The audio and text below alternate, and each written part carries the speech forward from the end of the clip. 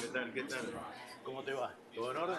Bueno, ahí vi la foto, que tenías con el coso de Mr. May? no, May. Sí, bien. De propio.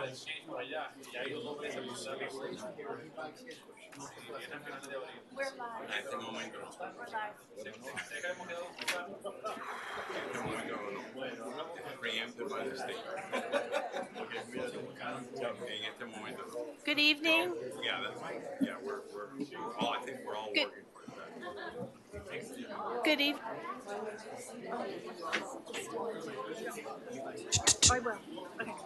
Good evening, ladies and gentlemen. The mayor has called the council meeting to order. Mayor Roscoe. Present. Councilmember Kaplan. Here. Councilmember London. Councilmember McCormick. Councilmember Moss. Here. Councilmember Sardinius. Here. Councilmember Vasquez. Here. Mr. Mayor, we do have a quorum. Please rise for the Pledge of Allegiance. Mr. Kaplan, would you lead us? It'd be my pleasure. Pledge allegiance to the flag of the United States of America and to the republic for which it stands, one nation, under God, indivisible, with liberty and justice for all. This evening we have an invocation from Rabbi Avremel Caroline, Chabad of Key Biscayne.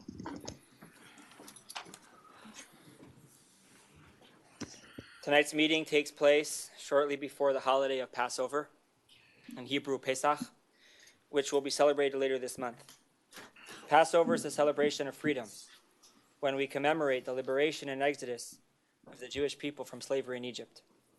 And this evening, as we take a moment together for reflection and prayer, we hope and pray for freedom in our own lives. The ability to choose how we each want to live without being controlled by others is a gift we're grateful to have in our country. There are many people who unfortunately don't enjoy the democracy we are lucky to have each day, and we pray for a world of greater freedom. And also, for each of us within our own lives, we also pray for true freedom. Because being truly free doesn't just mean that we aren't in slavery or subject to tyranny and the control of others. It also means that we are internally free. Internal freedom takes place when we are true to ourselves and when we are able to utilize the abilities and gifts that we've each been given by God. We are each different and have been given unique abilities. True freedom is when we are able to recognize and value these qualities and utilize and express them in their fullest way. We're at a time when our community, along with so many others, are recognizing the positive impact we are able to have in the lives of people with diverse abilities. While they have often been referred to as people with special needs, it might just be more accurate to simply refer to them as special people. And when these special individuals and the families they're a part of are seen and valued as being an integral part of the community, they can also be truly internally free. And when we're blessed to be surrounded by a community that values each and every person's specialness, our own freedom is so much greater. With this in mind, please join me in prayer to the Almighty God that our community be blessed with true freedom. May we each be granted the wisdom and compassion to dedicate our time, energy, and resources to bring about growth and positive change to ourselves, to our families, our community, and ultimately to the whole world. And may the members of our council who have been entrusted with the well-being and the future of our community, may you each continue to lead and inspire positive change and bring blessings and true freedom to our community. And let us say amen. Amen. The next item, Mr. Mayor, is brief comments by council. First, thank you, Rabbi, for the invocation. For basketball enthusiasts, it was a great weekend for men's and women's college games. So with that, I will launch into public comments. And if we don't mind, if we could do, we have some students here. Michelle, are you here? Yes. Yeah. We are not the students.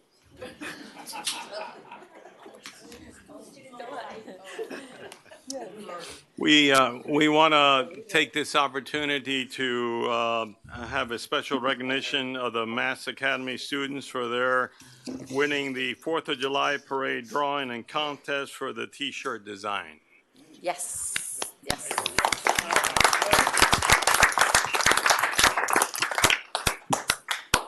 We are proud to announce that it was a very successful contest. We have 21 entries that it was very, very hard to make the selection. And also we have a lot of fun doing it. We choose our winners, and all the students confirmed that they're going to be this evening, but unfortunately, for some reason, we have only one that has been here.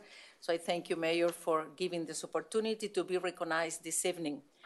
The prizes that we have given is for the 3 first places, but we have a tie for the 3rd place, so we added one more. Okay. So we are ready for our 65. We are ready for the parade, and our barbecue as the kickoff on the event on the 24th, 28th? 28th. Okay, on the 28th at the Beach Club, we are ready. So we are really, really working hard for our 65th parade. And All right. the T-shirts, they're going to be beautiful. So See you all there. Thank you. Thank go you. ahead. Toby's going to announce the winners. So thank you to the Village Council for giving us this opportunity to present the winners. And even though not everyone is here, I'm just going to name names. Okay. On 3rd place, there's a tie for Sofia Gutefrida and Josefa Reboledo.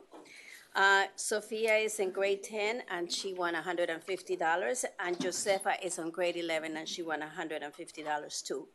2nd place is Lola Gallo, grade 11. She won $300, and we're very, very proud and very pleased to ask Victoria Goyen to come up. She is the winner.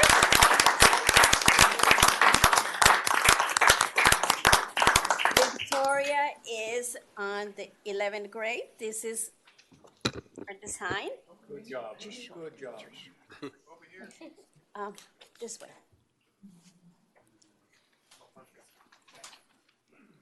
And we're very, very pleased to be able to give her a gift certificate for $500. All right.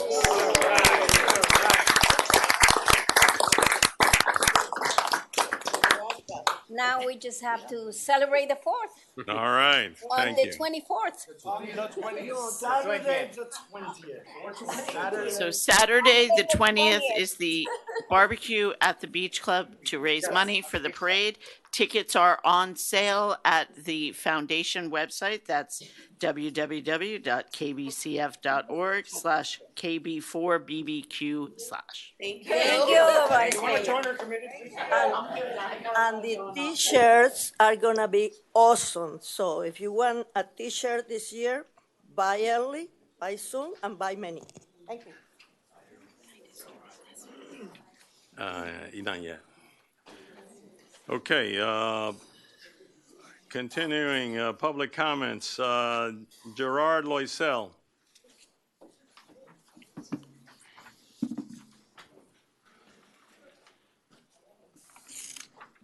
My name is Gerard Loisel.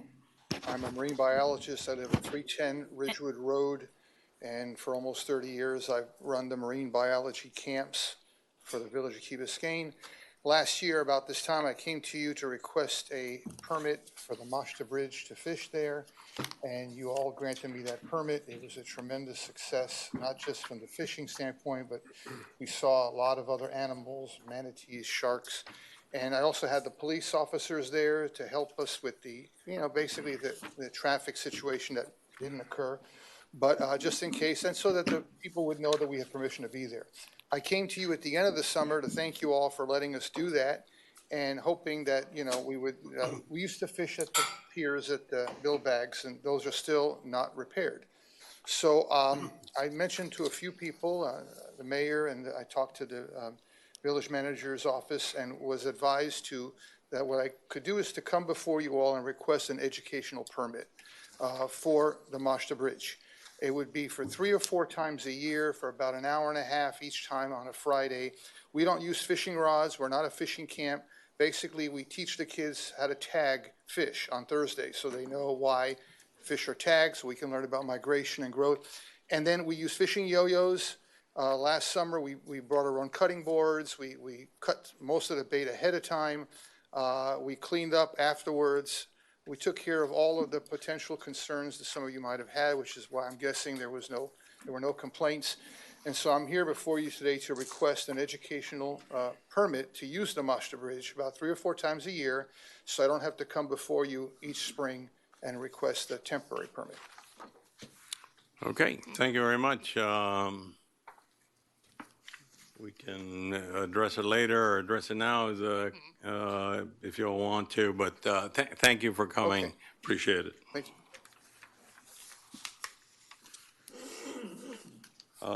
Valerie Seavey?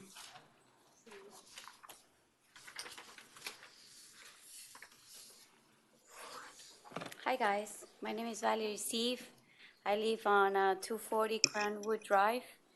I am a resident of the Key for the last 12 years.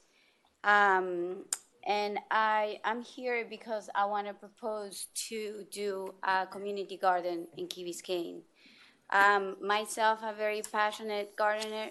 I grow lots of different herbs and tomatoes, like fruits and different type of plants in my house, and I think it would be great for Key Biscayne to, to grow something like this. I think it would, it can benefit like a lot of different people, seniors, it can benefit people with disabilities. Gardening, it is a therapeutic activity that I think it can be really, really good.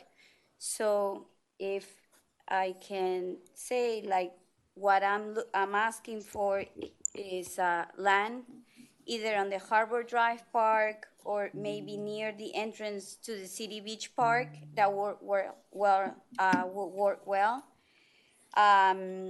Once the garden is up and running, it can be maintained by volunteers from the island with minimum funding needs going forward.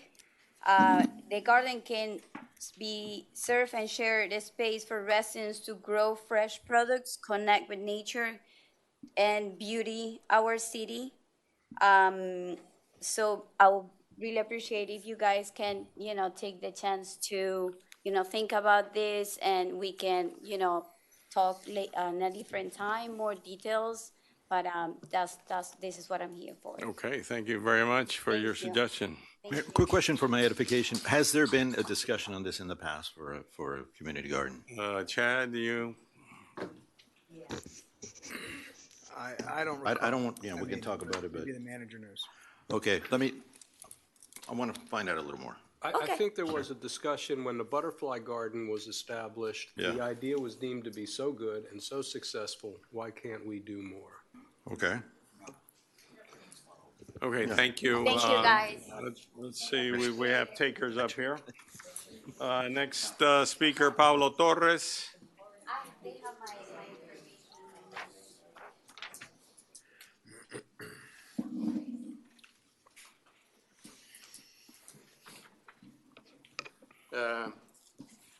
Good afternoon, Pablo Torres, 1111 Crandon Boulevard, apartment C602. I've put in the extra time to kind of look into some of the issues here on the village. I'm actually I want to mention that I spoke with the county as far as the traffic engineer is concerned. The traffic lights apparently are working according to plan, especially at 4600 Rickenbacker Causeway next to Rosenthal. I understand that we get the sporadic traffic backups leading from there all the way down to Bill Baggs State Park. That hinders a lot of the residents, and especially when it comes to an emergency. My biggest concern is that as a resident that we have the capable resources to get off the island, I know we kind of mentioned about maybe having marine capabilities in the past. Maybe that was something that, put attention to. But maybe down the line, that now that, City of Miami is looking to do more events at the Marine Stadium, there's a lot of stuff going on in Virginia Key as well. Maybe that's something that down the line we might want to explore. As far as the marine resources, there's no dock that I'm aware of at Mercy Hospital. Maybe that's something that you can have a discussion with Mercy Hospital to get people off the island, because my biggest concern is that we have a situation where 10 or 15 or 20 people need to be carted off the island. And just on Easter weekend, I saw a fire truck going the opposite way in Crandon because traffic was backed up at 9 p.m. So that's my biggest concern. And as far as the e-bikes is concerned, is that my concern with that is that we have sufficient police resources to be able to enforce the e-bikes. And the other issue is that if law enforcement is going to have the capability to distinguish a type 1 or type 2 or type 3 type e-bike, and to be able to enforce that as well. Thank you so much. Thank you.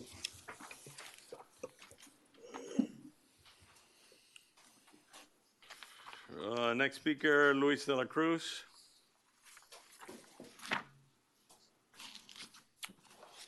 Good afternoon, Mayor, Council. You all know why I'm here. I've been keeping you pretty much abreast. Mr. Your name and address. I'm sorry, 640 Allendale Road. Thank you. Apologize. Sorry. I should know by now. I've been keeping you pretty much abreast on everything that I've been doing with regards to this, that I found out what's going on with respect to the village's proposal to the Virginia Key Master Plan.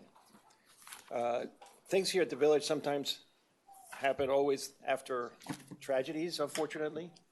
The last tragedy was one of our worst, but there was another tragedy on the causeway which caused a lot of movement in what was the causeway, the Rickenbacker Causeway Master Plan, in particular the Virginia Key Master Plan. That was back in 2021, 2022. In 2022, by the way, in 2021, around that time, we insisted and we did our best, and something that I really commend our manager for, and I'm sure our mayor was involved, in making sure that we had a seat at the table at this master planning project initiative. We got a seat at the table, finally. They finally said, okay, you guys can come and talk to us about what you want, what you would think you would want in connection with this project. So we came back here, had a couple of meetings about it, ended up hiring BCC Engineering, an engineering firm, which with the help of Jeremy's input, got busy in putting together our input into the master plan. I gave you all these. You probably don't know who it came from, but it's me. So the yellow highlighted part is basically how we submitted this project, our project, which I copied all of you with in a couple of my emails. And I received those from Jeremy, and I asked him for them, and he got them for me in November. I didn't get a chance to look at it right away, but after Thanksgiving, when I started looking at it, my hair caught fire, and it's still on fire. And I just I just can't believe that this slipped past us. But I am bringing it to your attention. The good thing is that we have very smart people here on this council, and we have a very, very able manager. And I can't say enough about the mayor. I met with the manager and the mayor earlier today in order to discuss everything here. And, I think they were doing a little bit of damage control, making sure that I didn't go off the deep end with my hair on fire. But the first thing we established is that I know that the mayor understands and agrees with my position. And I've spoken to at least 3 of you, 4 maybe, and I know that you understand and agree with my position.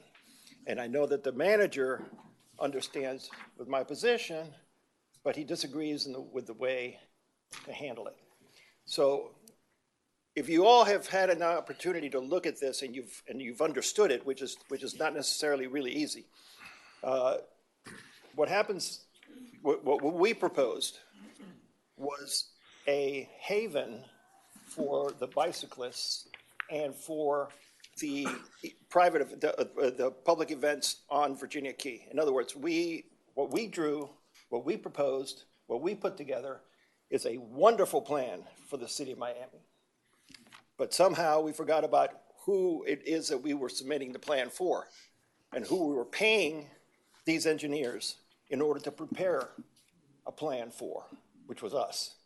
And this plan that we prepared, believe it or not, and which was presented to you at one point, I know that I went to a workshop at the Island Room, whatever they call it, the Lighthouse Room, and at that workshop I saw that, and I think Brett was there, a couple of other council members were there, and we said, listen, sorry, but you can't have one lane of traffic going southbound through Virginia Key. 3 lanes sometimes aren't enough right now. As a matter of fact, I was coming in this morning, I was staying my sister's on Brickell, taking care of her apartment for a week, and I came in at 8:30 in the morning, and both lanes, and the third one that goes into, when you get into Virginia Key, were full of cars coming into Key Biscayne. No, not Virginia Key, Key Biscayne. Almost without exception, every car on the causeway this morning was coming in to Key Biscayne. And what we're proposing with this thing that we put together with this BCC engineer, I don't know how much money we paid him, but, and I don't know who could have possibly, I know, and listen, please, okay. I've been in your situation, I'm not there now, but you need to listen to this. And you all need to listen because we need to change it. Manager agrees that we made a mistake. His focus would be to go forward and somehow deal with it in the future. We can't do that. We must redesign what we proposed, submit it again to them, and tell them whatever we want to tell them. We're not infallible. No one's infallible. Right. We can make mistakes, but we got to own up to our mistakes and tell them, please, don't look at that other plan. Here's what we really believe in. This is what the village of Key Biscayne really needs in order to make this work. Okay? Thank you very much. Thank you. You can, please call me if you can't understand anything about what I said this afternoon or of all the emails that I've sent to you. Next speaker is Gene Stearns.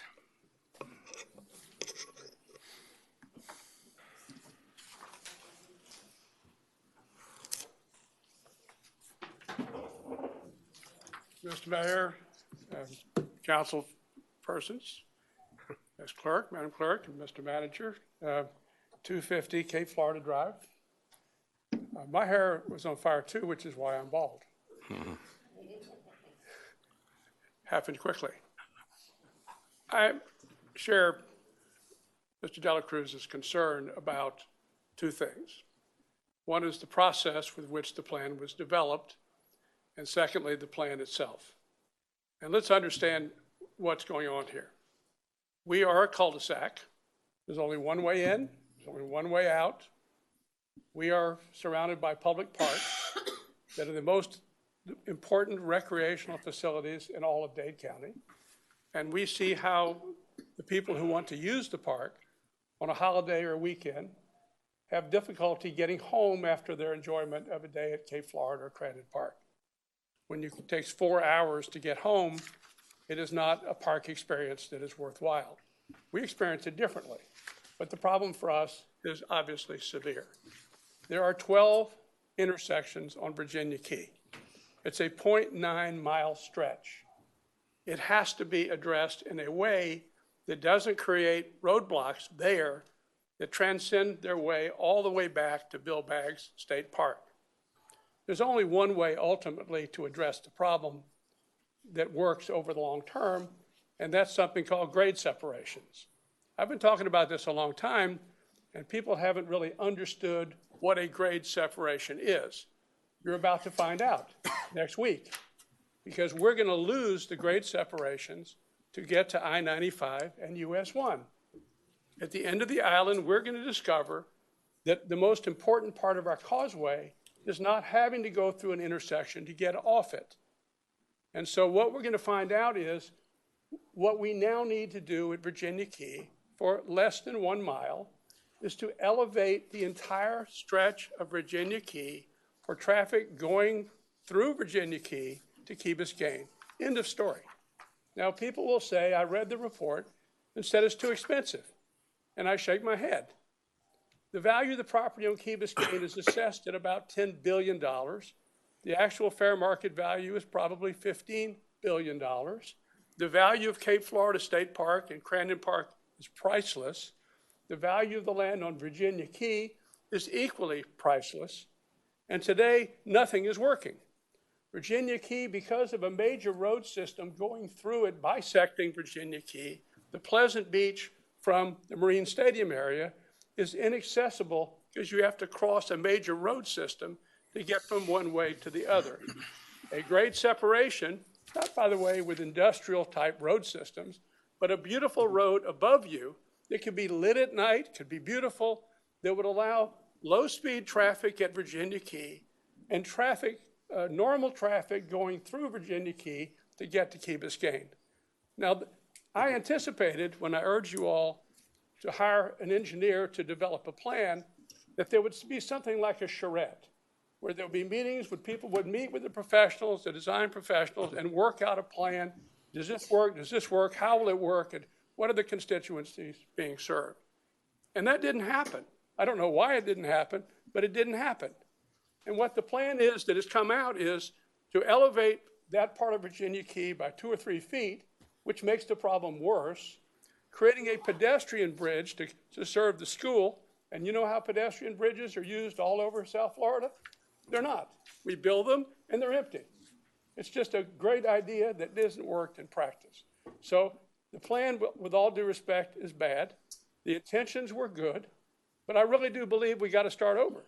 We need a plan and we need to stand behind it. And by the way, if we're waiting for Dade County to solve the problem, I was here not that long ago when the Bear Cut Bridge was being debated, and they said, the county said, don't worry, this is a temporary fix, and we're starting the planning for Bear Cut immediately. That was what, 12 years ago, 50? No, 2 years are going to do it. 2 years are going to do it, okay? And so I've lost my confidence in the ability of Dade County to actually carry out anything, and if it's going to happen, we, the village, is going to have to take the leadership for the community, for the Cape Florida Park, for Crandon Park, to take the leadership of solving the problem. But what we've presented as the village plan is worse than solving the problem. It doesn't even, in the idea that Lucho says of having 1 lane to come into Key Biscayne, you got to be kidding me. It doesn't work. In any event, thank you for your time. I appreciate what y'all are doing, but this is a problem that absolutely has to be solved. Thank you. Thank you. Mr. Mayor, let me just say one quick thing, and to the manager, more of a question. I know we had meetings in the past, there were a couple of workshops that we attended maybe about a year or so ago, and perhaps there's a time, maybe just right now because of what we're hearing here, to revisit it and kind of get the community to relook at it again.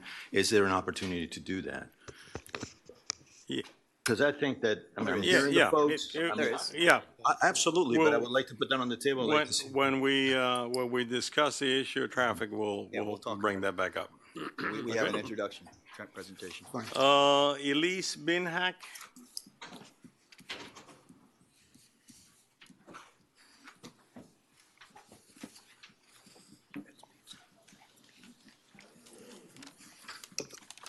Hi there, Elise Binhack, 772 Ridgewood Road. Can you hear me? Yeah, okay, good. I'm here to express my gratitude for the inclusion of Ordinance 9E on tonight's meeting agenda, focusing on the creation of a Disabilities Advisory Board. Thank you, Mayor Rasco and council members for your support. Thank you also, I want to thank former Mayor Davey for initiating this during his time in office, and we are now where we are. I appreciate that the village has begun to increase its assistance to the Key Biscayne special needs community with the addition of several programs. And now, by approving Ordinance 9E, you're sending a powerful message that the village of Key Biscayne officially recognizes and values its residents with disabilities, that the village ensures their voices are heard and they are included in all aspects of village life. In addition, launching this board will give us a seat at the table that Commissioner Regalado envisions for the county, consisting of multiple municipalities' boards collaborating together. I encourage any resident with experience or connection to the realm of disabilities to volunteer for this board. Whether you are an individual with special needs yourself, a clinician, an attorney, an educator, a family member, a caregiver, all are welcome. Ideally, board members will encompass the entire spectrum of disability, from physical to mental health to intellectual, etc. So thank you again, and know that I am incredibly proud to call myself a Key Biscayner. Thank you very much. Vanessa de la Serna.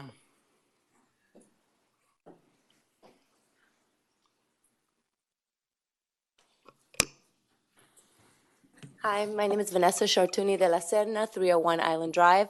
Just a few words to go along with what Elise had said. As a mother of 4 boys, my eldest of whom does have special needs, he has a genetic condition that's related to autism, and a longtime resident of Key Biscayne, I feel so lucky to be part of this community, and I'm so proud to know that this is now on our agenda, to have a visionary board, an advisory board for individuals with disabilities. I think this is an addition that has been long coming. I think I feel safe having my son here.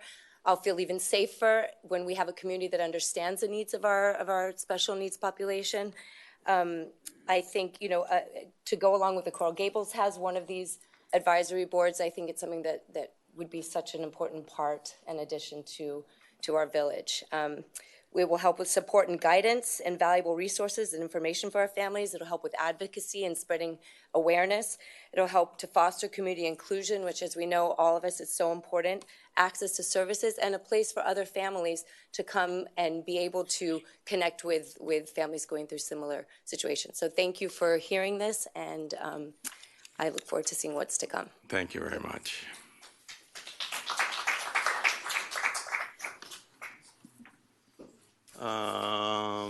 Melissa White.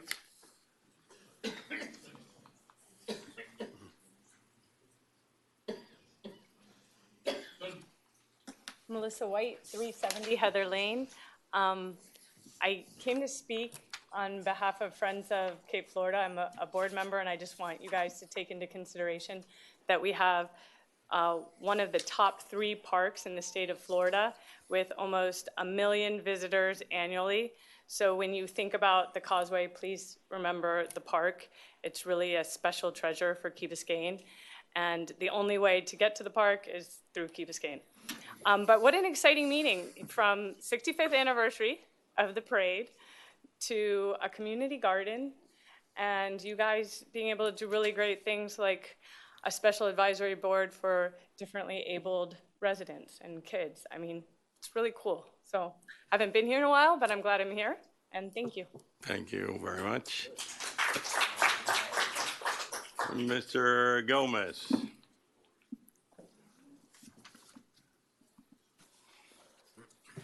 Good evening, Fausto Gomez, 765 Cranston Boulevard, Penthouse 10. Good evening, Mr. Mayor, council members. I see on your agenda this evening a presentation about traffic on Rickenbacker Causeway, which follows public comments. One with regards to the traffic, in which there have been scant official announcements and certainly no public information to update the community on what is being done. I'm glad that finally it is being done at this meeting. Let me suggest, Mr. Mayor, that you amend your agenda and give an opportunity for the residents of Key Biscayne to comment on the presentation subsequent to you making it. I think it's important for you to listen to your constituents, and I think it is important for public forums to basically advance the interest of all Key Biscayners rather than simply us listening to the presentation. So, with regards to, now that we're talking about traffic, let me take the opportunity to thank the administration and certainly the council for the improvements to Crandon Boulevard. I think the left turn into Key Colony and the right turn into Harbor has ameliorated the traffic situation somewhat, but a lot more needs to be done. With regards to the Rickenbacker, as I have said many times, it is obvious that Miami-Dade County cannot manage the Rickenbacker or has no interest in managing the Rickenbacker. That being said, let me make some specific suggestions on how we improve traffic on it.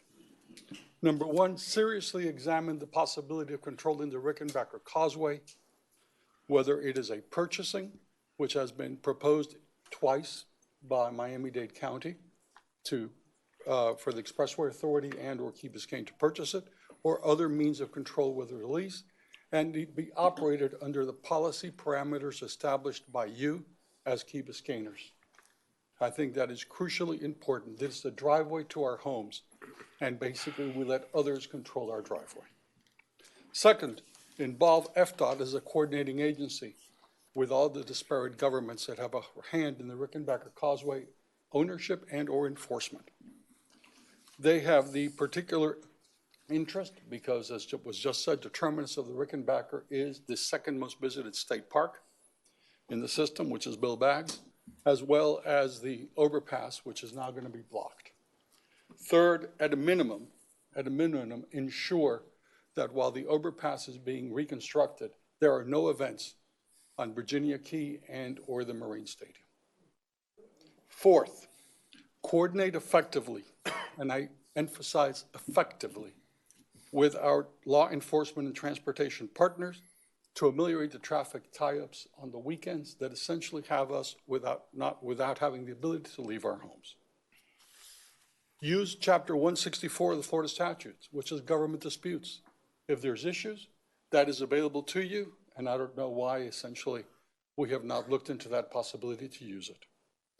With regards to emergency protocols that has been discussed here, we really don't know what are the emergency protocols for the village, if there's an emergency, with regards to how do we get out of the village or what are the protocols. I think that's public information that should be shared with the public with regards to what are the plans for emergency evacuation.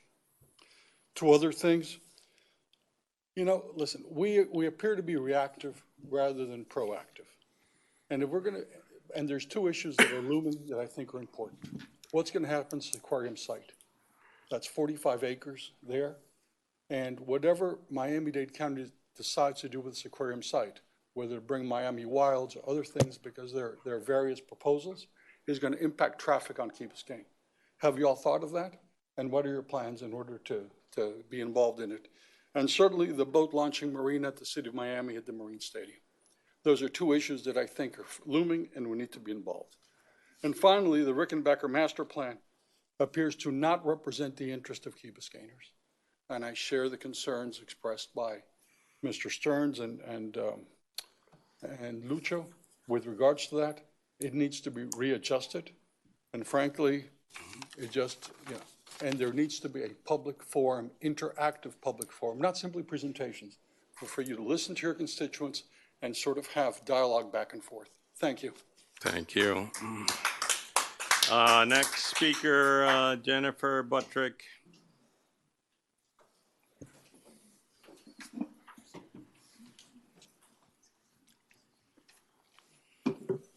Jennifer Buttrick, 180 Cape Florida Drive. First of all, thank you all for your service. Thank you, Madam Clerk, Mr. Manager, our attorney. I appreciate all your service. We live in a wonderful community, and this meeting just highlights some of the wonderful things about living on Key Biscayne while we maintain the lowest municipal tax rate in Miami-Dade County and continue to deliver excellent services. So thank you. I'd just like to bring up a point, and I don't know if this is possible, but the proposed repair of the overpass leaving Key Biscayne obviously has to happen. Roads have to be repaired. It's happening at the same time that the county has a project on the causeway leaving the island that remains incomplete, and it's causing a traffic backup. I don't know if there is any way that we as a village can advocate for postponing the road work on the overpass until the other project is complete. And perhaps maybe into the summer where there's fewer people, less traffic, no events on Virginia Key, and it might just be better overall. I don't know if that's a possibility, but if it is, I would hope that our village government would explore it. I know it's slated to begin very soon, and I really appreciate the village notifications on traffic and on this issue so that the residents are aware of these issues, so I appreciate that. With regard to the Rickenbacker, it's a work in progress. I realize that. I really appreciate the village's efforts to be proactive by putting a plan together. I do think that there is additional opportunities to amend that plan, work on it together as a community. I actually think this is one issue where we can really galvanize and come together and come up for something that works for all of the residents of Miami-Dade County. You know, we live here. It's a wonderful place. When I grew up, there was a drawbridge, and you didn't leave Key Biscayne on Saturdays or Sundays. You just didn't. We may be, and frankly, that was a feature, not a bug, for many of us, and maybe we're returning to some of those days when there are events. I do appreciate the notice that we've had of the events, so we can plan accordingly. But I do think when we look at our traffic on a day-to-day basis, we have to recognize that we're better off on Key Biscayne than many places. We also choose to drive through several other governments before we arrive at Island Paradise, and sometimes there are trade-offs for that. And it was a choice we made when we lived here. We should make the most of it, but recognize that it is the nature of our geography, and it creates some limitations. Thank you. Thank you very much. Katie Petros.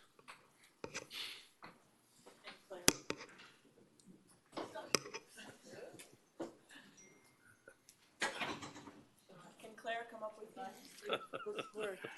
We're a two-part presentation, and we'll do it in 3 minutes, so you get 2 for 1. 3 minutes? Okay, all right. Thank you. Katie Petros, 375 Redwood Lane, for the record. Claire London, 736 Woodcrest Road. So we're here tonight to explain how the proposed conversion of the chambers would actually look. And first and foremost, we want to be clear that this is the council chambers and would remain primarily as that. But we would use it and put more comfortable chairs, and you'd have better visibility from the back so that you could see everybody on the dais. There'll be a 12-foot screen that would be automated and drop down here. There would be drapes coming from the back on a track that would cover the dais. So when you're watching the movie theater, you'd have an immersed sense. The other great thing about that this area could be used as a presentation area, and the dais chairs would be blacked out. So we'd have a space that could be utilized for many, many different things. The AV system, audiovisual, would be housed in the back room, and the projector would be behind me in the ceiling. That would be projected onto the screen, and there would be speakers that will be in the ceiling. So it's not too complicated. There would be we would have the same number of chairs. We would have blackout blinds that would come down on the windows. The immediate use of the space is already in place. For instance, the Arts Club already sees movies every Thursday. They could do them here. I went to a movie about 2 weeks ago, and there were 50 people watching on uncomfortable chairs. very uncomfortable chairs. And by the way, the sound system there is awful. They also have lectures. The Arts Club have lectures. They could be here. Movies on the Green could use the space in inclement weather, and we could also go right the way through the year. They only do it when we don't have the rainy season. Film festival events, including presentations and talks relating to film.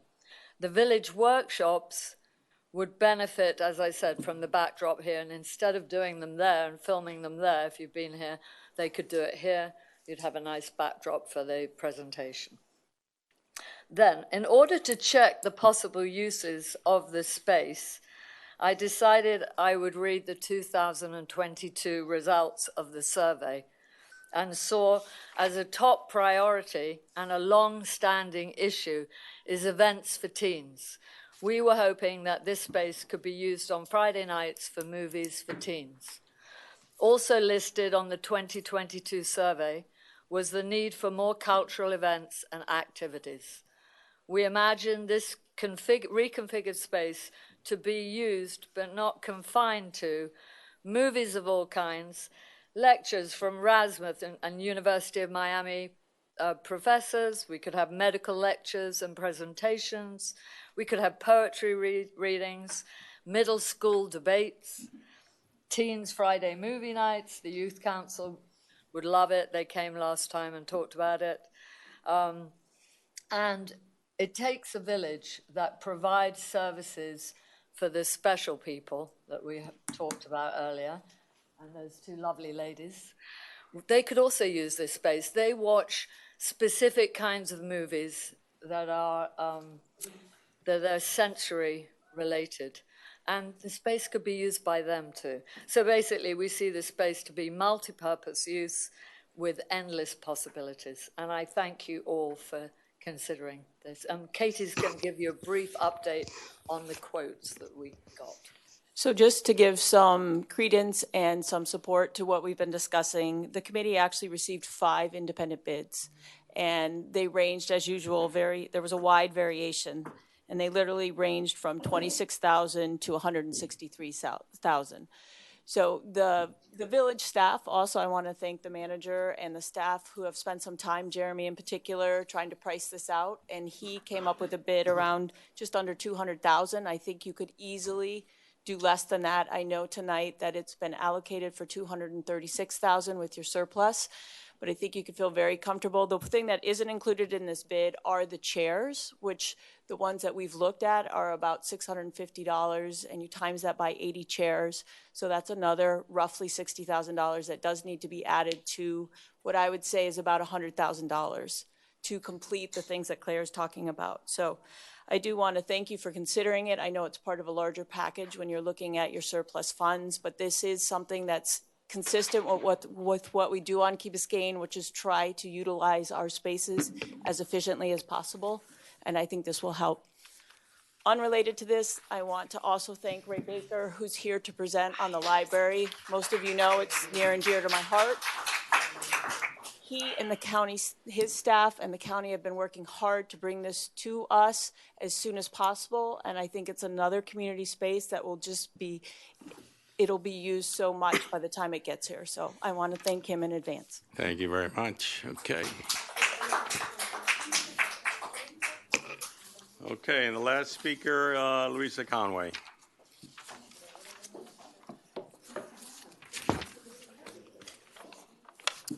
Good evening, Council.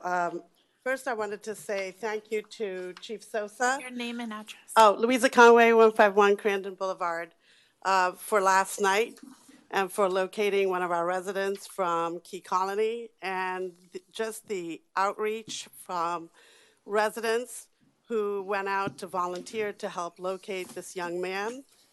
I also wanted to thank Council and the manager and whoever put in place Michelle. Thank you. Michelle Estevez for suggesting the crossing guards. That's been fantastic, especially for our kids from, I can only speak for Key Colony, but to get the kids across has been great. Thank you very much. I wanted to speak about agenda item 7A on traffic. So mine is just more questions. And when you take this up, or when you folks start to think about it, I really didn't understand how our traffic needs ended up being like number 7 on this agenda and what the plan is. So to what everybody is saying, we could really use another workshop, I think, for the public, just to better understand what's being proposed. I wanted to suggest that maybe when they have events, because I'm not really sure how we, Key Biscayne, are really going to impact the county or the city when they're holding these events. I really wish they would hold them down in Homestead or somewhere else, but that's probably not going to happen. Would it be possible for us to get a dedicated lane? We've been asking for this for several years. So I'd like to see if that's even a possibility, and if somebody on council could ask about that possibility. The other thing I wanted to ask is if we could consider getting some of these beach access roads. I don't know if this is possible, if we could have Key Biscayne permitted, for permits. And the reason I'm suggesting that is maybe cars in Key Biscayne should be registered here, meaning to get a sticker, to get a Village of Key Biscayne sticker. And why am I suggesting that? If we do a dedicated lane, the police are not going to stop every car to figure out if you live in Key Biscayne, but if you have a sticker on your car, on the windshield, they could just flag you through. I'm just suggesting that, throwing that out there as an idea, if we do decide to do a dedicated lane. And then the other thing I wanted to talk about was the e-bikes. I would like for you to consider not banning these bikes. I'm speaking for, my daughter does not ride a bike, but I'm speaking for the other Mass students. Obviously, my kids go to Mass, so I'm focused on Mass. And I do think they need the opportunity to have the bikes on the road with bike rails. Think about it, bike rails to separate the cars and the cyclists. I know that the spandex wearing cyclist crowd do not want these bike rails. But look, the e-bikes can't be on the sidewalks. It's illegal, and they shouldn't be. But I do think we need to allow people, because adults also use these e-bikes to get to work down in Brickell. So I'm just throwing this out there. I'm sure you guys are going to ban it again for another 60 days, but in that time, I'm hoping that you'll start to think through people's transportation needs, and this is another option. Micromobility devices are here to stay, and I think we just have to figure out and balance. So to Steve's point, age restrictions, class restrictions, they should be correlated, and location. I totally agree, and the last thing is throttle. Just think about how you want to deal with that, if you even want them to be able to use a throttle here in the village. Thank you very much. Thank you very much. Okay. To be fair to our guests here, Mr. Baker, I'd like to take that up first, and then to the CPA firm, and then we'll do with the issue on traffic. You don't want to do the agenda first? Yes, Madam Clerk. Approvals, deferrals, additions, deletions, substitutions, withdrawals. Okay, I'd like to move 10A to the consent item. One moment. Mr. Mayor, I'd like to move 7D to the manager's report. Excuse me one moment. 10A. Okay. To consent, and I'm sorry, Mr. Manager. Move 7D to the manager's report.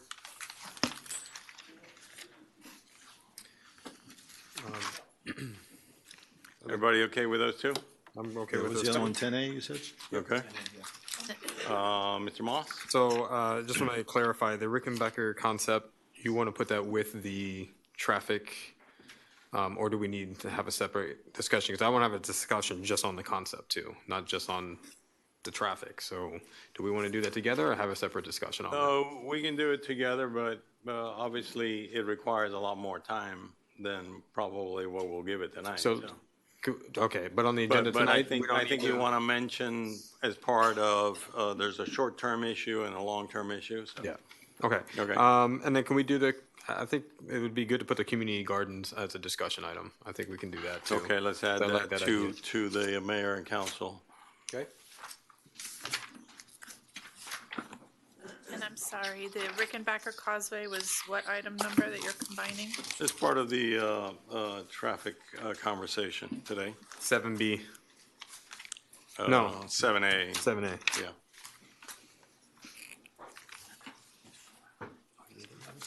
Seven A with the manager's report? No? No. Sorry. 7A with the traffic issue. 7D is manager's report.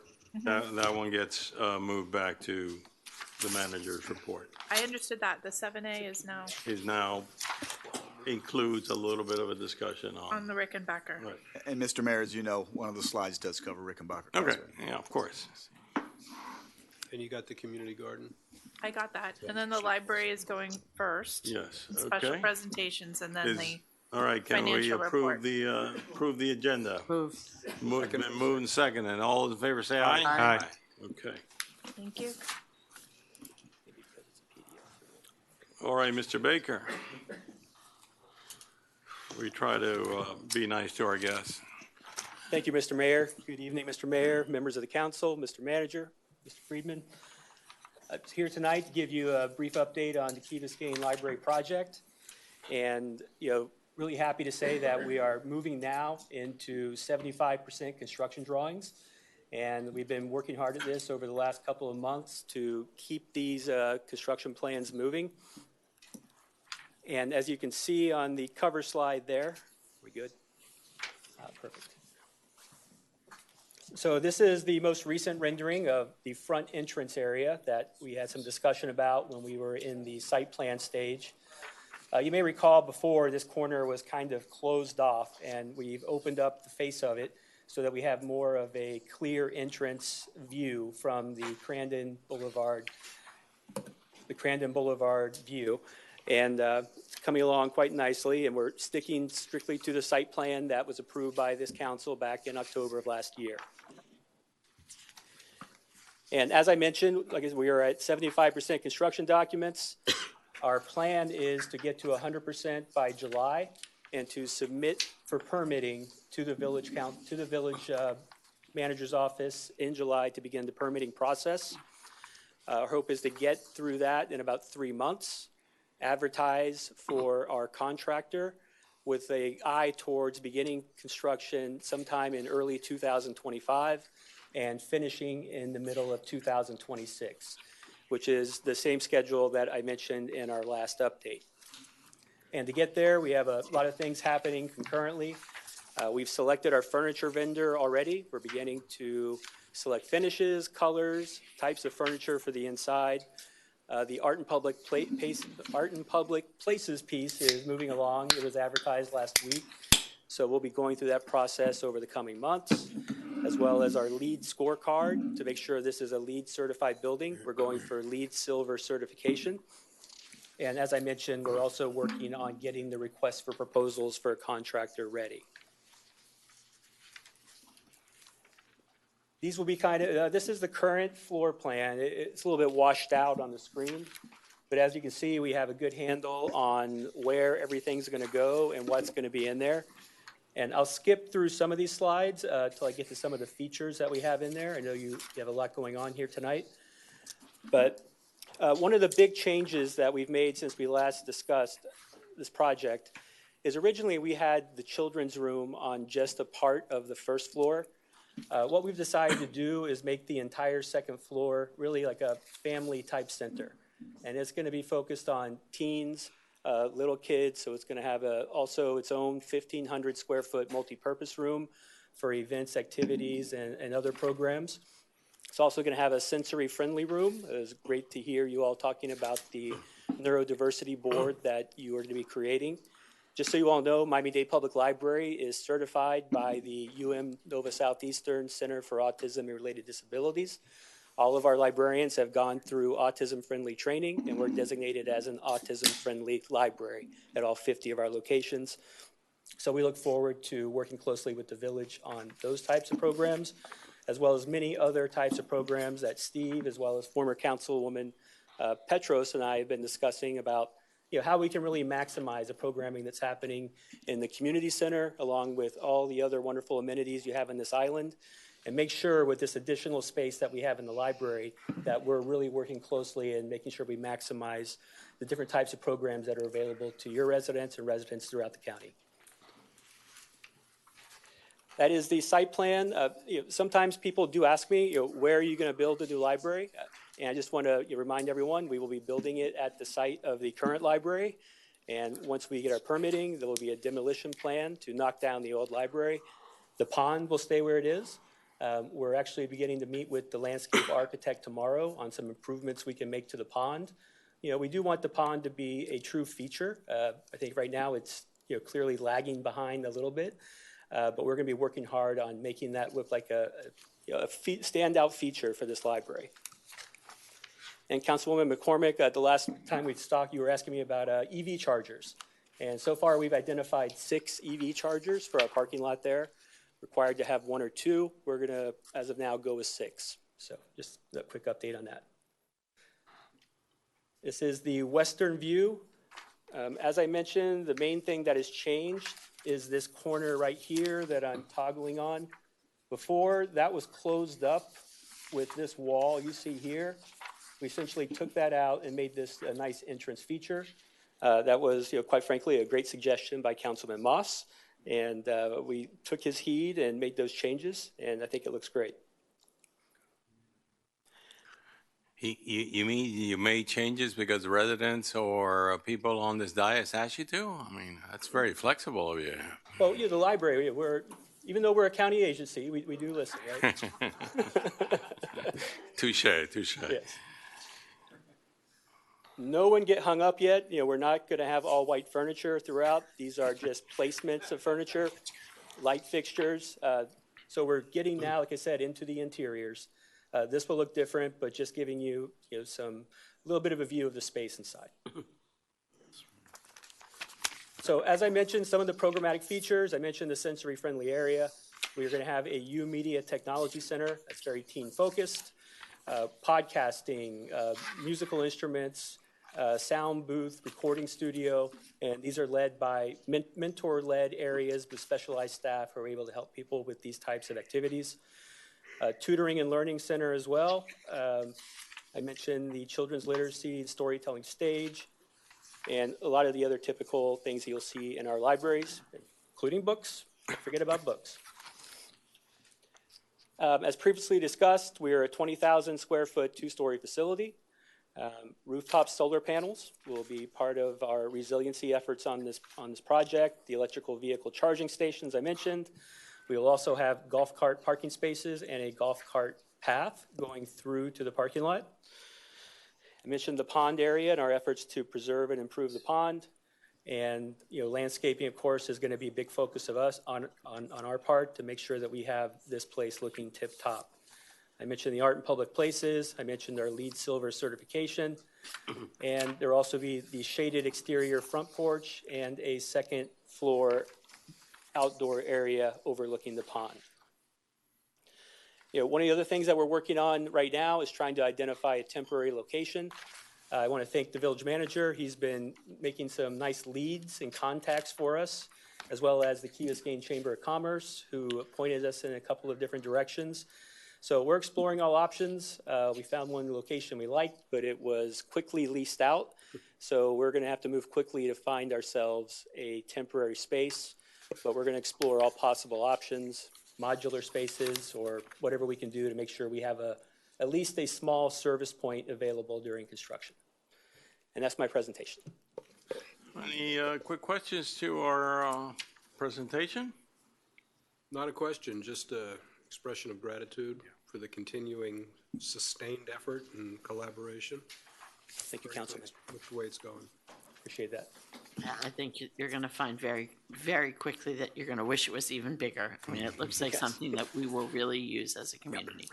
Thank you. And thanks to Katie Petros for following up on all these different items and working with you. We appreciate that. Thank you, Mr. Baker. Thank you. Any chance you could get the causeway under your jurisdiction?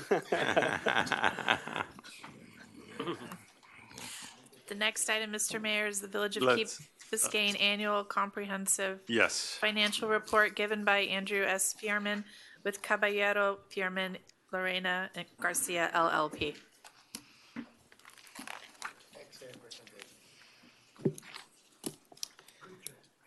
Well, good evening, Honorable Mayor, Vice Mayor, members of the council. Once again, for the record, my name is Andrew Fierman, and I'm a partner with Caballero, Fierman, Llerena, and Garcia, or CFLG for short.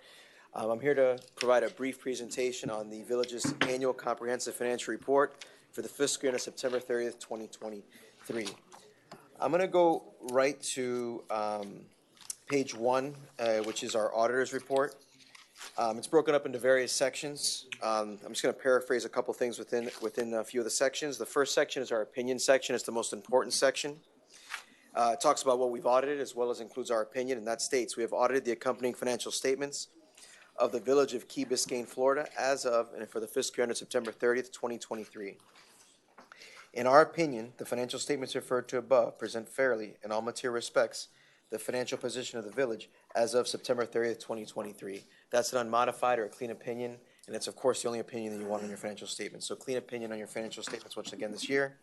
The next section talks about under what standards we performed our audit, and that states that we conducted our audit in accordance with auditing standards generally accepted in the United States of America and government auditing standards. The third section gets into management's responsibilities for the financial statements. That states that management is responsible for the preparation and fair presentation of the financial statements in accordance with accounting principles generally accepted in the United States of America. And the last section I'm going to point out is our responsibility as auditors. That states our objectives are to obtain reasonable assurance about whether the financial statements as a whole are free from material misstatement, whether due to fraud or error, and to issue an auditor's report that includes our opinions. The next section I'd like to point out within the document begins on page 4 and ends on page 13, and that's the management's discussion and analysis, which if you don't read anything else in this document, you should read this. This is about a 90-page document, and this is about 9 pages, and it talks about the year. It compares current year to prior year, provides explanations for those changes between the year, and it's written from management's perspective. So there's a lot of good information in those 9 pages. It's a good executive summary of what's in there, and again, it has a lot of good summarized financial information. The next section I'm going to point out begins on page 14, and that's the basic financial statements. That includes the government-wide statement of net position, as well as the governmental funds and proprietary funds, fund financial statements, and the financial statements for your fiduciary funds, for your pension fund. The one thing I'd like to point out within here is on page 16, and that's the balance sheet for your governmental funds, and specifically the general fund all the way to the left, that column, and that's on page 16. And obviously the general fund is the main operating fund of the village. And I just wanted to point out the third line from the bottom, the total unassigned fund balance in the general fund at the end of the year was approximately $23.3 million at the end of the year, and that's again on page 16. And finally, I'm going to run all the way to the back, beginning on page 81. And that's pages 81 through 85, and that's the compliance section. That's the last section within the document. That section includes our reports that are required under generally accepted government auditing standards, as well as the rules of the Auditor General of the state of Florida. And we are pleased to report within our reports in this section that we did not identify any significant deficiencies or material weaknesses in internal control, nor did our test find any instances of noncompliance. So once again, you have clean reports in the back as well. There's nothing significant for us to report to you on compliance. And finally, with the annual comprehensive financial report, you did receive also a letter. And that letter is our communications to those charged with governance. They're the required communications that are required to go over with you as those who are charged with governance and in charge of the village. And nothing significant to report within here either, just kind of points out some note disclosures to take a look at. Talks about if we had any difficulties in completing and performing our audit, which we did not.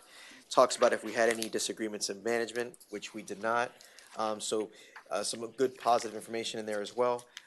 Overall, I'd just like to thank Ben, Arturo, the rest of the finance staff, as well as the village staff for the cooperation assistance throughout the process. You know, we come in, we ask for a lot of information. We reviewed that information. We asked for more information. We asked more questions.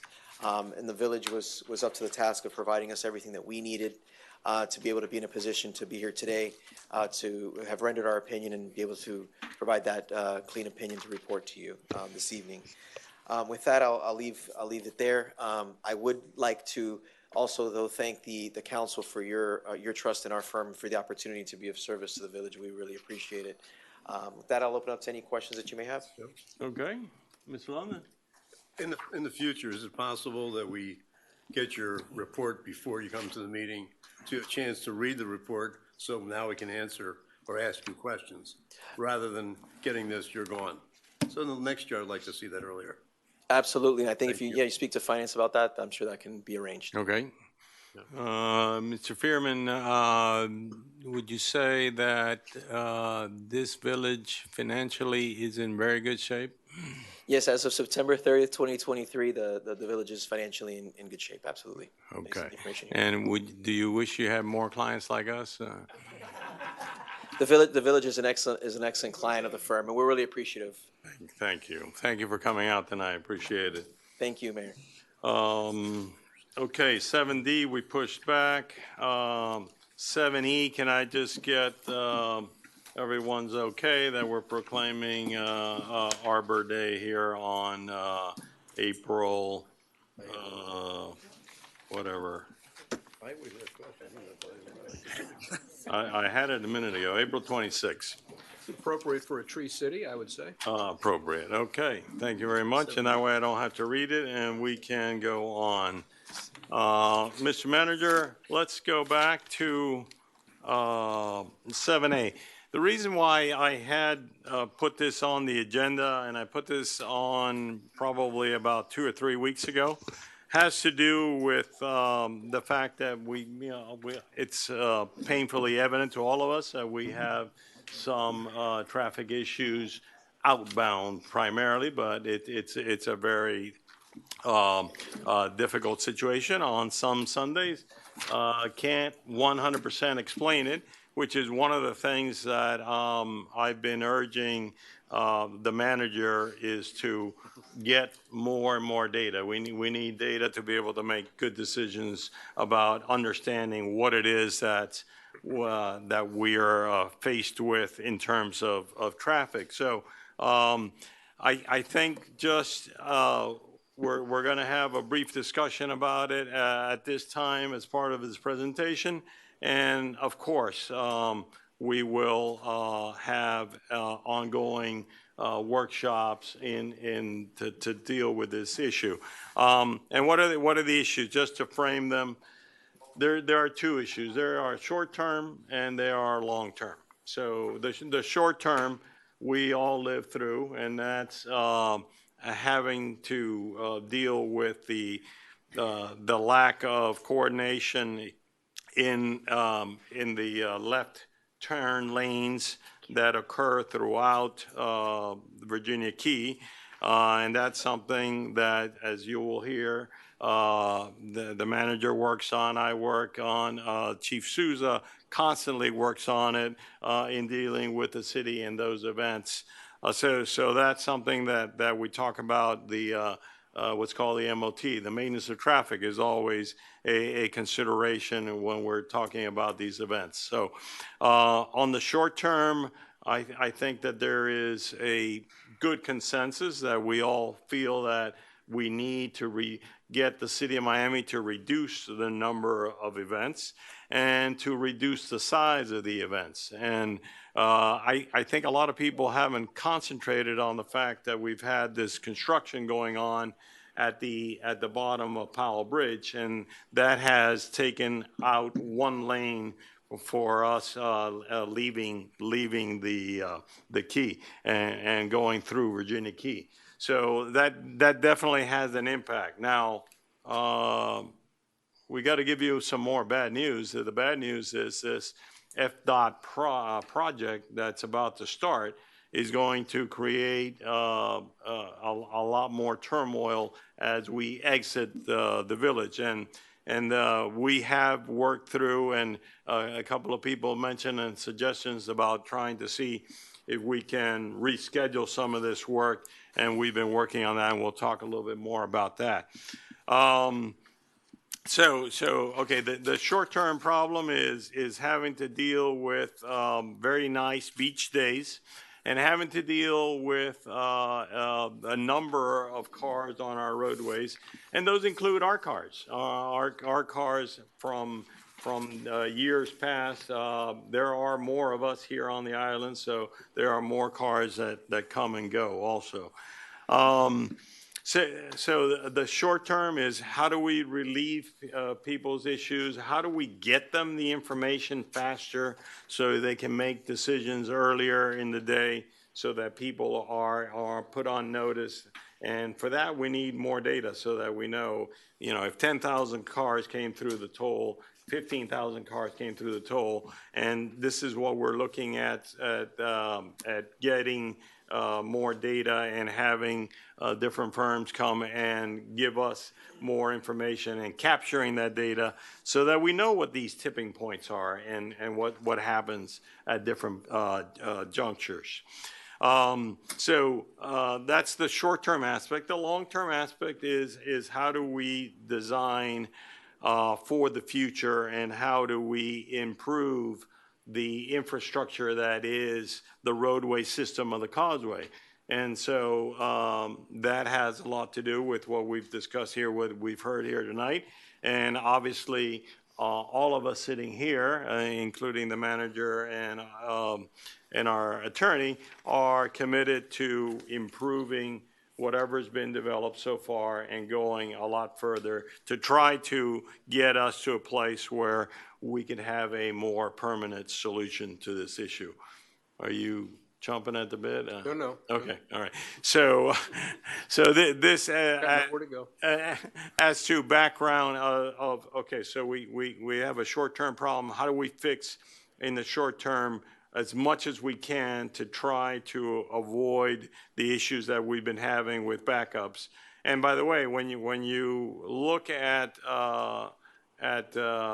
things in the Islander like the Throwback Wednesdays, and you go back 10 years, you go back 15 years, this problem's been around for a long time, folks. It's not, it didn't just happen. We've been dealing with it, if you've been here as long as I have been, from the drawbridge, okay? And as somebody said, you simply, when the drawbridge stays, you simply did not go anywhere, and you didn't plan to go anywhere. So we're used to it, but we forget. And again, having the data that shows, is this year worse than other years? Those are the kind of things that are important for us to also understand, and so that we can share with the residents. And that's the purpose of having this short presentation on the agenda today, to give people more information about what's been going on and what are the things that we're looking at to try to improve upon. And of course, we will continue to give you more information, and yes, we will definitely have workshops on this so that we can get your input and so that you can also get yourselves acclimated with the issues.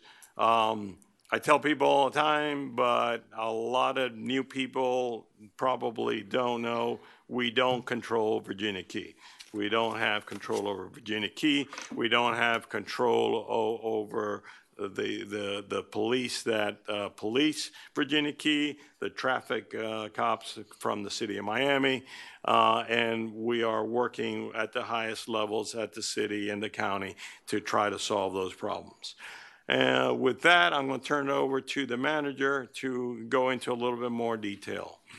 Thank you, Mr. Mayor. And before I start, you mentioned Arbor Day, and I just want to let everyone know, the council as well as the public, we're going to have a tree planting on April 26th at 9 o'clock. We have 90 kids coming.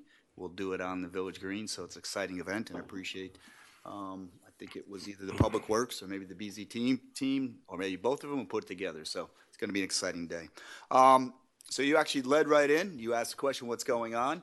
And so this first slide, and I think this is nothing new to anybody, but this really puts what we want to talk about into context and addresses all the issues that we are facing as a village. Obviously, event traffic, Seasonal. We just went through some of the best weather we've seen in a long time from January through today, and you know how much we faced traffic over those last 4 months. Day-specific traffic. We're very different. Nope, go back. Jump in there. Go ahead. Day-specific traffic.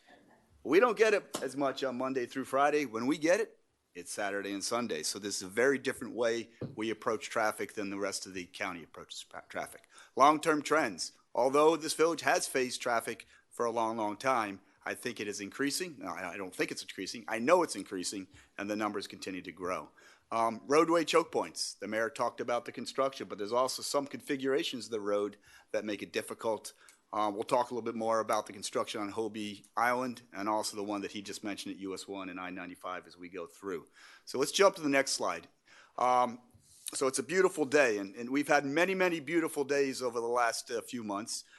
This is March 31st. This is Easter. And if you recall, this was the better of the 2 days on this weekend. If you remember Saturday night, not so good. This was the beautiful day called Easter. Traffic was bad, but it wasn't quite as bad on Saturday. And if you go through, if you see those areas in blue, what you see, those are actually not the estimate, those are the actual number of parking spots they have at each one of the facilities. Starting at Bill Baggs in the bottom with 400, and you can see as you go up, the Crandon Beach has 3,000 the most, and all the way goes through in Crandon Park and up into Virginia Key. So it gets you kind of an indication of how many people can come to Key Biscayne and Virginia Key on a regular basis. What's very interesting, if you look there on the right, the vehicle volume that came out of the village on March 31st was 11,501 vehicles. We track that as they go out with license plate readers. And then, of course, all the way to the end, we see, as the mayor mentioned before, the Hobie Island construction. If you look to the bottom left, we had approximately 15,000 vehicles coming from south of Bear Cut, about 2,600 from Virginia Key. Remember, this is on Sunday, not Saturday. So total vehicles of approximately, and these are all estimates, about 17,903 or 18,000 vehicles. So if we go to the next slide, I call this the perfect storm. And you all have seen the movie, The Perfect Storm, not so perfect. I circle Baila Conmigo up there on the right, and that was an event. It was only a 3,000 person event. I also see, and I'm sorry for Miami Beach, I love Miami Beach, but there's a big X through there because that was spring break. Not too many people going to spring break at Miami Beach. Less popular, more people coming to Key Biscayne. See the difference on the bottom right? Now we're up to over 20,000, close to 21,000 vehicles. But I want to go to the next slide, which really shows the indication in the bottom left. What really happened is event arrival and departure times. And these coincided with park departure and evening event times. This was a Saturday night, if you remember. Saturday night, spring break, the day before Easter. So let's put that in context and understand what's happening. But, and we'll get the chief up here in a little bit to talk about the inadequate traffic control that we saw on the ground, which caused, my understanding, I saw it earlier in the day, but not during the evening. We had close to 2, in some cases, 3 hours worth of traffic jams. So let's go to the next slide. So this is what we're doing, Mayor, and you mentioned it before. And this is the kitchen soup of everything that we're doing. And Chief Souza, why don't you come up here, help us walk through some of these things that we're working on. So to the top left, you see some of the folks that we coordinate with. And Chief, if you want to walk through who we coordinate, how we coordinate with them, and what do we do to make sure that we get as best control of traffic going through Rickenbacker Causeway. Good evening, Mayor and council members. So there was some comments during public comments where, hey, we should be part of the process. We should have a seat at the table. Although we don't have a direct seat at the table during the permitting process, City of Miami does coordinate the permitting process with us. They send it over once they have the initial meeting. For larger events like Afterlife, we were at the table. We sat 7 different meetings we had with them. And the county's doing the same thing. There was a conversation earlier in public comments, can we keep one of the ramps open during construction? We've asked those questions already to FDOT, and it's part of the coordination that we have between Parks and Recreation in the county, City of Miami Police Department, and Miami-Dade Police Department. For context, for everyone to understand, during special events, City of Miami has jurisdiction inside of Marine Stadium. They don't have jurisdiction outside. Everything along the causeway is the county. If it is a large event like Afterlife, Miami-Dade Police has a section in the police department that's called special events. It is a permanent assignment of a select group of officers that's all they do. They work Marlins Park, they work Dolphin Stadium, they work here, any event throughout the county. So those individuals are trained and directed at what to do. On Saturday, March 30th, that event didn't meet the threshold. So what happens when that event doesn't meet the threshold? It's an off duty for Miami-Dade Police. So Miami-Dade Police will have 5 officers from Cutler Ridge, Hammocks, Miami Lakes, whatever districts sign up, and they work the causeway. So in my experience since I've been here, and I've said this several times to the county, is it puts us at a disadvantage because at least when special events comes here, they understand the needs and necessities of our residents and our visitors, and they understand where our choke points are and where we need to pay special attention to. I got the first phone call on March 30th. I want to say, I think the mayor reached out to me at like 3:30, 4 o'clock. I immediately called over to City of Miami, who put me in contact with the lieutenant, and we began coordinating and explaining to the lieutenant what needed to be done and where our points were. And we even sent one of our police officers to assist with the lights. So another issue is light signalization, and I heard that. I think everyone needs to understand when the manager is explaining these numbers, it's a bottleneck effect. So when everyone is exiting, right, you have the Marina exiting, Seaquarium exiting, Crandon exiting. As they're stuck in traffic, and now we're at Virginia Key Road, and that officer stops to let 4 people cross the road, and they're doing that every 2 minutes, the backflow keeps happening until we reach Bill Baggs, and then Mr. Brito at Bill Baggs is calling me saying, what are we doing? It is something that we're working through. There's no perfect solution. I will tell you the communication, in my opinion, has greatly improved since I've been the police chief. Is it perfect? No. Do they understand our needs? Yes. Do I believe they are realizing how serious we are? I do, because as soon as I made that phone call the other night, I mean, I had everybody calling me from the county. I had the assistant directors called me. Afterlife, the first night, was a debacle. Like, everyone that sat here to come in for 2 hours and us to go out 2 hours, no matter what the plan was, and despite what a headline was, I don't believe 15,000 people is appropriate for that venue. I've said that to the city. I've said that to the county. It's just not sufficient. And it's not only not fair to us as residents and employees that are trying to come and go, it's not fair to the event goer. It's not fair to a visitor. It's not fair to our business owners. It's not fair to people trying to come and enjoy dinner. It's not fair to anybody. When you're trying to get that amount of vehicles in, it's almost impossible. And, you know, we're trying to get everybody in. The backflow, when I left Afterlife, it was like 9 o'clock at night. It was all the way past the 836 to get off onto the key. One of the issues was the ride share. And to put into context, Miami-Dade Police wrote over 300 tickets in 2 nights to ride share. We have the ability to geofence Uber and Lyft. But the majority... Explain what geofence is. So geofence is if the ride share is trying to pick up or drop somebody off, they don't have the ability to do it anywhere else. It won't allow them to do it, and it won't give them another customer. The issue is we can't control the private ride shares, the Tahoes, the Suburbans that are coming from these hotels that contracted for guests to come from. Those are the ones that receive the majority of the citations. The plan in the initial meeting was to do the ride share at the old Whiskey Joe's. And initially, we all thought it was a good idea because we're like, hey, instead of funneling down towards Arthur Lamb Road and having Uber stop all over the road, it did not end up being a good idea. And they adjusted that plan the second night. The second night was much better than the first night. Was it perfect? No. When you're trying to put 15,000 people into a venue, it's just not enough. But I have direct communication with all the commanders for City of Miami special events, Miami-Dade special events. We communicate with each other. We put it out in Village Connect. We put it on our Instagram. We are constantly getting it out. And then obviously when something reaches to a critical point, we utilize VINs to communicate. But just to put into context with the manager, we're saying Easter Sunday, no event. We brought in officers on overtime. And at 5:17, I sent our lieutenant, and we manually staffed Virginia Key, Arthur Lamb Road, and Crandon and Harbor. And it took us 3 hours to flush traffic. from 5:17 to 8:22 p.m. with no event. That's just a regular day. Because of the beach? Beach traffic. I'll take any questions. Joe? Yeah, go ahead.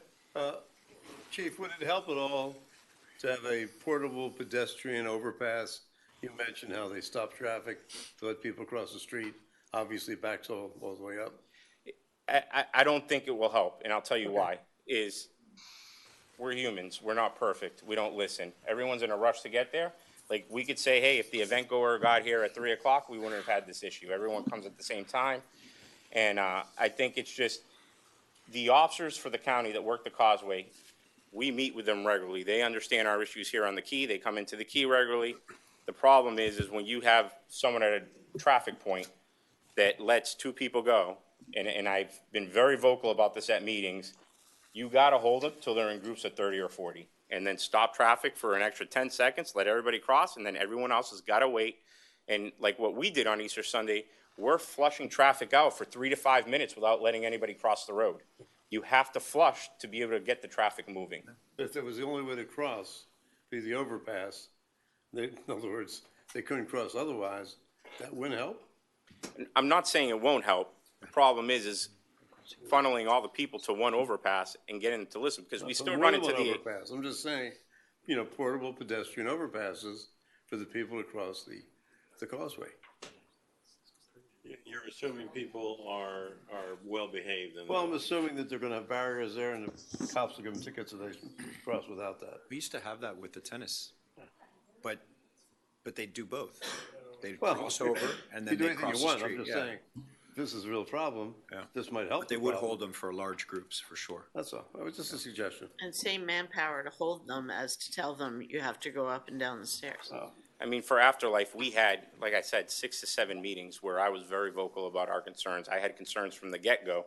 And look, it was, when I left, it was like 6:30, and I saw the special events captain, and I passed him right at the base of Mast, right there. And then right when I got to the middle, I stopped and I got out of my car, and I was like, guys, we need to do better than this. This is not acceptable.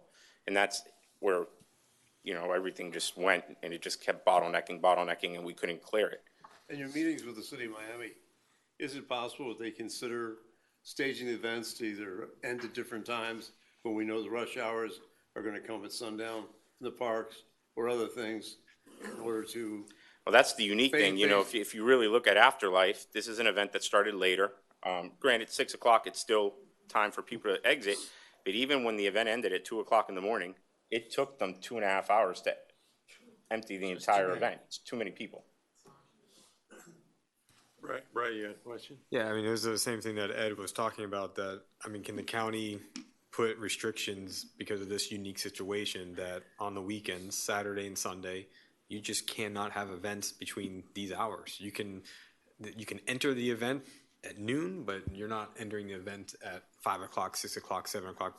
Those are not happening. If you want to do that during the week or something, but not during those times, because we know that the beaches are getting let out at the same time, which is making it exponentially worse. So I've been in contact with the manager and the mayor. We've spoken extensively about this. I know he's had several conversations with the elected officials at the city about the number of events and what's being approved and not approved.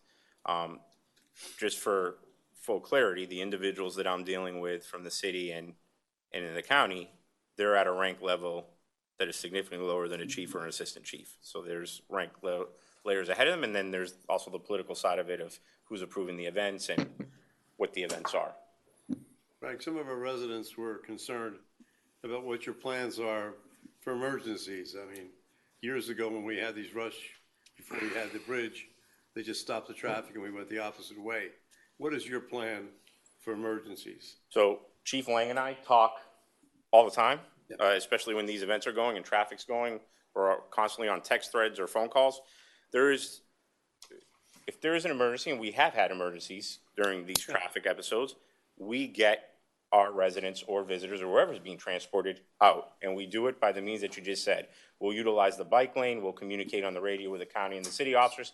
Hey, we have priority. I can tell you the first day of Afterlife, we use police officers to escort one of our ambulances back into the village to get them back in to be able to provide services. So we do. And then when his I don't want to speak for Chief Lane, but when he has a rescue unit leave, there's another rescue unit here at all times, and if both are gone, City of Miami comes in until we're able to come back from transporting whoever we're transporting. Chief, why don't we ask Chief Lang to come up and talk through that?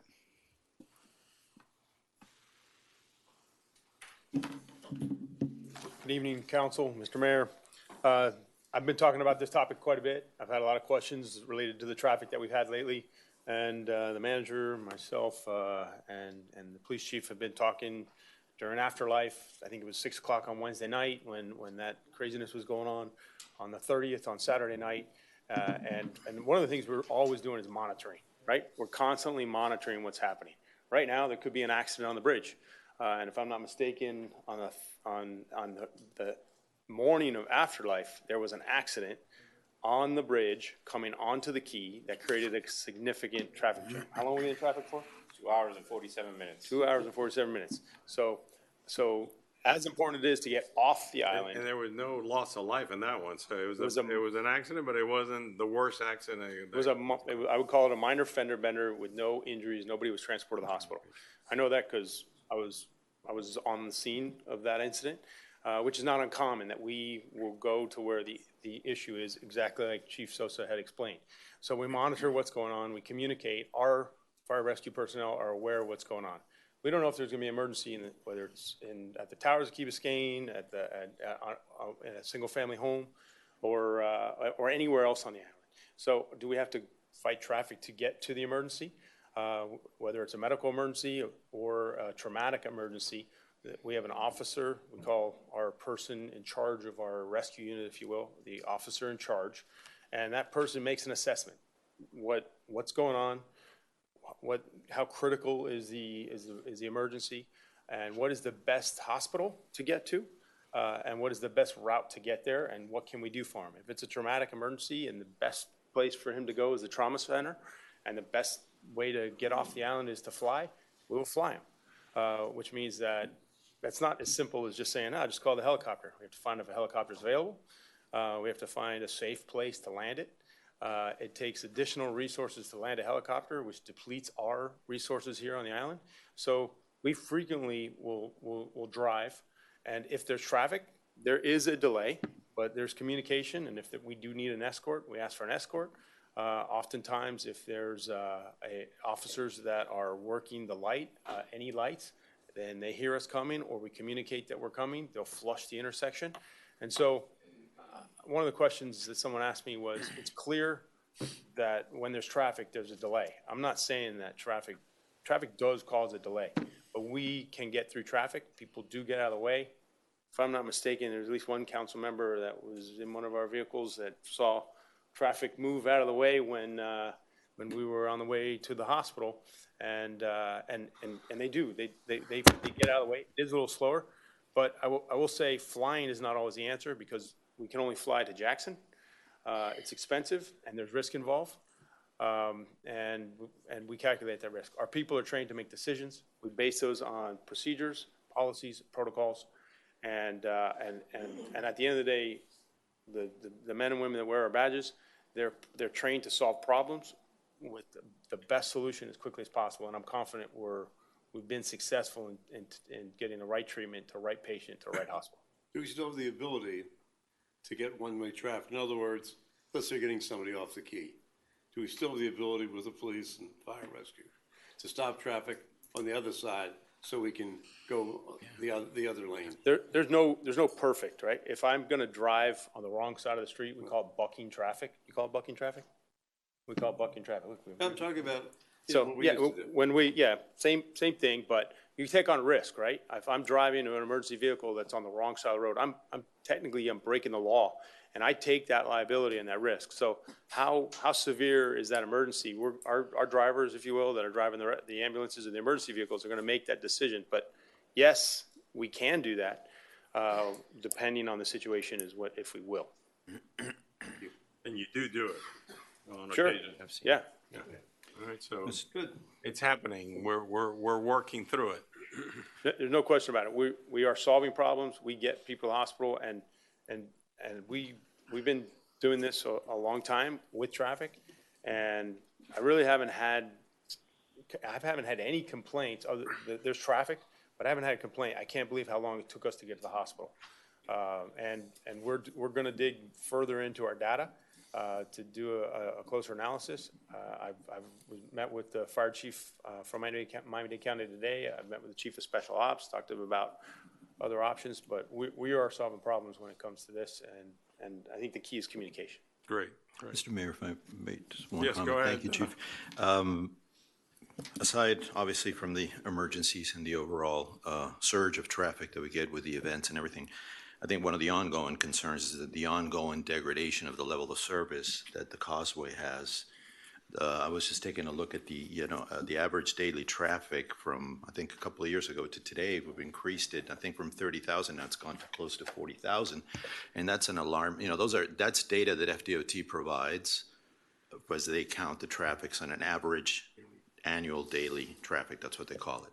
So I'm concerned that, I know you guys are doing a great job trying at least to communicate with the county, but I think it's the county's responsibility to begin implementing some form of a traffic control, intelligent transportation systems, things to that regard, which can monitor the way that the traffic is moving and be able to, provide a cohesive management approach to this causeway. I understand that we're dealing with events, they can get, there's other forces at play, but at the end of the day, we have a causeway here, and we're trying to design components of it and trying to fix a problem through infrastructure, when I think we could help it tremendously if we sat down, us, and we had a voice on transportation with the county and start talking about developing some systems, incorporating some components that help us manage it and coordinate better with them.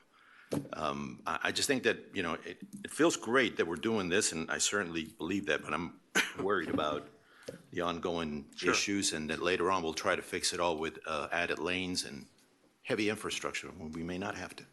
So that's up my alley, and it's actually the next slide, but we don't need to move to it. But one of the things, and we actually got funding from the state to do that, is for do traffic data analysis. Great. Which will allow us to do predictive analysis through historical data, current data, doing statistical modeling, et cetera. This will allow, as you mentioned, we can begin to then identify when it makes sense to do an event, what type of conditions, what type of weather, what type of traffic, we could go through and pretty much optimize when the events occur.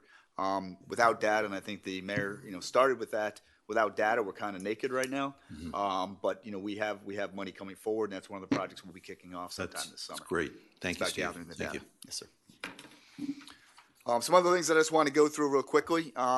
Stand by, we'll get you guys in a second. Got to recognize the construction, right? We've been going it's been now close to a year with the construction on Hobie Island. I've heard it could take the rest of this year. We have to really get that confirmation, but we haven't been able to get that locked in. And then also, we all know what's coming up on April 14th. I am meeting with FDOT tomorrow.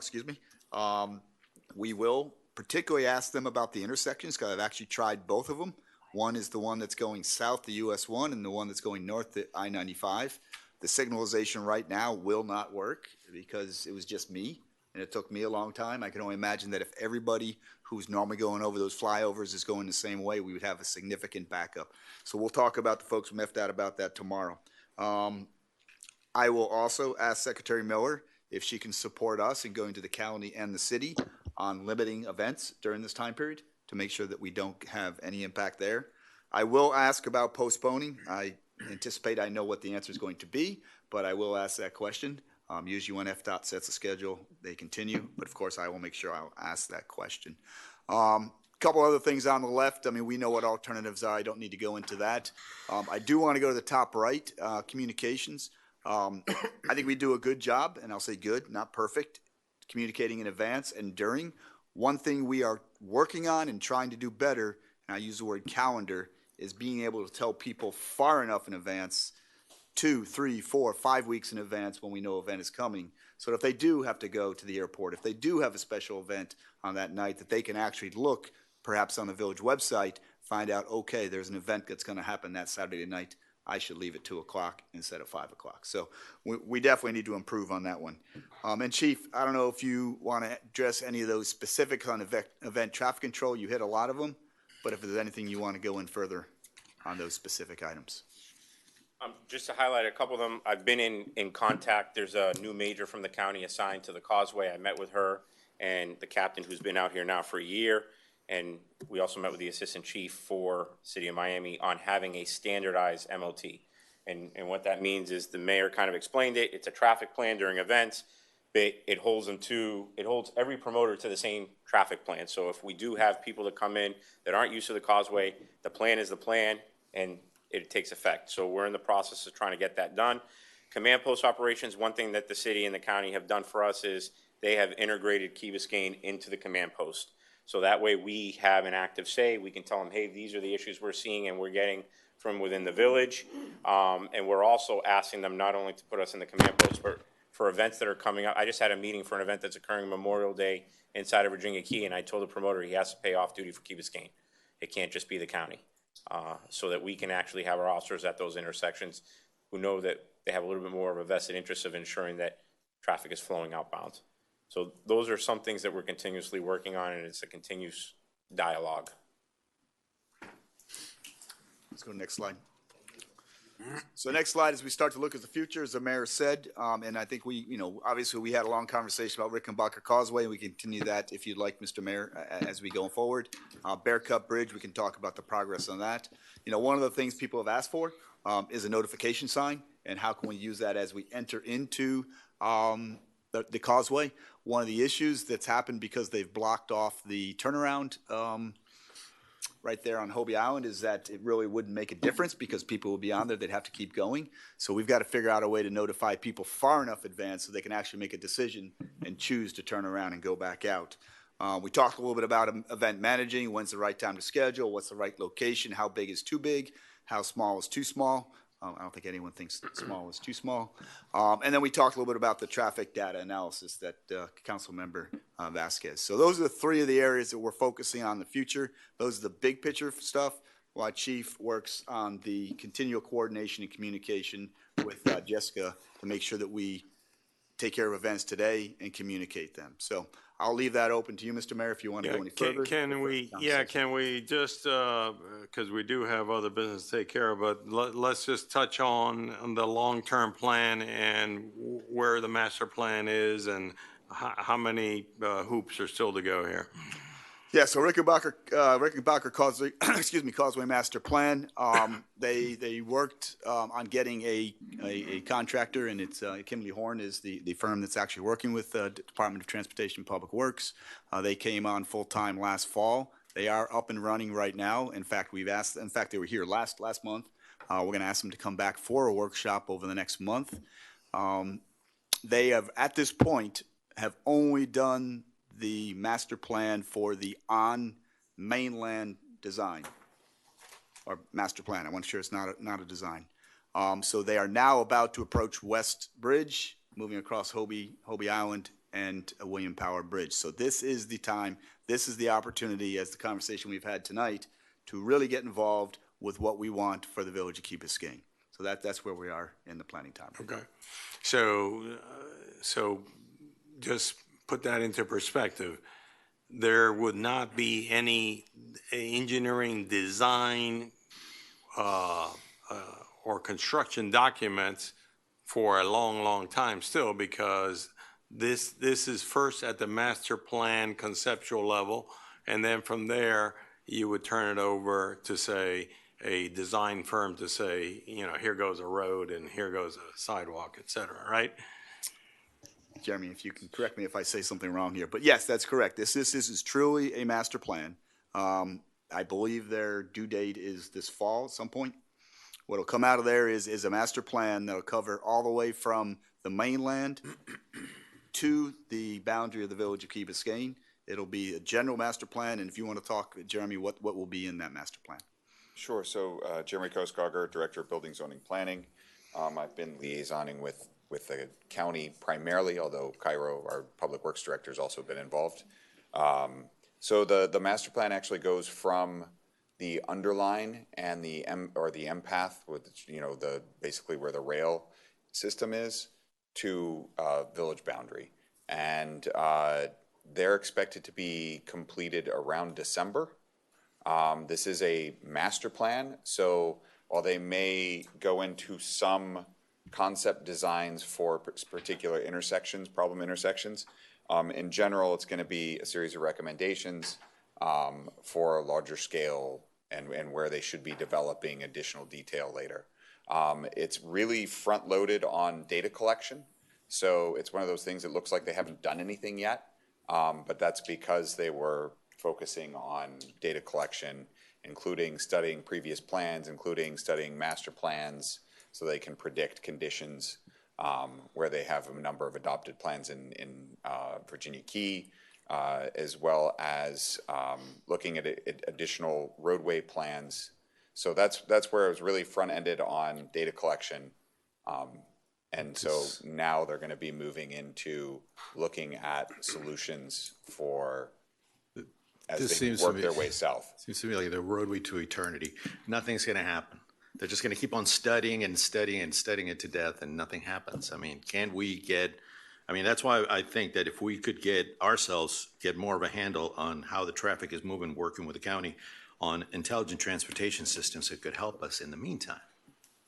Well, I think that's where there's a meantime, and then the long-term plan. If we want to see anything sort of great infrastructure, substantial changes, this is the path forward. You have to do the master plan first, and then we can get to, and that's what this is focused on, is those longer term solutions. Okay.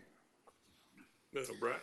Yeah, so I think the biggest concern for Key Biscayne is traffic, and I believe that's true. I think that's 99% of the people who live here is traffic is the main issue.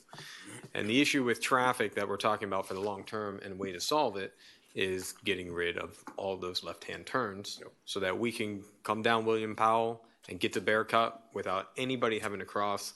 Bicyclists, it will be safer, everything, right? My concern, and I share the same concern that Luis de la Cruz and Gene Stearns and everything brought up, and I'm sure everybody has the same concerns, is that we do have a concept plan that was put together that I don't think fits with what our concerns are as a village, and I don't think 99% of the village would agree with it, of what we have there. What concerns me is that document is out there. Whether we can just say, well, we don't really want to do that. That document is always out there, and I think that's a deep concern to have. Even though that we can look forward and say, hey, we can work in the master plan and we can change that stuff. We still have a document that says, hey, here's Key Biscayne's concept, which is completely opposite of what we really wanted. I think in the concept, it's like a reverse of what we should be looking at. The idea that there's an express lane, I think, is completely incorrect, right? It's what it is that we're coming down the bridge and we're continuing our road to Key Biscayne, continuing with a road that goes off to the side that access all the stuff on Virginia Key. It's not that the road is on Virginia Key with an express lane for Key Biscayne. It's reverse on what I think how we should be looking at it. What I would like to do tonight, at least from a minimum, and we can still discuss whether we want to go back and we want to change anything, at a minimum, I think we should take a vote to be very, very clear to our administration that, for me, looking at the plan, the one thing that I cannot be agreeing with is having one lane in any direction. It has to be a minimum of 2 lanes going all the way through. 3 weeks ago, a pickup truck broke down on William Powell Bridge, and it was backed up all the way past and into 95. So you can just imagine everybody coming down, and you have one option to go off to the side and meander around and go through traffic and stoplights and stuff just to get back on, or one lane to go straight through. Everybody's going to be trying to get over to that left-hand lane, causing backups all the time. So I think we should take action tonight just to say, this is where we stand. I would like to make that motion saying that it must be 2 lanes in both directions. And whatever we're doing at the table or working with the county, that is our direction. Nothing less than that. I'll second that. Mr. Mayor, before you make that motion, and I perfectly appreciate it, I just want to make sure it's very clear. The plan, as it is written, has 3 lanes in, 4 lanes out. I'm very clear on what you guys want to do, and if you want to give us guidance, I'm perfectly happy to do that. But I do want to make it clear that this plan has 3 lanes in, 4 lanes out. Yeah, so I'll make that clear for you guys. The 2 lanes are going to be the unobstructed left turn, no left turn lanes on there, both going in and out. The other lanes, you can have as many as you want. Say that again, because I So at a minimum, you're saying 2 lanes unobstructed? Unobstructed from left-hand turns. Okay. In both directions. And we may, at a workshop, understand what that concept was and adapt some of it, maybe we won't, but, okay. I'll second that. Didn't we draw this very specifically years ago? Can I, if I may, I want to say something that, we brought this to council and council gave us the feedback, we want more through lanes. And what we did was we have 2 through lanes moving northbound. The challenge, of course, on the southbound is you go from a 2-lane bridge to a 2-lane bridge. So while you could have, and we analyzed it and we studied it, and which is why we, when we represented it, we had 2 and 1 for through lanes, because you get essentially 0 benefit from adding that second lane because you still need to get the local traffic to be able to merge. So, and this was, this was an engineered concept. This was not, this was created by engineers. So, they did study it. We did hear council. We did hear everyone in the community meetings. And so we did look at it. And, so what you have instead is you have three lanes on Virginia Key with the one through lane. Okay, so, but be that as it may, the direction that we're giving tonight is, you want to repeat that again, Brett? It's no left turns. 2 lanes in each direction with no left turns at a minimum. Okay.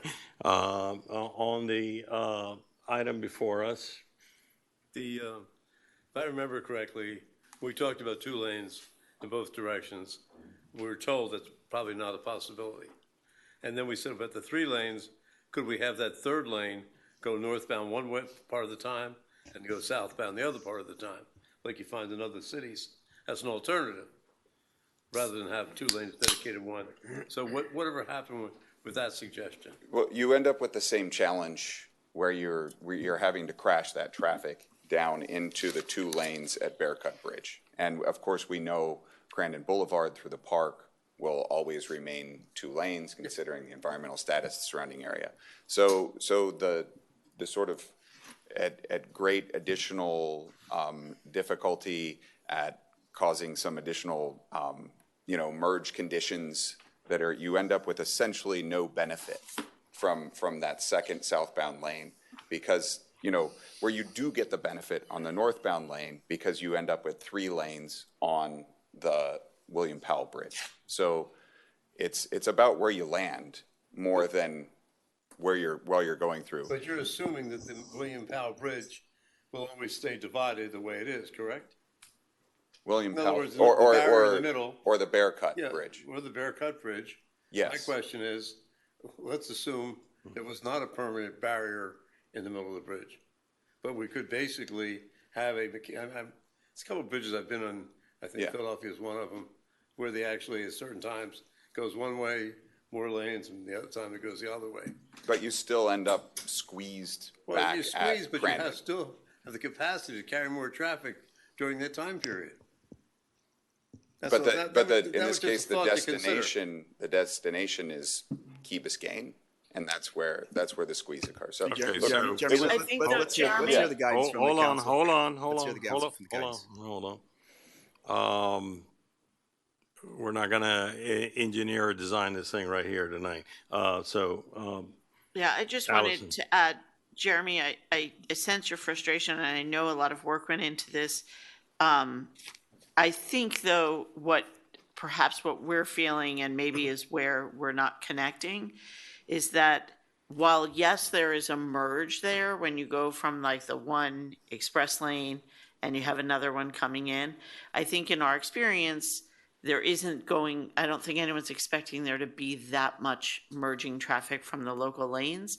And the fear is also a flat tire or something that would be incredibly frustrating to win for ourselves, an express lane with no way to get off, and the guy in front of you gets a flat, and now you're stuck. So it is worth noting the design accounts, and it has a width so you can have emergency pass by.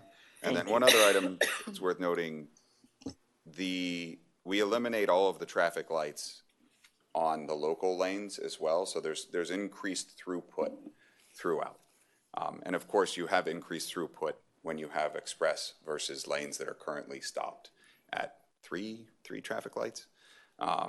So there's one light that would remain for special event management. That's the only thing left of traffic lights in the design. So I Okay, think it does.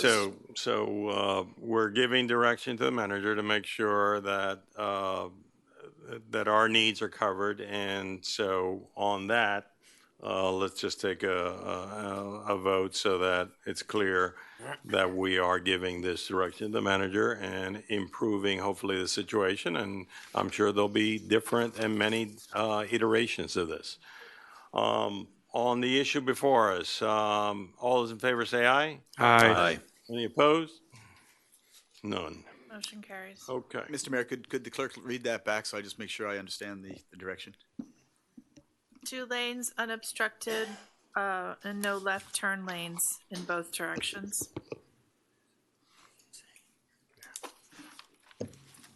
Thank you. Should be farther down if you're going to do it. Okay, let's go. We got lots to cover still. The next item, Mr. Mayor, is the consent agenda. Move.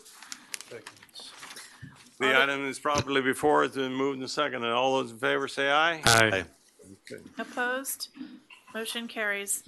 The next item is the second reading of an ordinance of the Village of Key Biscayne, Florida, amending Chapter 30 Zoning and Land Development Regulations of the Village Code of Ordinances by amending Section 30-30, Nonconforming Structures and Uses, and Section 30-100, Single-Family and Two-Family Districts regarding finished floor elevation requirements for additions to single-family and two-family homes, providing for severability, providing for codification, providing for conflicts, and providing for an effective date. Moved. Been Thank moved you. and seconded. So just Between the first reading and second, you made some changes. You want to highlight those, and then we'll move on. Yes, so between first and second reading, we actually had a sunshine meeting with Commissioners Moss, or Council Members Moss and Kaplan, and it was extremely productive. We also had a couple of local architects who do a lot of practice in the village participating, and essentially where we landed. You mean there are other architects other than Brett Moss?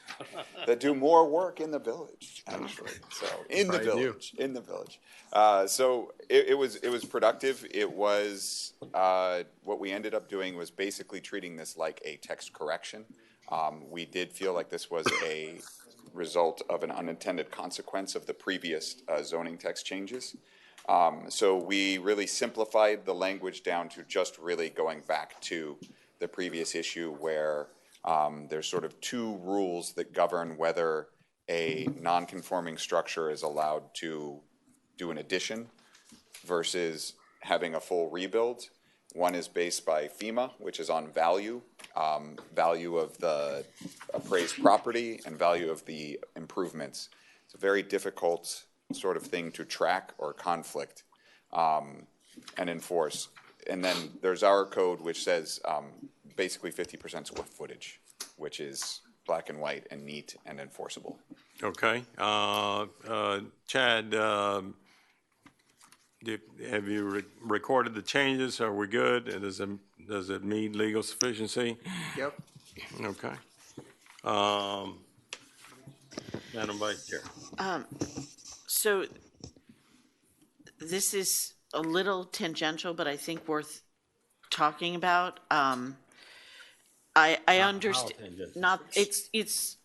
you're gonna want to talk about it. I just feel like it's important that we as a body address the fact that when we drive around and we see these renovations to homes on the ground, you know, when we have our conversations about resiliency, we talk about should we be setting policy to incent people not to do these kinds of major renovations. And I am a big believer that people should be entitled to make improvements on their own property as they see fit, but I get concerned that residents or homeowners may not know exactly what they're getting themselves into. And I would like to, if the building department doesn't, to have some sort of a policy set to make sure that people are aware of what the future looks like for them before they do this. You know, you said it's hard to enforce the 50% in terms of FEMA and the monetary value of the structure and the improvements. I definitely see people putting a tremendous amount of money into homes, and I always get concerned, are they aware of the possibility of when they go to sell this home, maybe the next person can't get insurance or can't get a mortgage because they can't get insurance. And they're still obviously entitled to make their decisions, but I think that it's important that we educate them. Yeah. Okay. So- It was you and you who met? Yeah. Oh, Frank. I'm sorry. Yeah. Yeah, no, I think it's a good point. And we looked at that. So even if you build an addition up in the air, you're still, by flood insurance, you're still maintained at your lowest area at the end of the day. So we looked at that. We also looked at the fact that our code is more restrictive than most codes around that, you know, that have this restriction, because mostly everybody just goes for the FEMA 50% rule, and that's it. We do that, plus we add another layer of a 50% square footage. So now you have to meet both, and whichever one you're doing, it makes it much more difficult. So again, I agree. I think that, you know, buying a home and then, hey, you just had another kid, you want to just add a bedroom to it, and you would have to put a 6 foot higher than the rest of the house. It really doesn't make sense for someone who owns a house. But even if they're adding to it, I think the idea that it's really not going to help that much difference in insurance, I mean, it didn't really make sense to us. So we thought that the 50% made sense to keep it the way it was, because it's already more restrictive than what FEMA requires. And we get a little bonus on the CRF rating as we Exactly. observed. We also talked a bit about, Jeremy, your department, maybe putting together a flyer or an informational brochure that would be. Answers that question. Yeah. Okay. Yeah. Ed? Is it hard, do you say, to enforce the value proposition on the house when they talk about what the value is for the addition? Yes, it can be. Well, previously, your predecessor, people weren't very happy, obviously. They come in with these appraisals, and I think there was something in the code, if I remember correctly, which said that otherwise they would value it $65 a square foot, the depreciated value of the existing property. And obviously, when you look at the value of the new property, you're 50%, you didn't do very much. You're going above the 50%. And then Gene would also say, fine, bring me an appraisal. And when they came in with appraisals, usually there were should I say they were inflated? Is that proper? But with all said and done, he was able to pretty well enforce that rule with no problem. I mean, they tried, let me put it that way, but they weren't usually successful in getting around them. And so the game then was to do the addition in many years. So in other words, you did this much. So then we passed a rule, if I remember correctly, Chad, tell me if I'm wrong, Chad, that you couldn't do it year after year. You had to wait another year to come back. There was a cumulative rule. Another I think we might have We still walked have it back now, right? There does remain a cumulative rule for square footage. So it's when the building became non-compliant. Well, and then I thought the other rule was, again, my memory is probably low. We still have that part. But one of the rules was 25% of more than 25% of square footage, you had to bring up the current code, the entire building. Now, that was a Dade County rule at the time. Now, is that not in existence anymore? 25%? Yeah. 50% of value, 25% of square footage. No, I think so. no. And No what's, longer? now, what I would add is that I think the market is responding independently of regulation on this, and we do see a lot of tear down and new construction as opposed to renovation. Yeah, well, More of. And I renovation think it's- economically doesn't make sense. And I think it has a lot to do with insurance. Yeah.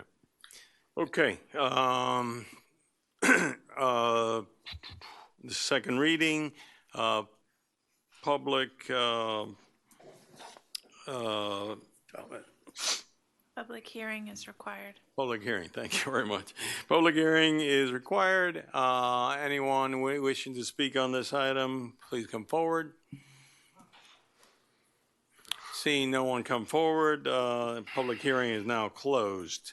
Okay, on the ordinance before us, call the roll. Vice Mayor McCormick? Councilmember Moss? Yes. Councilmember Sardinius? Yes. Councilmember Vasquez? Yes. Mayor Roscoe? Yes? Councilmember Kaplan? Yes. Councilmember London? Yes. The ordinance is adopted on second reading. Okay, Find the chat.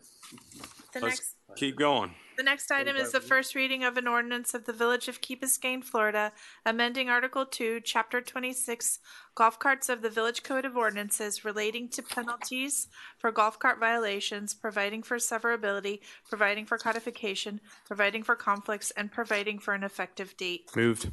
Second. Been moved and second. Any questions? I do. I have comments here. Okay.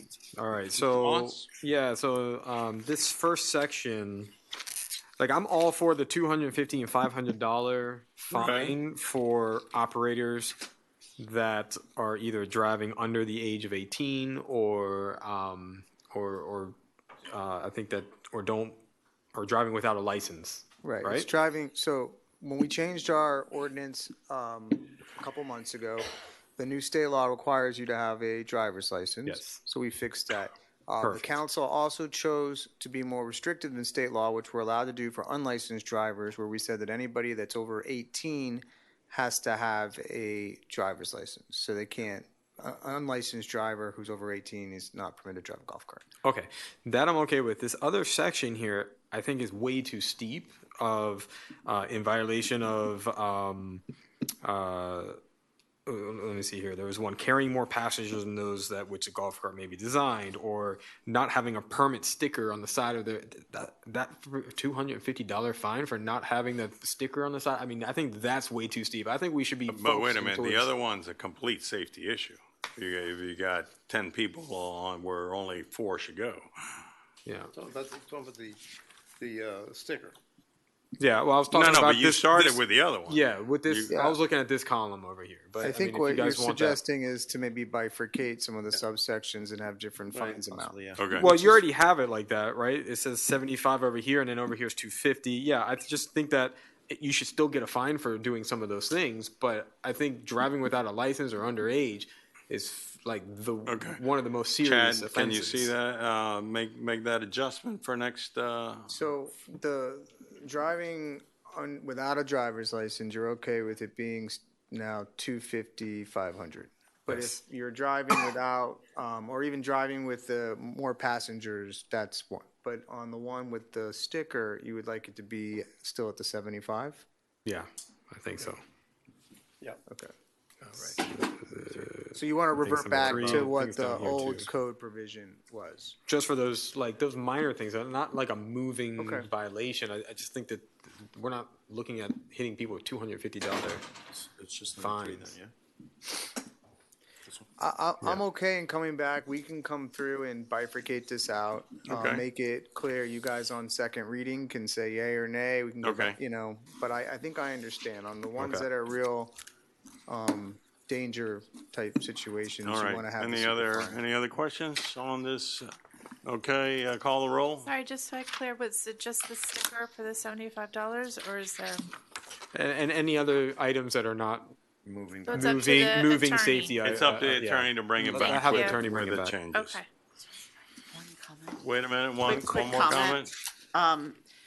we had in the past, when we cleaned up the golf cart ordinance a few years ago, we did like a publicized sort of amnesty to get people to bring in their golf carts that had expired and bring everything up to snuff.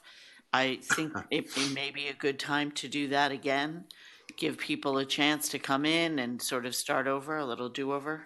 Is that like a period of time, or Yeah, not like, get penalized this if they week were? we're doing golf cart inspections, no penalty if you come in and we see it's been a while, Right. But hurry up and do it, because we're starting to enforce. Yeah, I don't know if you get a penalty if you bring it in expired. I don't think you do. I think you get a penalty for driving around with it expired. Well, Brett, if you want people to come in and do it, just say, come No, in. I know, If you come but I don't in- want them scared to come in and do Yeah. it. If You know? come in to Well, that's why we register have your the golf special cart amnesty. and you haven't in a couple of years, let's say, do you get a penalty in that moment? No, No.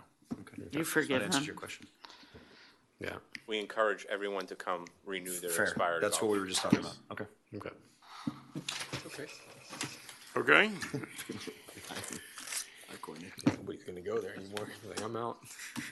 Um, We got to vote on that one. let me, No. did you call the roll on that? No. Are you ready for me to call roll? Yes. Councilmember Moss. Yes. Councilmember Sardinius? Yes. Councilmember Vasquez? Yes. Mayor Roscoe? Yes? Councilmember Kaplan? Yes. Councilmember London? Yes. Vice Mayor McCormick? Yes. The ordinance is approved at first reading. Okay, let me do a couple of quick items here, because the others are going to take us a little bit longer. Can we go to 9E? Oh, yeah.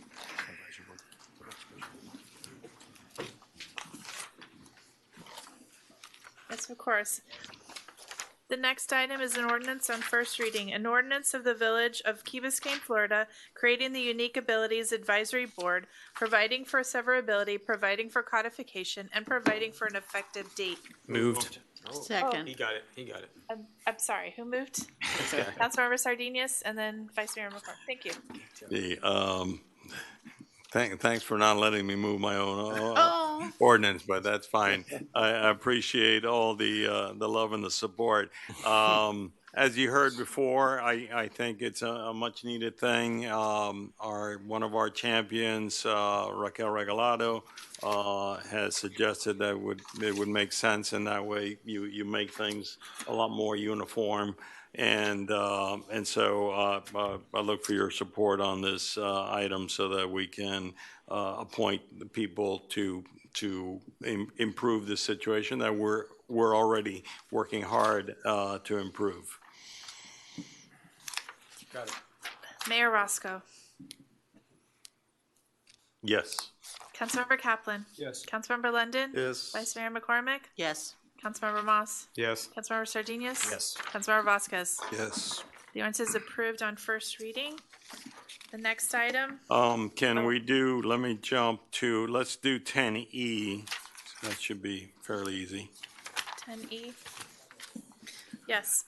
A resolution of the Village Council of the Village of Key Biscayne, Florida, providing for ratification of the 2023-2026 collective bargaining agreement between the village and the International Union of Police Associations, AFL-CIO, for the bargaining unit consisting of the village's police officers and sergeants, authorizing the village manager to sign the collective bargaining agreement on behalf of the village and take all actions necessary to implement the agreement, and providing for an effective date. Moved. Second. Thank you. All Any those- conversation?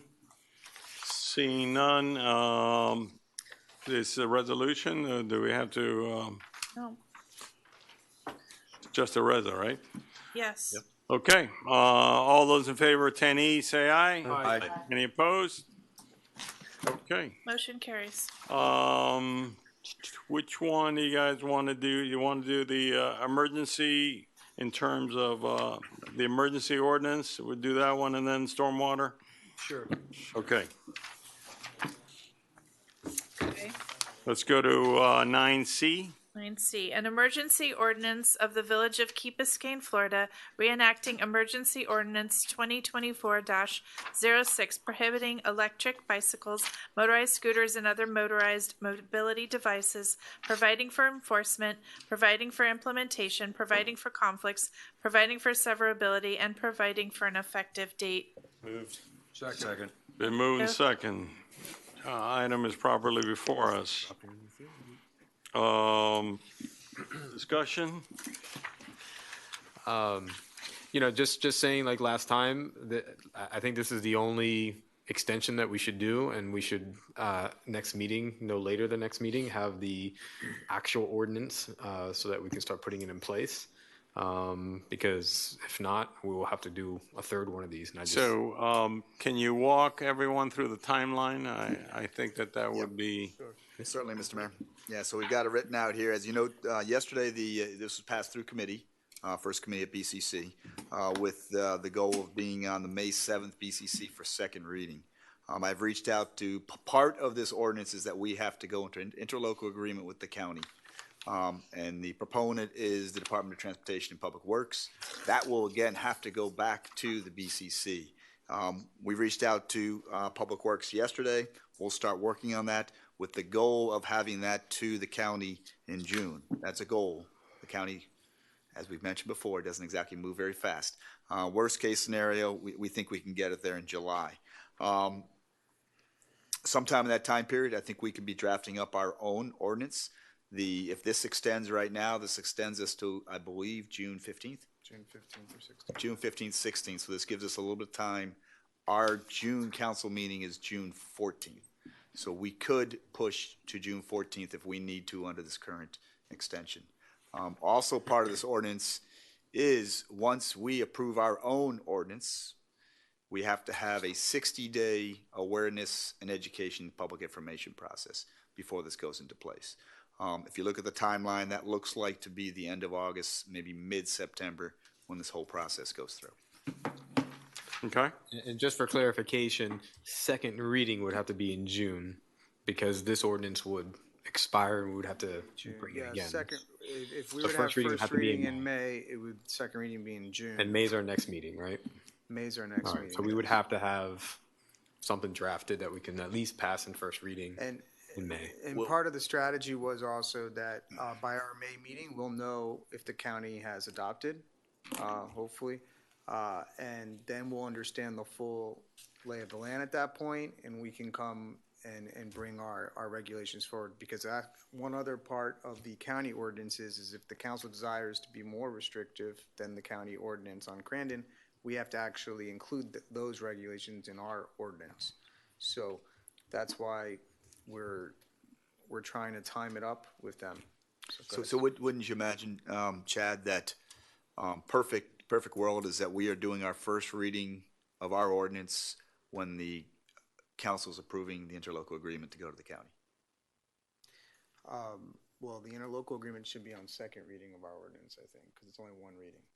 Okay. Yeah, because we can always change in the second reading. Okay, so I just want to make a second reading, okay. Was there anything that was adjusted to this ordinance from the original? So, no, nothing was adjusted. Well, what do you mean by original? Was there? No, he means the original emergency emergency order. order. No, ours, okay. nothing substantive. The, the reason why we're bringing this forward is we spent a lot of resources and time working with the state to try to change the law. At the same time, on a parallel path, working with the county, hoping we would have liked to have come to today with a clear picture of where we could go. Obviously, the state law did not pass, which has had Steve reevaluating because he had a plan in place if it were to pass. The county ordinance is proceeding quickly, and given that we believe it will be hopefully adopted May 7th, by our May meeting will have the full understanding of what we can and cannot do for village. I mean, look, we understand we can do on the village. It's at least we'll know at Crandon also, and we'll come forward with our recommendation, the manager's recommendation. But the emergency ordinance hasn't changed from the last one to this one? No, Okay. has not. Just the being reenacted. That's it. Enacted. All right. I just wanted to get clarity on section 6 that was for disability. Um, I happen to that- know a few that- people. That was, yes, so we included a disability exemption in the first, in the original emergency ordinance. We have carried that through into this one, as well as part of our actually working with the county. We actually, that was one of our recommendations, that they accepted into the county ordinance onto to Crandon okay. also. Great, thank you. And what we'll do, Councilmember, just to, as we did last time when this ban was put out, we'll again send out some information so that the public understands what they can and cannot do.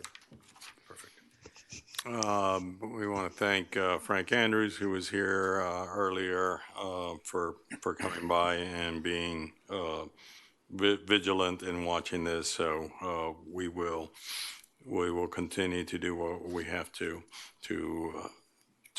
get our point across at different other governments so that they can help us craft a better ordinance. But I'm with you. We will craft an ordinance and put it in place as best as we can until all those other factors come along.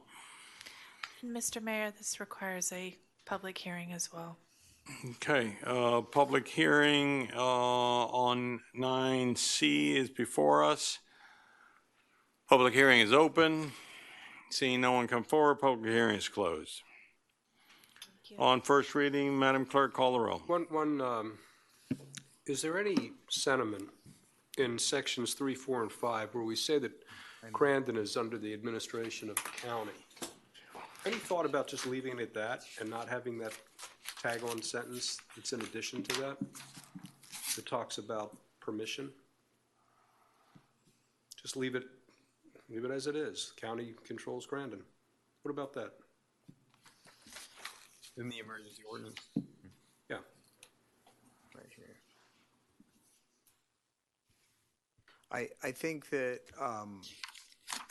again, we talked about this on our initial meeting, and the police department wanted to have an affirmative statement, whether it's what you're suggesting or the language here. Either works, but the point was that the officers would be able to let people know that Crandon is not covered by this ordinance. So, my reading then and now is that I understand the reasoning. It seems adequate to leave it with respect to the jurisdictional clause and not deal with the possibility of permission. I understand. And like I said at that meeting, it's, the council wants to change that. I'm not gonna, I'm okay either way. By the way, this is a first reading, but since it's an emergency ordinance, it's a first and only hearing on this ordinance. And especially with the, the sort of precatory language may be permitted. I'm not sure what kind of clear guidance that provides. Because electric bicycles may be permitted, because in certain contexts, they may not be allowed by the way they're operating. For example, on the sidewalks, you're allowed to have an electric bicycle by human power. So it's not, you can't. So. Well, not to belabor it, that's just, okay. I had the same thought the last time. Do you want to make it a motion? To eliminate in 3, 4, and 5 the as such clause that follows the jurisdictional statement concerning Crandon. What's that really do? All it was written to, like I said, to assist. We had a conversation about it. We actually talked internally about removing it before we had our emergency hearing in February, and it was discussed internally to leave it in to help the police officers. I mean, the chief's here. He can speak on it. I think that Councilmember Kaplan's point is to just say, hey, Crandon's under the jurisdiction, and then that's it. I mean, there's something that might be read as tacit encouragement. That's the way it read to me. Yeah. Like a playbook. I would second your motion if nobody has to remove that. Okay. Chief, is there any issue with you on enforcement? Whether that's there or not? Okay. All right, Mr. Attorney, do you have the amendment? Yes, section 3, 4, and 5. Councilmember Kaplan has asked that the sentence starting with "as such" be removed. Any discussion on the amended portion? It's all as such and all that stuff And it after ends with the whole sentence. regulations, period. Yes. It's Okay. the sentence that starts with that and ends with regulations, correct? Okay. The emergency ordinance as amended. Call the roll. As amended or on the motion? As amended? As amended. Yeah, it can be as amended, We it's can fine. skip a That's step fine. here. That's fine. Councilmember Sardinius? Yes. Councilmember Vasquez? Yes. Mayor Roscoe? Yes. Councilmember Kaplan? Yes. Councilmember London? Yes. Vice Mayor McCormick? Yes. Councilmember Moss? Yes. The ordinance is adopted as amended. Okay, let's go to 10B.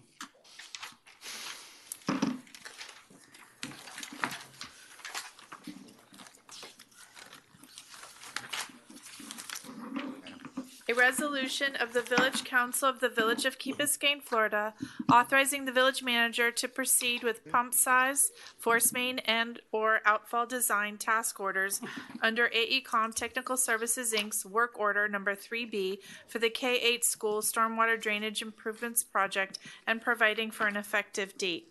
Move. Second. Been moved and seconded. Thank you. Item properly before us. Just tell us what we're doing here. Fundamentally, based on the approval that council gave in January for AECom to move forward into. You got to get closer to the microphone. Based on the approval at the January council meeting to have AECom move forward into 100% design, but limited at looking at just the collection system, this particular resolution is to authorize them to move full forward into 100% design, looking at not only the collection system, but also the pump station and the force mains and the outfalls. So it'd be for full design of the system to 100%, and it'd be an integrated design, taking into consideration roadways and integrating the undergrounding of the electrical and the telecom components of Zone 1. Okay. Mr. Vasquez? I'd like to. Okay. No, I wanted to go last, if I could. All right. Mr. Moss? All right. Thank you. So obviously you guys know that I have been very adamant that, you know, we would have a sufficient system or our level of service, I think, was set too high. And I think this comes down to what we want in Key Biscayne, what we're willing to live with. You know, we have many resilient projects, like strengthening our access and our bridges to Key Biscayne, burying our power line, fortifying our beaches and dunes, reducing wave energy by bringing in breakwaters, ensuring all of our structures are being built correctly and high enough to avoid flood, and reducing flooding from storms or rain that falls. But I think we have to be very realistic in making this decision. This decision tonight is extremely important to the future of all these projects that we're going to have coming down the line. One of my biggest concerns based on this decision, because this is probably the one that cost the most, but I feel that we have even more important projects in front of us that we need to be looking at. And the higher this cost for this project makes it more difficult to do these other projects down the road. It gets politically more difficult, it gets financially more difficult, and we have to be very careful. And I think that we should build what we need and what we can live with, and stay away from this, what I feel is the what ifs out there of what if this happened, what if that happened. We will have to deal with that just by living with it, right? I don't agree with the staff's recommendation of that we need flexibility and adaptability. I think we should design it so it works the way that we want it to be. We live on an island, it's gonna flood. I mean, it used to be a lot worse 20 years ago, 25 years ago than it is today. It's already a dramatic increase, and what we're about to do is gonna be night and day from what we see today. I looked at the storm that I was trying to figure out this whole time because we've been given the data for the 10-year 10-year 24-hour storm, which, to be very clear, only 5 storms in the last 30 years have met that criteria or higher. There's only been 5 storms that have been at or exceeded that amount of rain. But what about the storms that come 3-4 times a year that flood our streets? Well, we had one 2 weeks ago. And I actually walked through that storm kind of stupidly because there was lightning and I was kind of far away from home, but I walked around the K8 and was measuring above the Crown Road. And I found that we had 12 inches of rain with a yardstick that I was using right around there. So that was the worst spot that I could find, was 12 inches. And I said, this is a perfect storm that comes through a couple times a year, floods the Key Biscayne, and it's very annoying because you're kind of stuck for a little bit.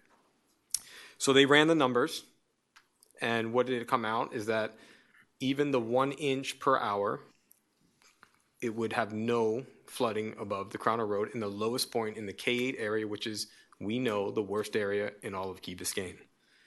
So it solves these problems that we're going to see more often.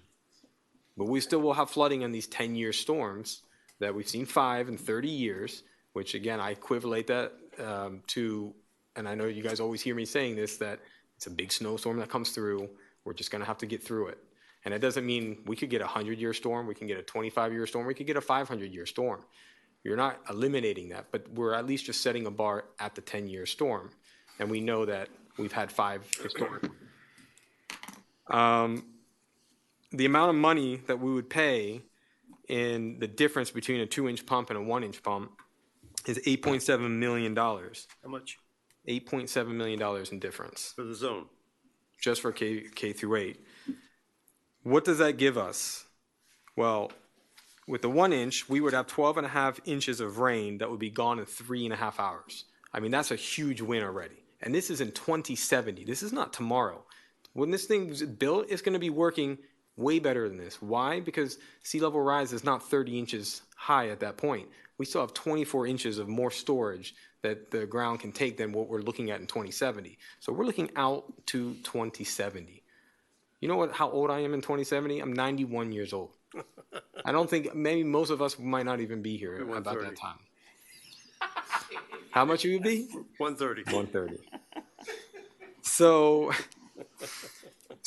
what we're buying here for the $8.7 million is for 3.5 inches less in depth and 2 hours and 15 minutes that it will be gone for the, drained from being above the road.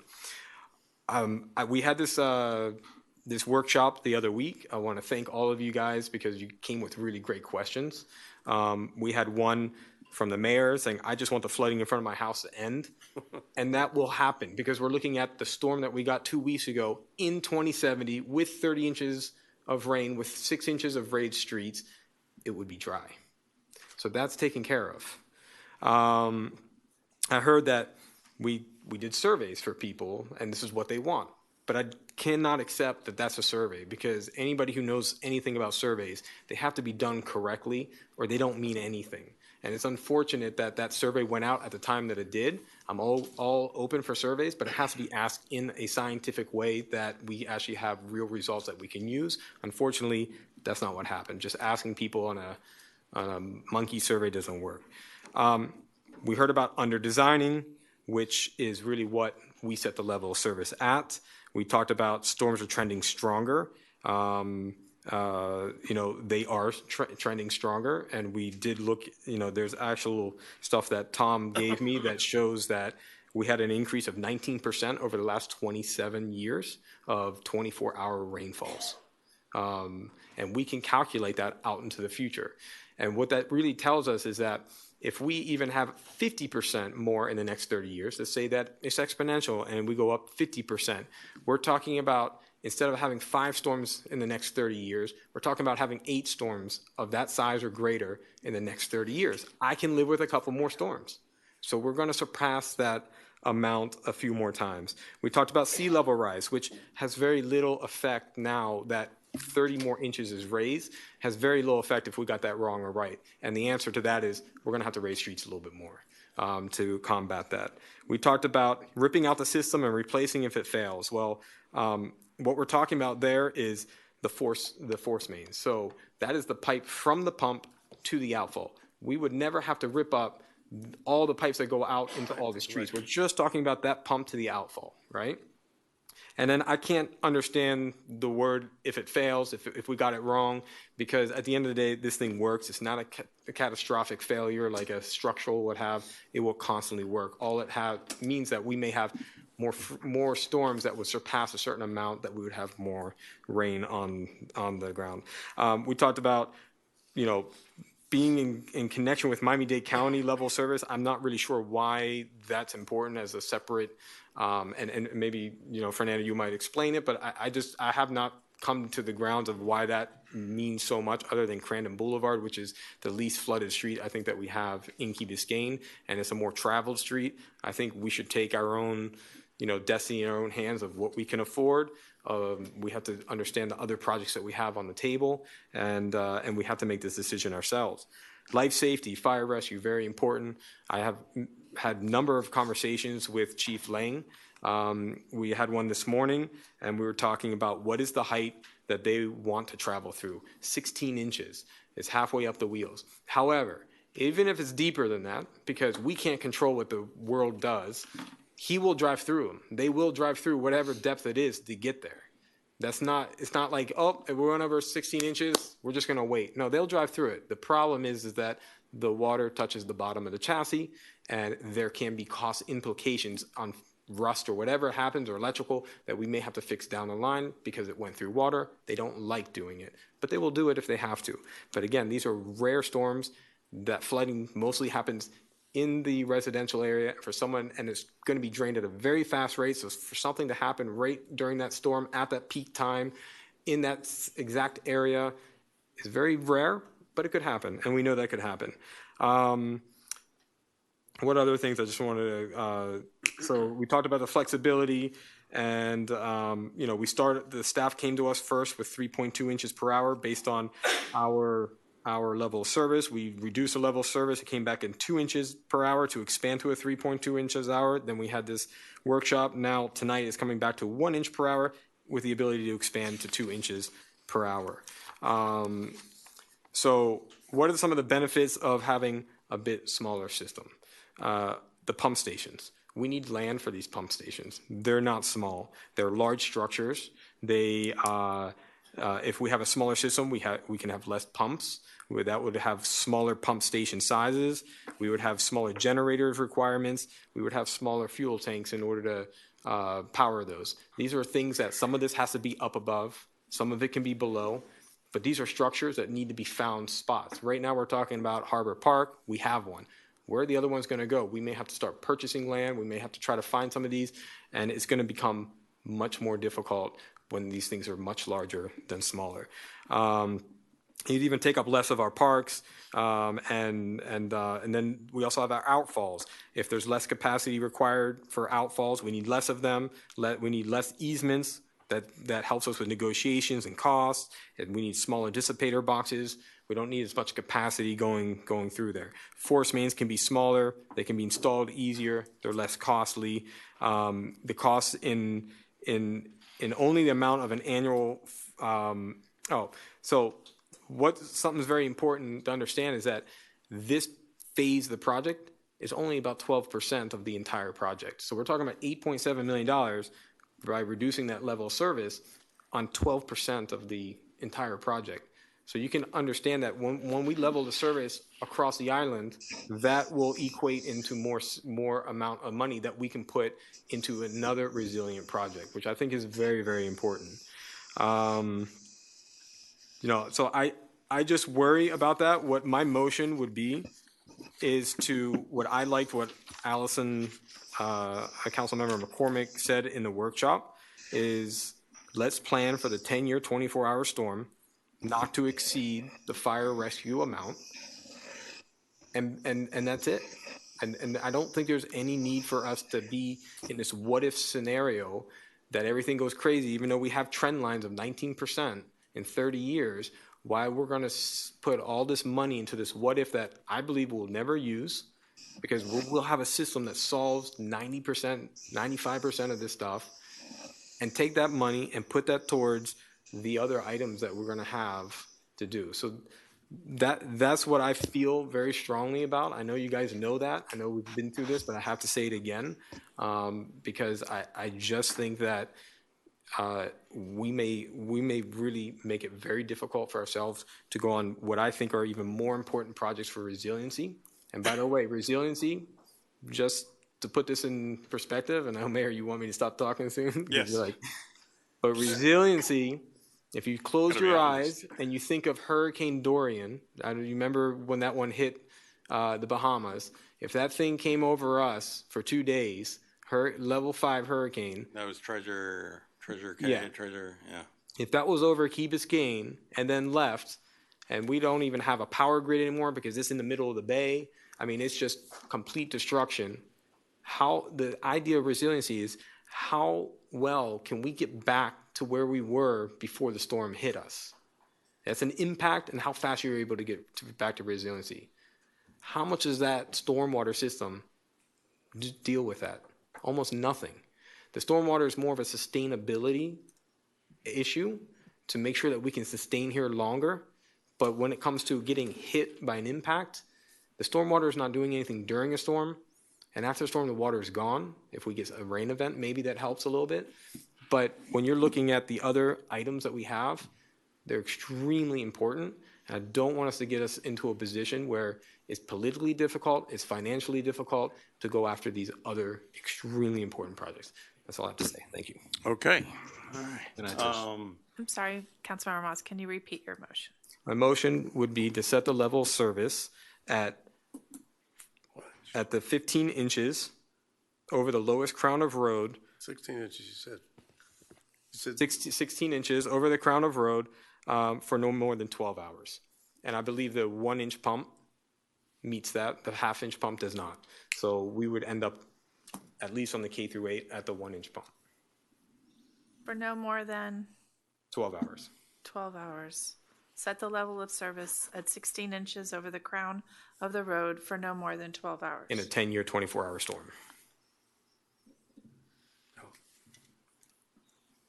Thank you. Is there a second for the motion? Second.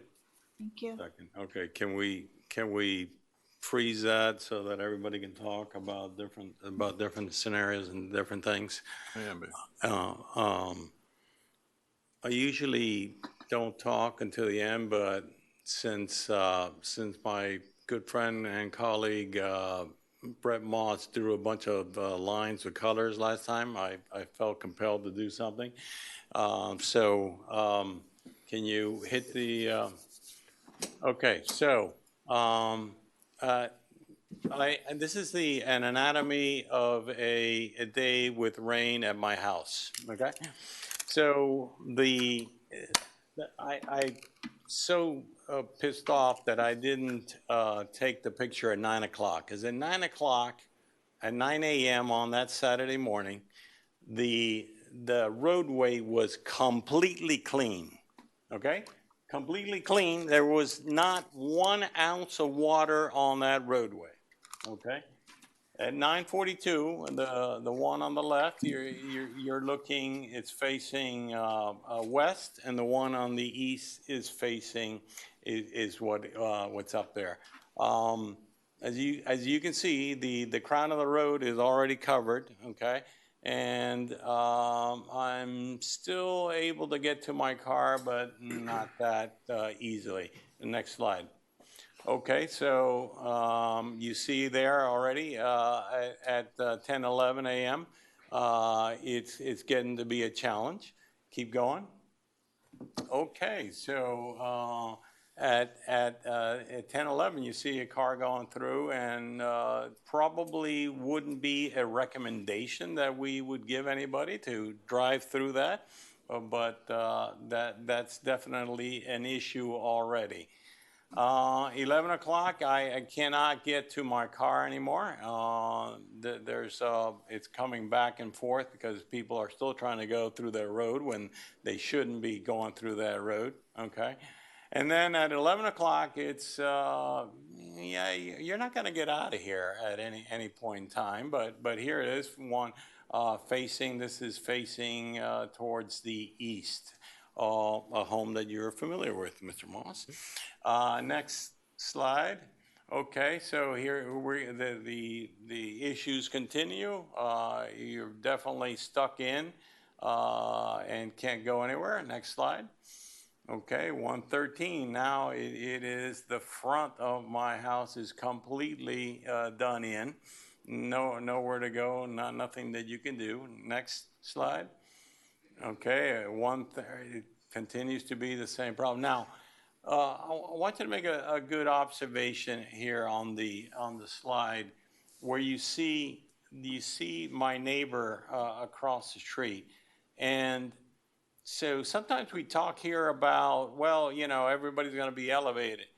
Yeah, you can be elevated, and it's clear he can get to his car without a problem, but you can't go into that street.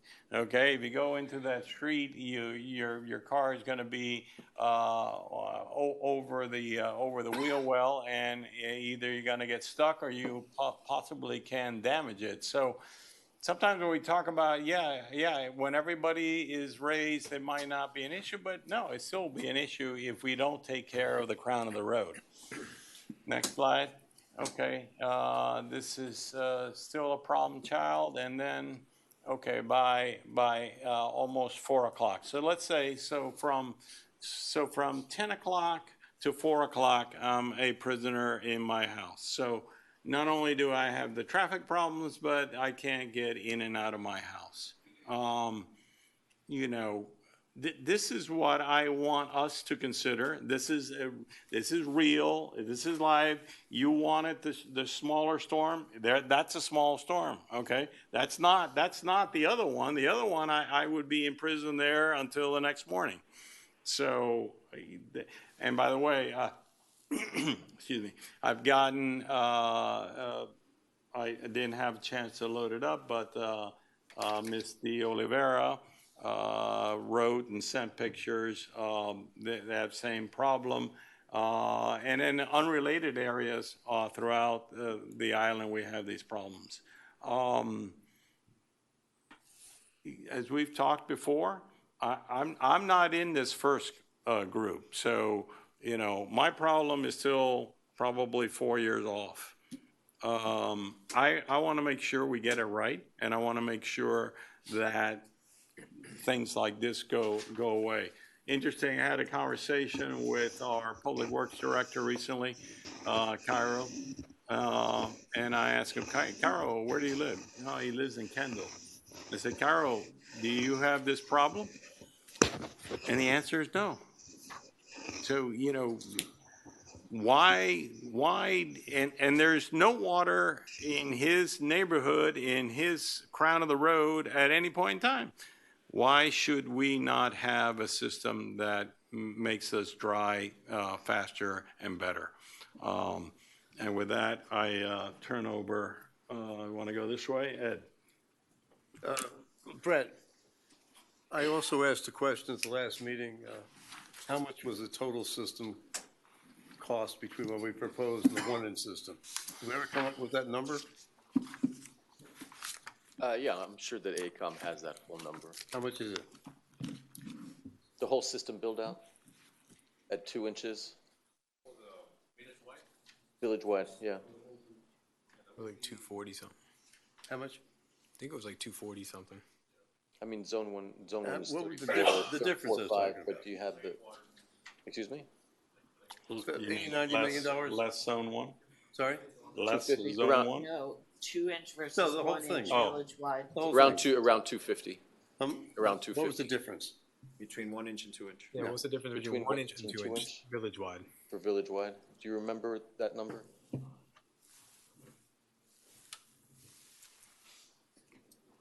We can look it up. Then Brett, when you were doing these calculations, was that based on the 25% or the 35% fudge factor?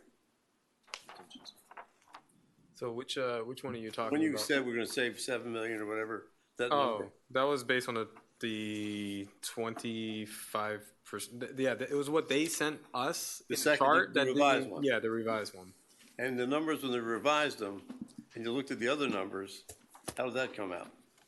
In other words, when you looked at the numbers the first time. You're talking about the first one with the contingency of 35, moving the contingency to 25. So I sent that to. They still didn't all add up there. I don't Yeah, know. I sent that to Steve. Steve sent back that they refined the price because they knew more, so it made the price go. The base price actually went up. Well, what got done between the So- first and the second time? They didn't even done the collectors yet. I don't know. I mean, I can't answer it because I got that today, but I had the same question. Originally, the price was 35.9 million. Yeah. Okay, that was with a 35% contingency. Yeah. That was just for Zone 1. 2 inches. 2 inches, yeah.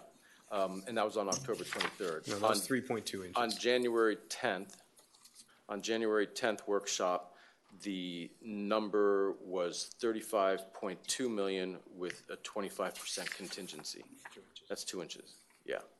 Then the other And thing, Joe- at this point, the number for the Zone 1 build-out is 34.9 million. 2 inches. 2 inches, yeah, 2 Is inches. that 1 inch? At 1 inch, it would be 26.2 million. 8 million. Yeah, but the first one had the 35% contingency. The second one had the 25% He's just contingency. looking for the difference, right? The more or less the difference, which is about 8 million. Joe, the other thing, going Zone back one. to your house, and your low point, going back to Tom from ACOM last time, he's talking about his funnel effect, and you're basically at the bottom of the funnel where you are. So what he's really saying, remember, the beginning, it's gonna pull the thing down much quicker. So you would actually benefit by that, even right now, you're penalized from the funnel, but to pull the water down, since it's coming like this, as he described, would go down much faster for your house than for the general population, which is flatter. So you can't just look at 1 inch per hour for the whole island. For your place, it would be totally different, or the other low-lying area, according to his funnel effect. So again, I can't tell you that. Obviously, I looked at the numbers, and I agree with Brett completely, but I don't know where your minds are gonna, and you also mentioned, Rolly, that this work order includes the telephone and the pipes and everything else? It integrates the design for undergrounding of the electrical and the telecom, So yeah. are they doing the And underground electric? As well as the roadways. Are they making the underground electric design now? What are they The doing? What is this work FPL, order? FPL right now is completing the design on the undergrounding, as is AT&T and Comcast, and AECOM then is integrating those designs into the design for the stormwater system, so that everything kind of Okay, comes so together. they're not doing that. This is just, they're doing the stormwater and they're gonna put Right, it they're together. doing the stormwater, and then they're integrating I the, thought that was Leach and whatever the name of the company is. Black and Veatch. Black and Veatch. they're the We're doing program, integration. they're the, yeah, Program they're the manager. program managers. That's I exactly. thought they were doing the integration. No, they're not doing the specific integration of the design of FPL's undergrounding and telecom and and AECOM's stormwater design. Okay, thank you. Yeah. Again, listening to Brett, I agree with every one of his points, so I won't reiterate or take your time. But again, talking about the 2070 for the ground absorption, so they're assuming there'll be no absorption. I mean, now there'll be plenty of absorption, but then we don't have any. When I asked him how much he thought the absorption was now, I think he said 1/4 inch per hour, if I'm not mistaken. Currently, is that correct? Do you remember that? Yeah, it was something like that. Yeah. But Ed, on your last point, just really quick, the price that the $34,000 million does not include the cost of burying the power lines and all the other things that are in there, because this turns into, I don't know what it is in this proposal, what the K8 would cost with all the other items in it. I'm not sure what that, do you guys have that number by any chance with the new recommendation? It's between 50 and 60 million. So just the K through 8 is between 50 and $60 million. Yeah. So I mean, we're talking. Is that 8 zones? Yeah, so that when got presented the $307 million the first time, and now it went down to 250. This is not including the other projects that are going on top. So we're talking You're about preaching to the choir. massive project. So, okay. Okay, Frank, you want to go? Okey doke. I expect that you'll be the oldest member of the Ass Club at 130 years old. I hope so. Can't wait for this. I'm old enough to join it. You'll be enjoying movies here in the council chambers then. I'll be blind by then. I think that your thought process and your presentation is indisputably rational. I think that what I've noticed over the numerous times that we've had this same conversation is a split in point of emphasis for some of us. As discrete data points, it's hard to quibble with the veracity of your discrete data points. I think the overarching conundrum that some of us are facing is the penny wise, pound foolish proposition, okay? And as we've latched on to repeatedly, you know, this hook on 1 inch per hour of pumping as a limit, as a maximum, corresponds to a certain dimension of infrastructure underground. I've never understood that solution, that engineering solution, to be limited to the connection point between the pump and the outfall, but rather the entire underground system is sized to crap out at 1.25 inches or something north of there. 1.8, what? 1.8. You change the bigger force mains Okay. to pass 1.8. So is this the wisest plan to be self-limiting in this manner? We sat on a call with Murley and some others from the regional council last week to try to talk about trend lines and the reliability of prognostication.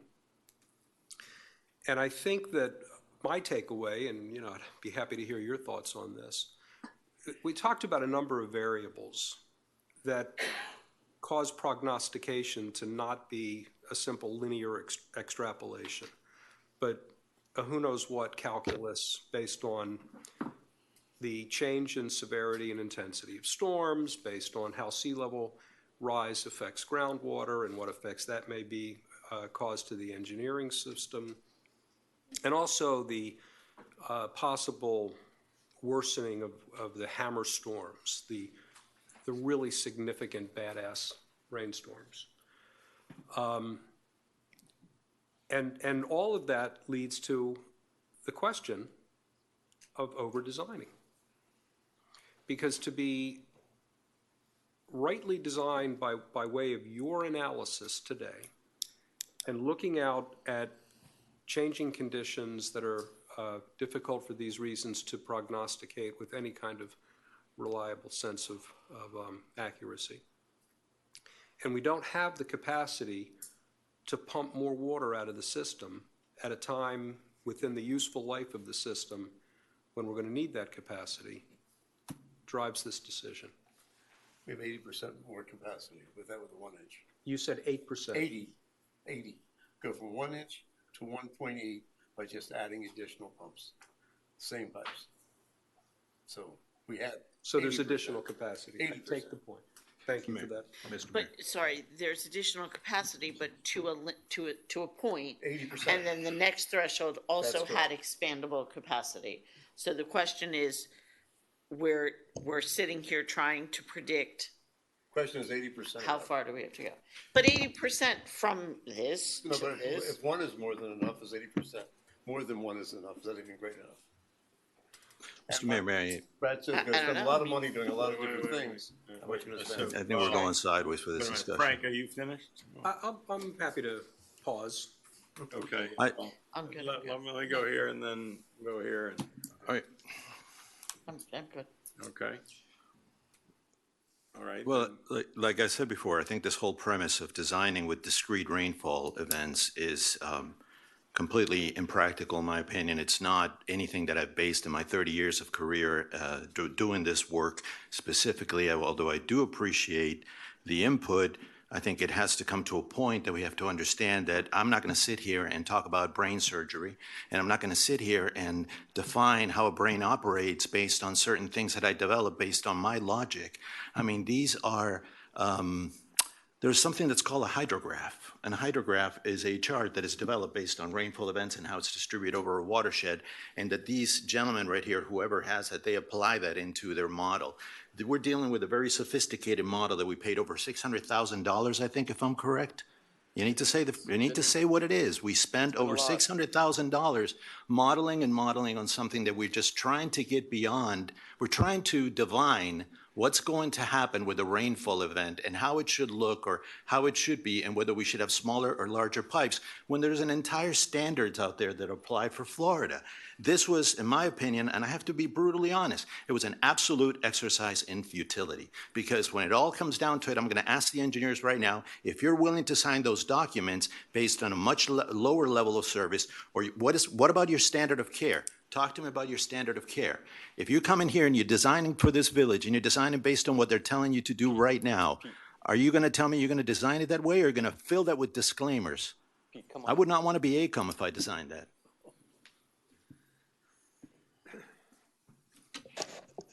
Pete, Pete Hernandez. Standard of care. I'm sorry, go ahead. Yeah. AECOM, 2 Alhambra Plaza, Suite 900, Coral Gables. And the principal on this project,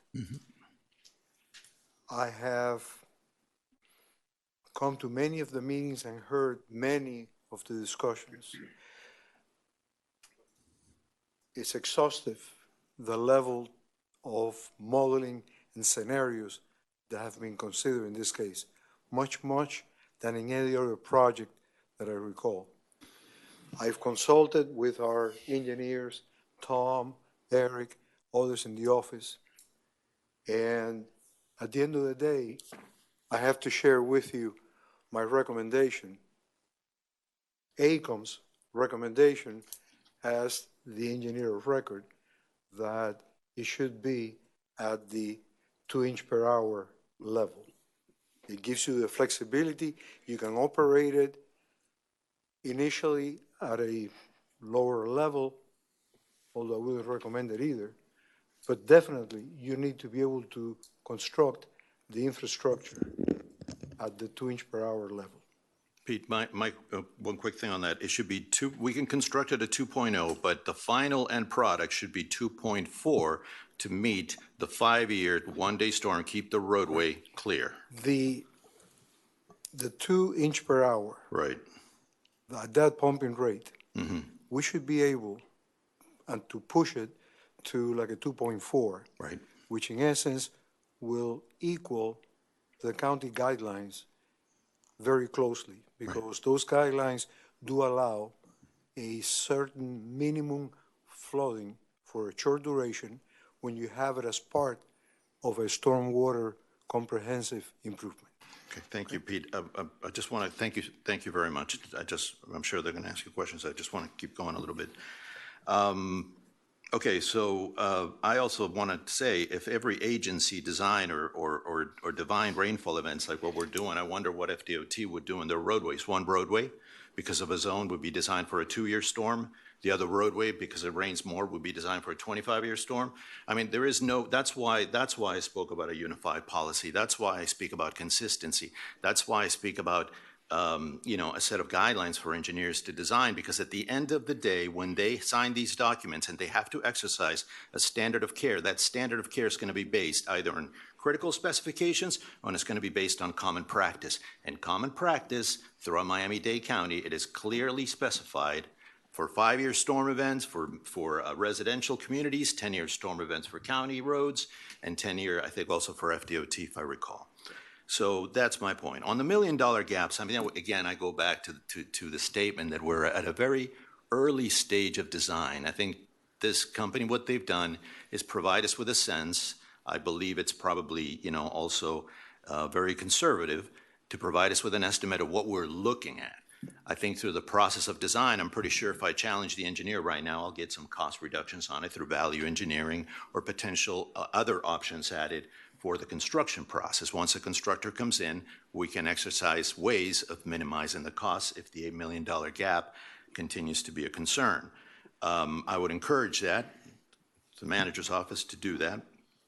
And also, we can't design for us.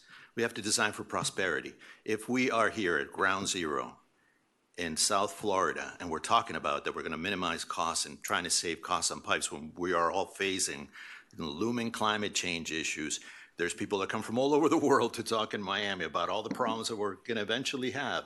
And with all those alerts and red flags that we have going on, we want to design something to handle very little, or in my opinion, very little.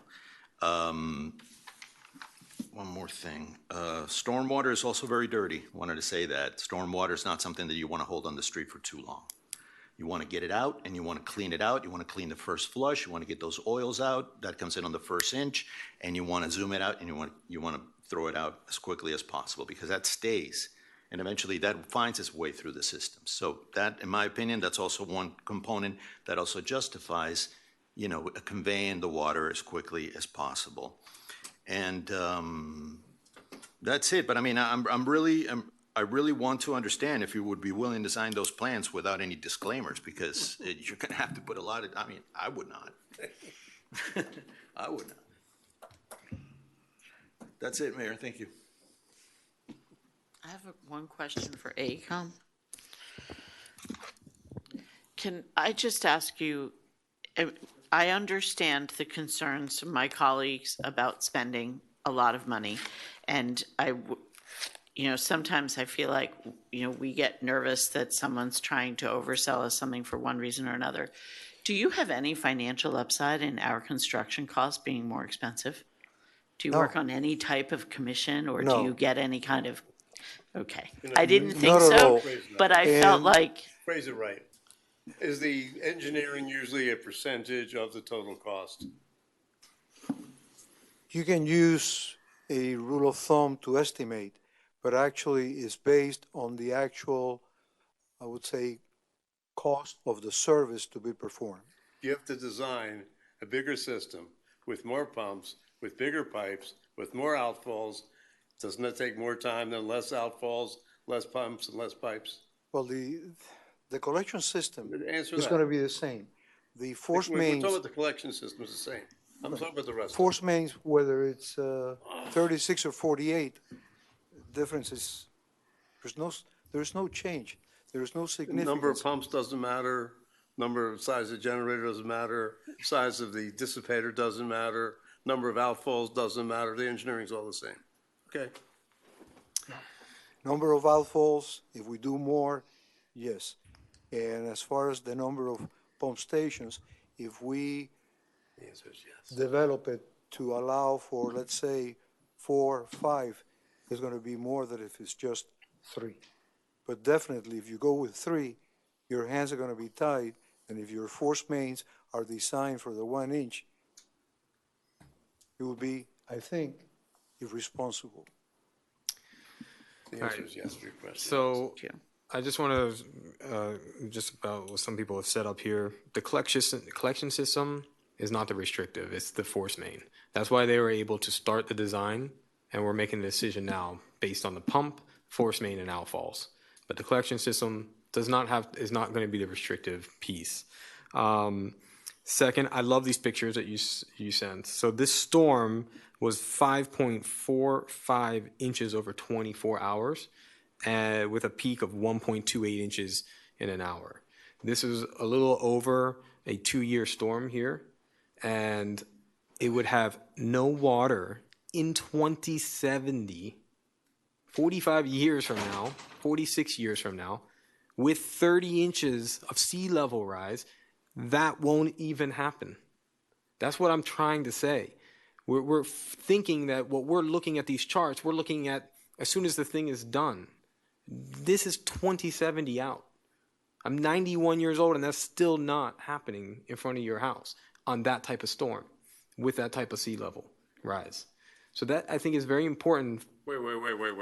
So we have scaled down from the 11-inch storm, which is where we started, and worked our way down to what you called a common storm, right? And then these happen, five times a year? This one happens once every 2 years. You have a 50% chance of that one happening each year. Actually, I've got to interject. Every year that I've been here for 4 years, we've seen storms like this multiple times a year. So okay, but you've been here for 4 years, and you can get 4 of them in 1 year, and then not see one for 20 years. That can't happen. I think it's a mischaracterization to say that this would only happen once in 2 years, which is But that's I think what you just said. statistically what a 2-year storm is. You will have a 50% chance of having it statistically once every 2 years. Will the And yet trend we go have up? them The trend twice a can go year up. for the last 4 But it's years. not going to be triple the amount. But I'm just saying that you can get storms that surpass that.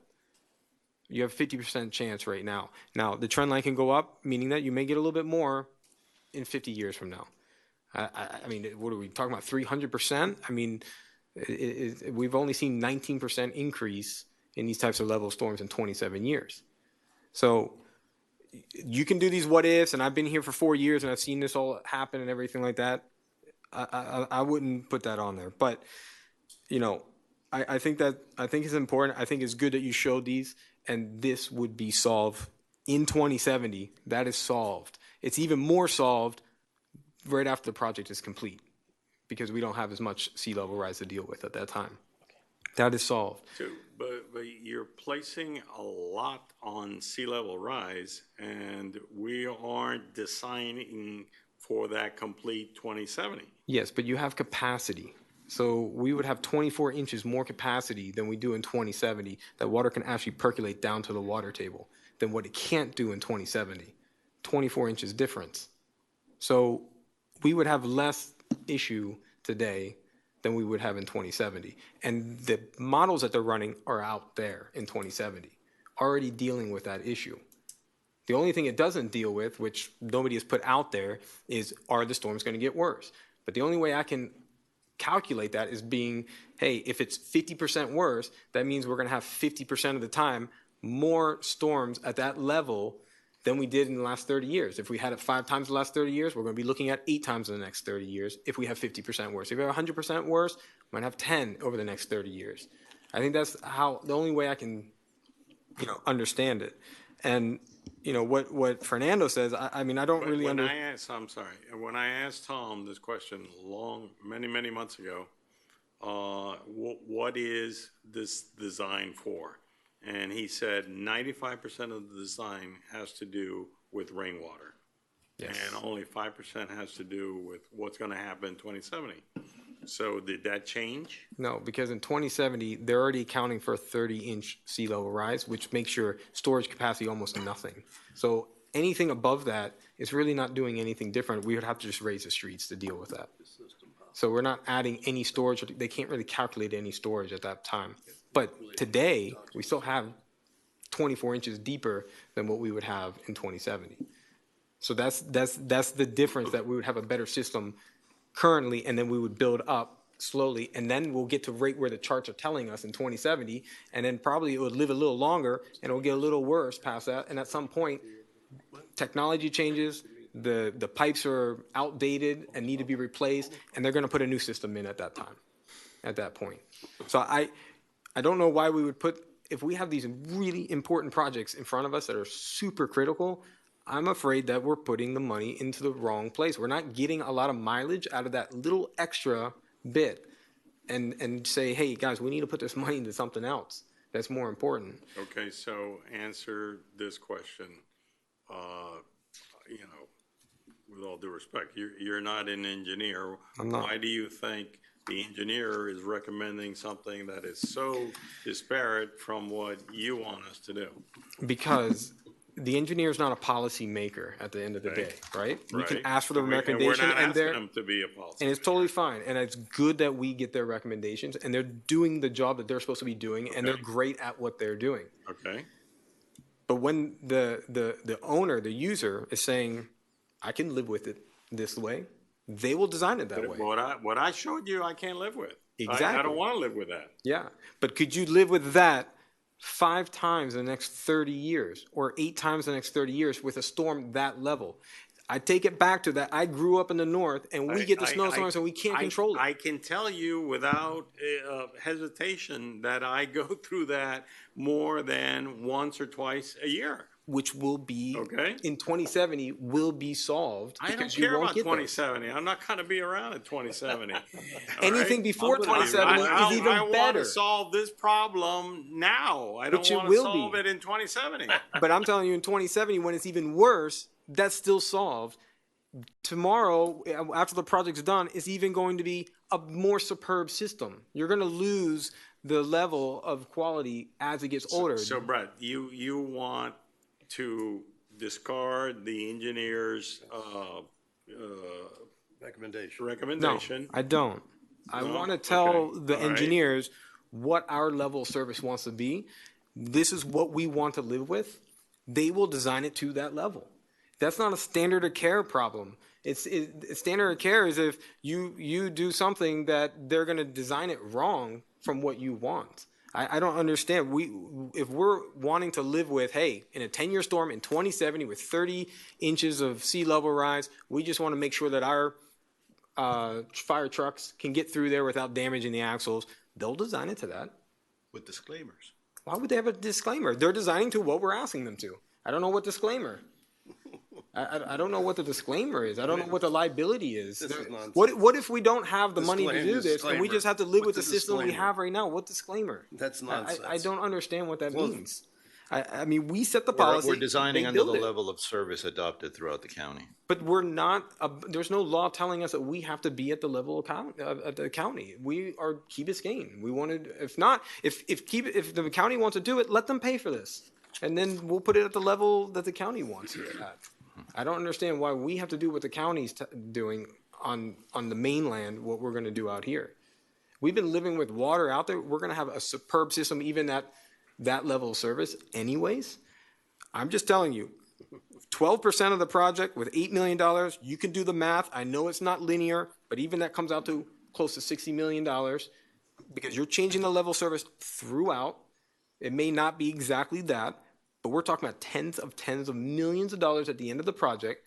And we have all these other things about burying power lines, our beaches, our breakwaters, maybe even having to do something in the Rickenbacker or doing something on the bridges.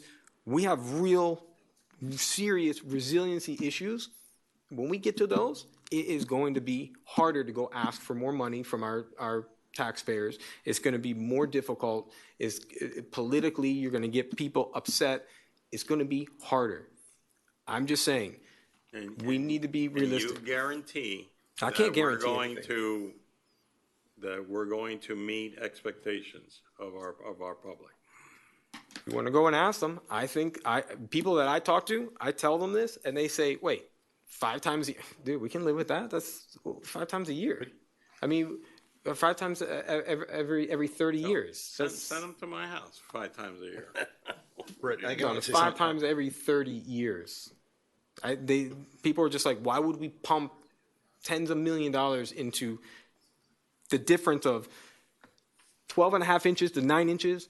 Difference of being gone in 3.5 hours to being gone in 1 hour and 15 minutes.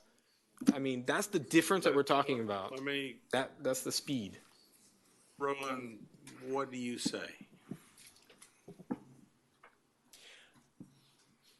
That's actually. You gave us to pick from all these things, so, okay, so now what? My recommendation is to build an adaptable system. It's going to be in line with what AECOM's recommending, and that adaptable system will be built to accommodate a maximum of 2 inches per hour, but it can operate at 1 inch per hour at this point in time. So what's wrong with that? If it needs to operate at 1.0 inches per hour because that's the level of service that we want, then it will be able to do that. But it will also be able to be taken up to where it needs to be to address the problems that we are encountering now and into the future. Now, I mean, the issue that you keep bringing up about statistically a storm is only going to happen 5 times in 30 years is a bit of a misrepresentation of hydrologic principles.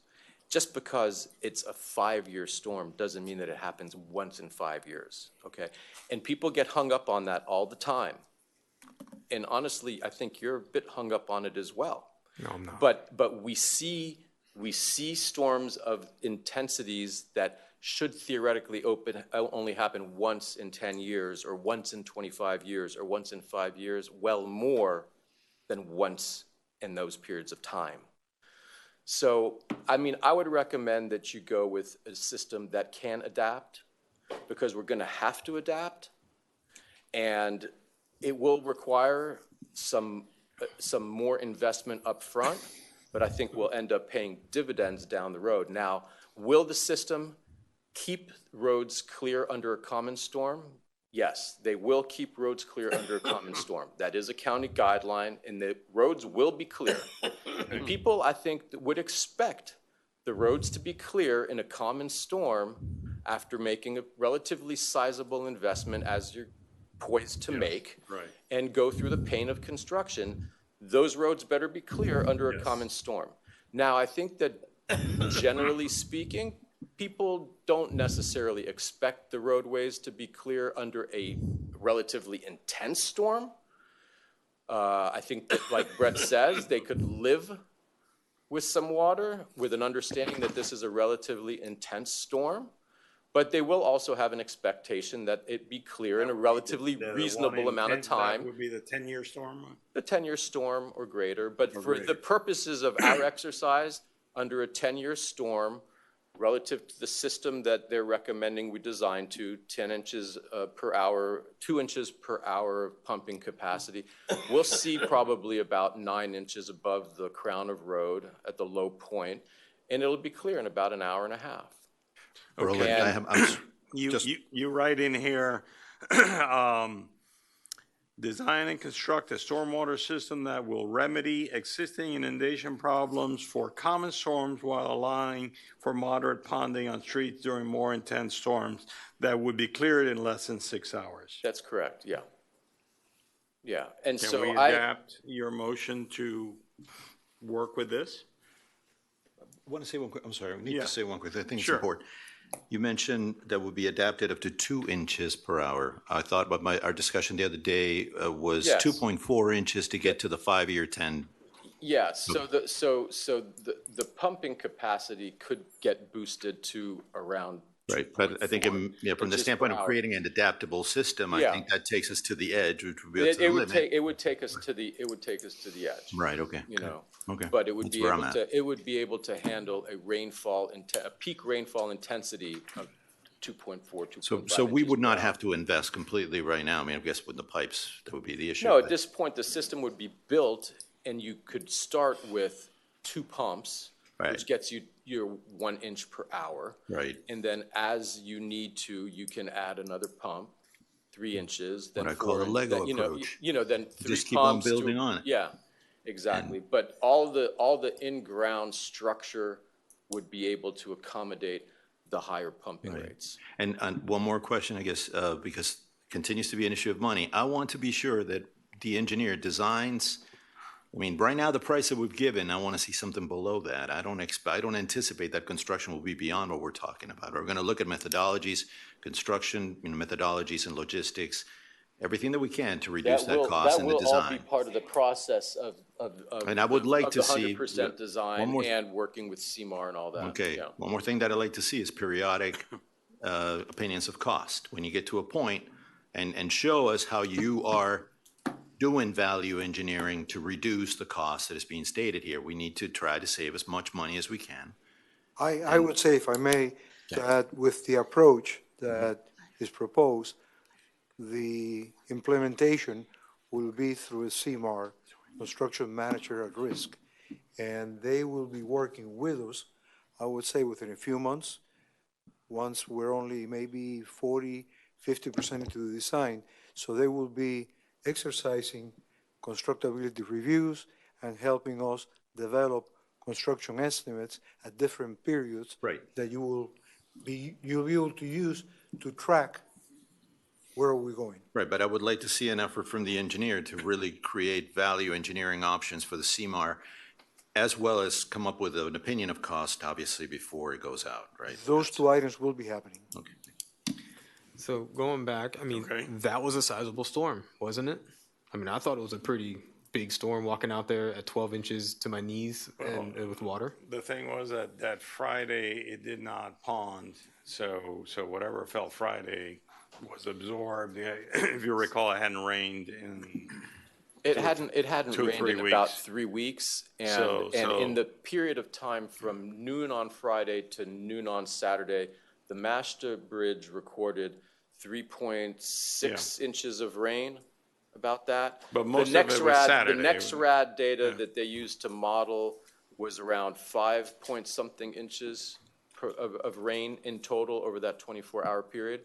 So, I mean, it's not an extreme storm in any way, shape, or form. No, I That know it's storm not. was I know it's not as at all. extreme, but it was a pretty significant storm that caused pretty deep flooding. That in 2070, even with our 1-inch pump, it would be clear. I think people can understand that an intense storm, like Roland said, they can live with some water. I still think that in 2070, with an intense storm being 12 inches in the roadway, gone in 3.5 hours, even with that storm would be amazing how fast it could disappear. We're talking about in 2070 on a super intense storm, it being doing that. Okay, I mean, so, excuse me, what do we think about this hybrid where we do the one thing and then we build up to it? Well, if we're doing the hybrid up to the 2 inches, you're still paying for a 2-inch system, Pass the 1/8. and you're going to have to do that same level of service everywhere on all of them because you can't give it to one and not the other. So we're not really doing anything other than just not putting the pumps in right now. We'll just do those later, which are about $1 million a piece, saving a couple $1 million. But I don't see that as being. I mean, if you want to do the expansion, which I'm not for, I would keep it under that 2-inch to not go over that amount, but and go up to 1.5 or whatever it is, 1.8, with ever the system. But I still don't think that we would ever expand the system. You're never going to come in To the 2 inches, direction. I mean, it's not that direction. It's 2 inches, you do 2 inches. It's just whether you want to put the pumps in now or later. Okay. That's all. It's not a settled question, nor has it ever been, I think, that if we do one thing here, we have to do the same thing everywhere. Well, and I think Level the other service. important, but you don't need the same tools in each area to achieve the same level of service, right? Like there's areas that are not going to require I get that. the same infrastructure and expense as the worst part of the village. But if you're saying that you're going to make it expandable to be a bigger level of service, to hold more if things get worse, even if the level of service still stays the same, but a smaller system, you still have to make that system over here expandable too. Yeah, but So that means you need to make your pump station larger to be able to put more pumps in, to maybe to make sure that you can expand in each of these areas. You need your outfalls to hold the capacity of the larger amount. You need your easements there. You need everything to be larger and more of to get to that second But part. remember the conversation a couple of meetings ago of the integrated nature of design for this phase and other phases, so that each one drains itself without interdependence. Yeah. And second point, recognizing that I think the hydrological conditions were different in different zones. I don't think that was a working assumption. The hydrological things, different amounts of rain, or the fact that it's No, different no. contours of the streets? Yeah, that. Streets. And we're going to redesign. Is the analytical intersection, to respond to all of this, again, the simple premise that your extrapolation may be wrong? It sort of boils down to worsening conditions, despite this 19% trend line number. I think we've all observed it rains quite a lot. It rains hard. I flood on Palmwood pretty often. And it lasts maybe a day, maybe less than a day, but, we live with it. But we're trying to abate those conditions, right? And the analytical premise that we've talked about 100 times, and we're still talking I'm about sorry, your house is a little bit worse than mine? Yeah, his is worse. I think my things drain to the left of me quicker than they drain in front of my house and to the right of me. To the right of you is like Yeah, it's the worst. river. It's like I'm not sure Venice. why that is, by the way, but Seems like it's not working.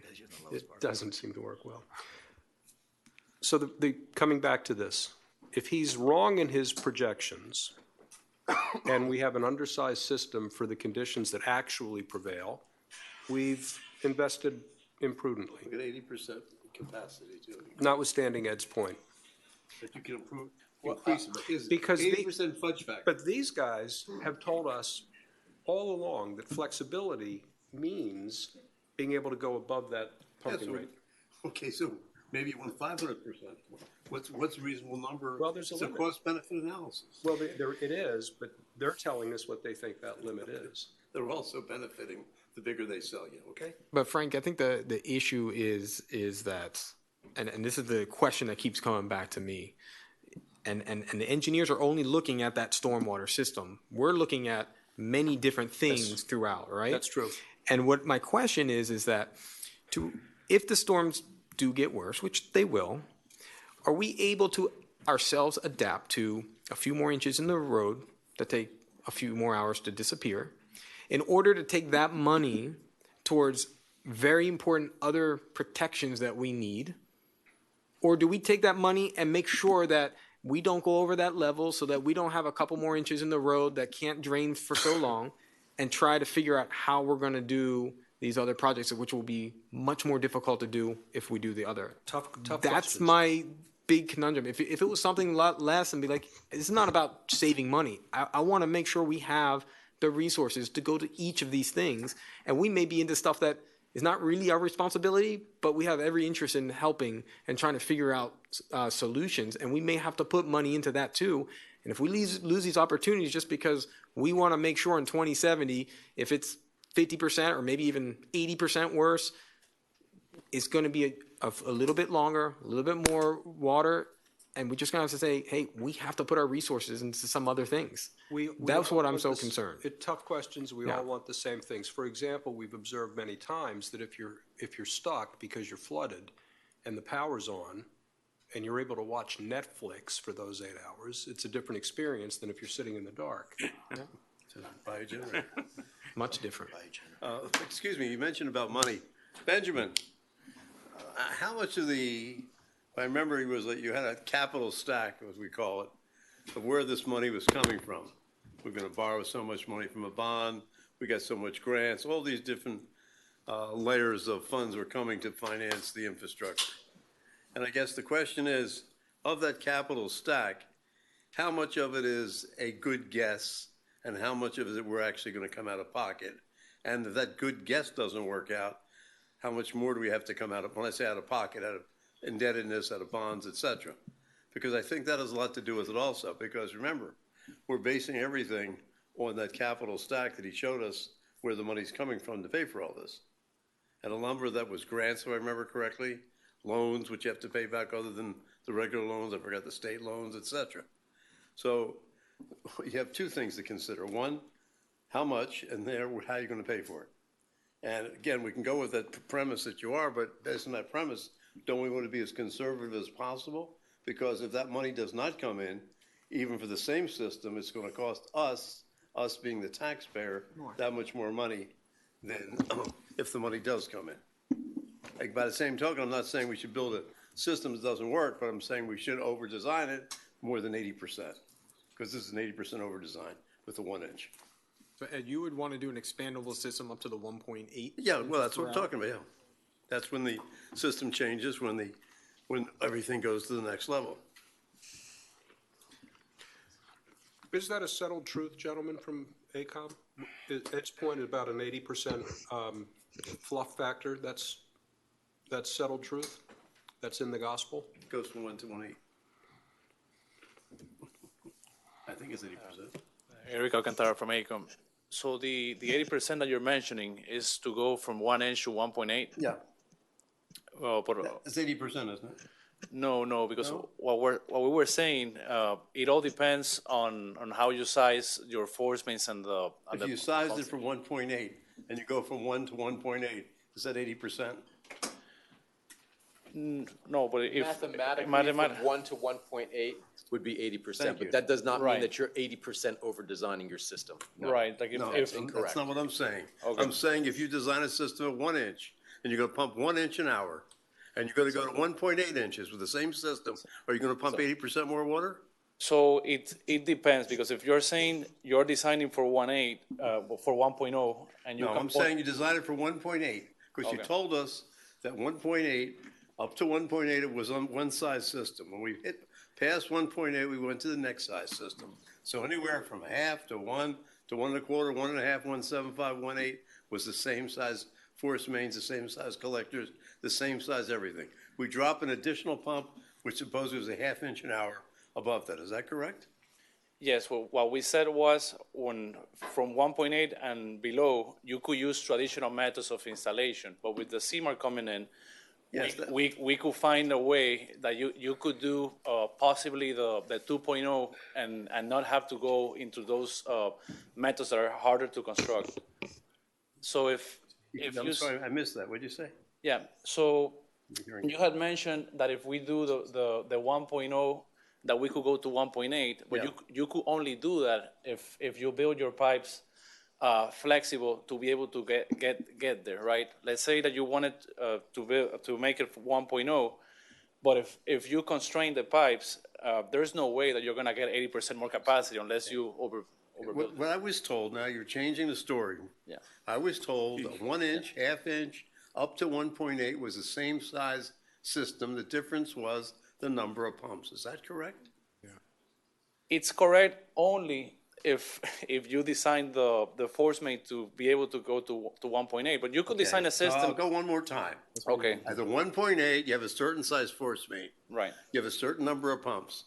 1 inch, you have the same force main, you have less pumps, the same diameter pipe. That's incorrect, actually. What? You don't have the same, you do not have the same force main at 1 inch that you would have Right. at 1.8 He's inch saying or to at 2 inches. design it Excuse as me. It's not 1.8. correct. I was guys. told you did, Roland. No, No, okay. that's okay. So No, let me so you're not- let me try to answer. I think So- if I remember, let me just say, Yeah, go ahead. if I remember the discussion, not to muddle it up, I thought we were talking about, the reason why the cost jumped so much is because when we escalated from 1.8 or 1.0 to 1.8, I can't remember where the gap 1.8 was. was the number. Yeah, we were looking at bigger pipes, which triggered, we could not do it open trench. Right. And it triggered a methodology for construction that's called microtunneling. And that is far more expensive. understand that. So I think if that's what you're No, referring to. No, I'm referring to, that was two things. One, obviously, if you take a 36-inch pipe and you go to a 48-inch pipe. Yeah. You're not increasing the size, going from 3 to 16, 9 to 16, or whatever the hell that comes out to, 60, 70%. It's a lot more than that, because handling a 48-inch pipe is much slower than taking a 30-inch pipe. Open trench on one thing versus. You still have to microtunnel- open up the whole road at that Excuse size. me? You'll still have to break the But whole I'm road at still that saying, size. You don't- when you you're won't get tunneling, much. it's more expensive Yeah. than when you have an open trench. You agree? Yes. Yeah, but Fine. it presents The a lot bigger of the- challenges. So all I'm saying is that all those things considered, they told us 1.8 was the magic number, okay? Where we had to go to bigger force mains. and That's what I bigger- recall, yes. All right? So now they're saying, oh, no, it's not 80% difference in 1.8. Somehow, a couple of weeks ago, to go from 1 inch to 1.8, all we had to do was add more pumps. Now we're saying, So, that's not the case. No, Councilmember London, now I understand what you're saying. So what we told you, there's a range of pipes that you're correct. From 1 to 1.8, you could operate. But that doesn't mean that when you're at 1.0, you are designing to the max capacity of 1.0. Let's say that the best practice for a pipe is 5 feet per second, the velocity. So we're giving you a pipe that at 1.8 is maxed out, constrained, like at the 5 feet per second. But if you have it at 1 inch per hour, you have ability to expand. So when you go beyond the threshold of the 1.8, if you want to have a pipe that handles 1.8 to 2.4, you will have to move the leap forward. So if you design with the pipe that's 1 to 1.8, you are constraining yourself and you cannot adapt. I'm agreeing. So I'm adapt with saying, one- now going from 1 to 1.8, it's a difference of 80% more water being pumped. Is that correct? Yeah, what I get lost is when you say the 80%. Because 1.8 is 80% more water than 1. His point agree? is he We're feels that one inch no, is enough. No. And 1.8 Because is 80%. it's not, yeah, it's not a, it's not a. That's inches. That's nothing to do No, with that's what I'm water talking about. flow. That's what we've been talking about. Okay, Inches of rain per hour. Yeah. You want capacity of how much flow per second, a cubic feet per second between the two That is going to be, pumps. again, by the number of pumps. The that's all threshold water from point there. is one, I guess, Oh, man. we're comparing inches with Right, water floods where it got all weird and. It's not weird. It's Can I simple. amend then, So- Please. based on what you're saying? Please. Can we set the level of service at the 16 inches or whatever, the 15, I don't care, because it will be at the 1 inch. The 15 inches at the 10-year, 24-hour storm that we've already set, with the ability that it can be expandable up to the most that that pipe can take, which is 1.8 inches per hour. So we have an expandable system. I don't think it needs to go to the bigger pipes, the next size up, Right. because we have still a capacity that we can adjust to help with people who are worried about adjusting past 2070, or if the rains get a little bit stronger. I don't think we'll ever use it. If you, well, I'm sorry, Brett, go ahead. No, I was just wondering if that can be the amendment to, If I may, what my motion was. I want to just quickly talk on that a little bit. When we're thinking about designing for, we don't know what's going to happen so many years from now. I think for us to put ourselves in that position, into that context, I think it just leaves us in a divining condition of what's going to happen and what's not going to happen. They've provided us with a pretty pragmatic approach. You know, we can carry so much flow, the pipe sizes can be so much up to 1.8. Then if you want to go beyond that, it's going to be bigger pipes, and that's going to take us to the level of service that we need to get to meet the Miami-Dade County criteria. That's one thing. The next thing is if we're designing for the future, we don't want to design for today. We want to design for the future. We don't know what the future is going to bring up. There's 3 or 4 curves out there that are showing some, positive scenario. None of them are positive, but better than others. And we've adopted the average curve, but we don't know what's going to happen. I think it behooves all of us to think for the future and for posterity. That's what we're here for. We're not here to make a decision for today. We're here to make a decision for the public and for posterity, because these things are going to be buried below ground and they're going to be there forever. And I tell you what, there's no difference between installing a 36-inch pipe to a 42-inch pipe on a roadway like that. You got to tear out all the utilities. You got to open up the road. You're going to break sewers. You're going to have chaos and mayhem there. So it's not going to happen. It's certainly something that you're not going to want to happen again. So I would recommend, let's go with the whole thing right now. Let's go meet the 2.4 level of service, start at 2, wherever you need to, and escalate it up to a 2.4 when we need to. That way we don't have to see the thing is buried, gone, Okay. and gone forever. All right, we beat it pretty good here. So there is a motion on the table here. Let's go ahead and vote on that motion, and if that fails, then we'll move on to something else. So. Member Moss, when you first made your motion, you said 16 inches, and then you just changed it to 15, or is it at 16 inches over the crown of the road? Let's make it 15 inches over the crown of road. Over the crown over the road for no more than 12 hours in a 10-year, 24-hour storm with the ability for it to be expandable to 1.8 inches per hour. Okay, thank you. May I do a roll call, please? Yes, please. All right, Councilmember London, Yes. Vice Mayor McCormick, No. Councilmember Moss, Yes. Councilmember Sardinius, No. Councilmember Vasquez, No. Mayor Roscoe, No. Councilmember Kaplan. No. A motion fails. Okay. Can we go to the next step here?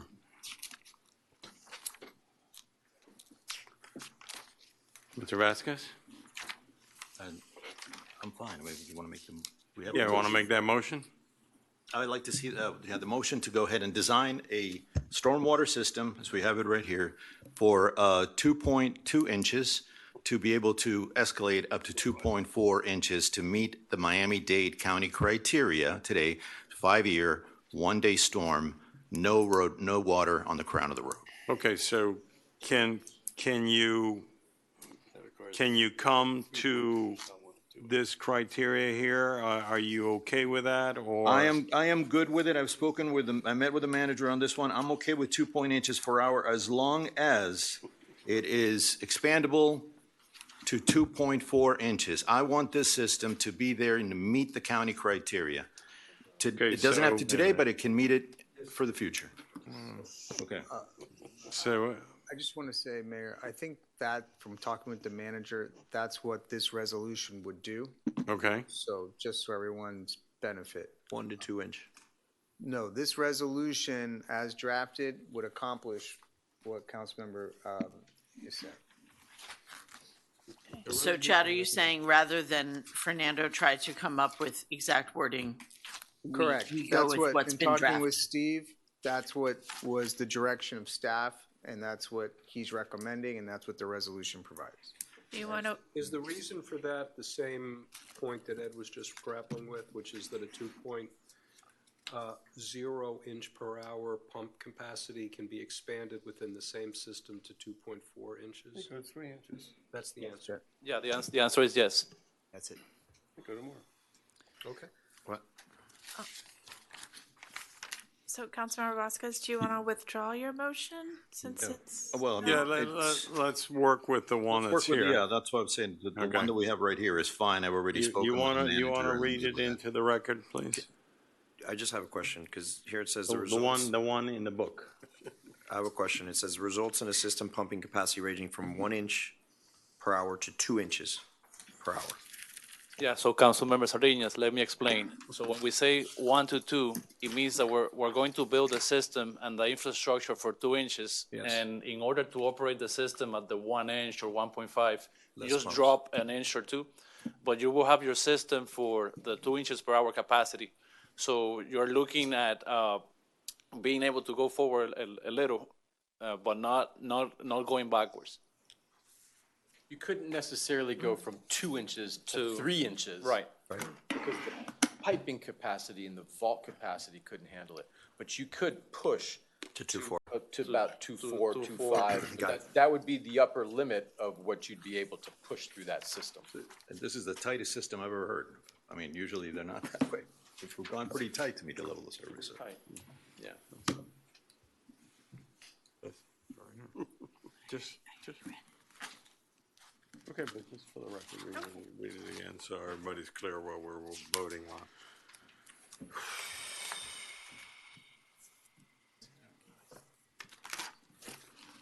I'm going to read the resolution title again. A resolution of the Village Council of the Village of Key Biscayne, Florida, authorizing the village manager to proceed with pump size, force main, and/or outfall design task orders under AECom Technical Services, Inc.'s work order number 3B for the K-8 school stormwater drainage improvements project and providing for an effective date. Move. That's Second. been moved and seconded Move the second. already. On the resolution, I'm not sure that we've come to a final determination, but for me, one of the advantages of the zone is that it would satisfy what my colleague Brett Moss is trying to accomplish, is that we can always put future zones on hold if some resilient project comes forward that should take precedence over it.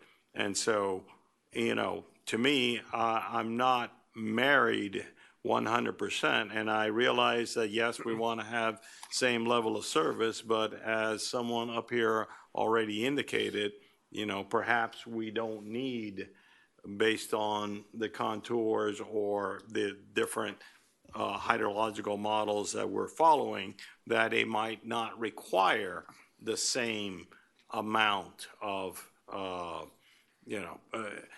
in terms of fulfilling what that level of service is. Am I right that we can stop at different zones? Of course we could, Mr. Mayor. Okay, all right. What about the bearing and the power lines? We can just do those separate? We could do those separately, yes. Okay. Okay. Okay, on the resolution before us? May I do a roll call, sir? Yeah, but I know we beat this thing pretty good, but just in case, I want to make sure everybody's got any questions. Okay, seeing none, go ahead, Madam Clerk. Councilmember London. No. Vice Mayor McCormick. Yes. Councilmember Moss. No. Councilmember Sardinius. Yes. Councilmember Vasquez. Yes. Mayor Roscoe. Yes. Councilmember Kaplan. Yes. Motion carries. Okay. Mr. Mayor, do we have one Wait. ordinance remaining Wait a minute. and then Let me get back there. a couple resolutions still? Which ordinance is that? Budget amendment? Oh, yeah. Okay, let's do we just did 10B, right? Yes, we did. Okay, and there are no other, oh yeah, there's There's 9D. the Let me, before we go to 10C. 9D, let's do 10C 10C and 10D, get those out of the way. Okay. A resolution of the Village Council of the Village of Key Biscayne, Florida, selecting Fireworks by Grucci, Inc. for July 4th fireworks display services, providing for authorization, and providing for an effective date. Move. Second. Thank you. Any questions? Yeah, what was Yeah. the amount that we used to have last year? Because it seemed like this was like a 50% increase. 46%. It was 46%. 133, I think, or something like that. That's a huge increase. Yeah, so, remember, we went out to bid in 2017 on our existing contract. It got extended 2 years due to the pandemic. So that's an extremely long duration between competitive bidding that I think contributes to a greater percentage increase than we're accustomed to from contract to contract. Has there ever been a consideration for laser shows as opposed to firecrackers Or drones. or drones? Sure. I mean, What's the cost differential there? I can do some research and look at it. I know Coral Yeah, Gables is. You're off on a tangent here. No, I don't want to ask No, questions about wait, that. wait. We have a procurement item in front of us. We deal with that. You can come back and. We're about to go into a 3-year contract here. With a 5-day out clause for the village. You can always get out. Yeah, but we're not going to meet again in the next 5 days. No, what I'm saying is if. Yeah, you can get out. We're at a point, for this 4th of July, if you wanted an alternative show, you wouldn't be able to get it. Right. You couldn't get a drone show now for the 4th of July if you told me Got it. today. Next year. Yeah, go do that. I see what you're saying. We can get out.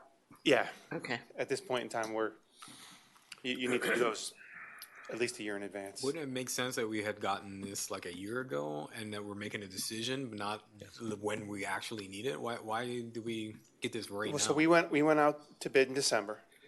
But why not last December we go out to bid for this year? Or Because right it wouldn't- after the last, or in August. We have to do it in the fiscal year. Maybe we could a little bit earlier in the future, so you have a better idea. But this time we went out to bid on December. We spent a little time, both Benjamin and I, negotiating. We knew that the increase was going to be a point of contention, so we had several meetings with Grucci, but they stood by their reasoning that That was negotiated, that price? So what we did do, that was the fixed price. We did negotiate the body of the show to be, we took some larger shells out and filled the show in. I mean, there's a couple variables in every show. It's the amount of shells you're using, the size of the shells you're using, the duration, and we are also a pyromusical, which is another element that adds to the show. In doing our research, we found out that Miami Beach went out for a barge show like ours with a budget of $125,000 and got 0 responses. They decided to use, instead of us, we used a fixed shell count. They used a not to exceed button. Theirs was 125. Nobody was willing to do a barge show for them at that. I asked you to check some other cities. Sure. What else did you get? I did do that.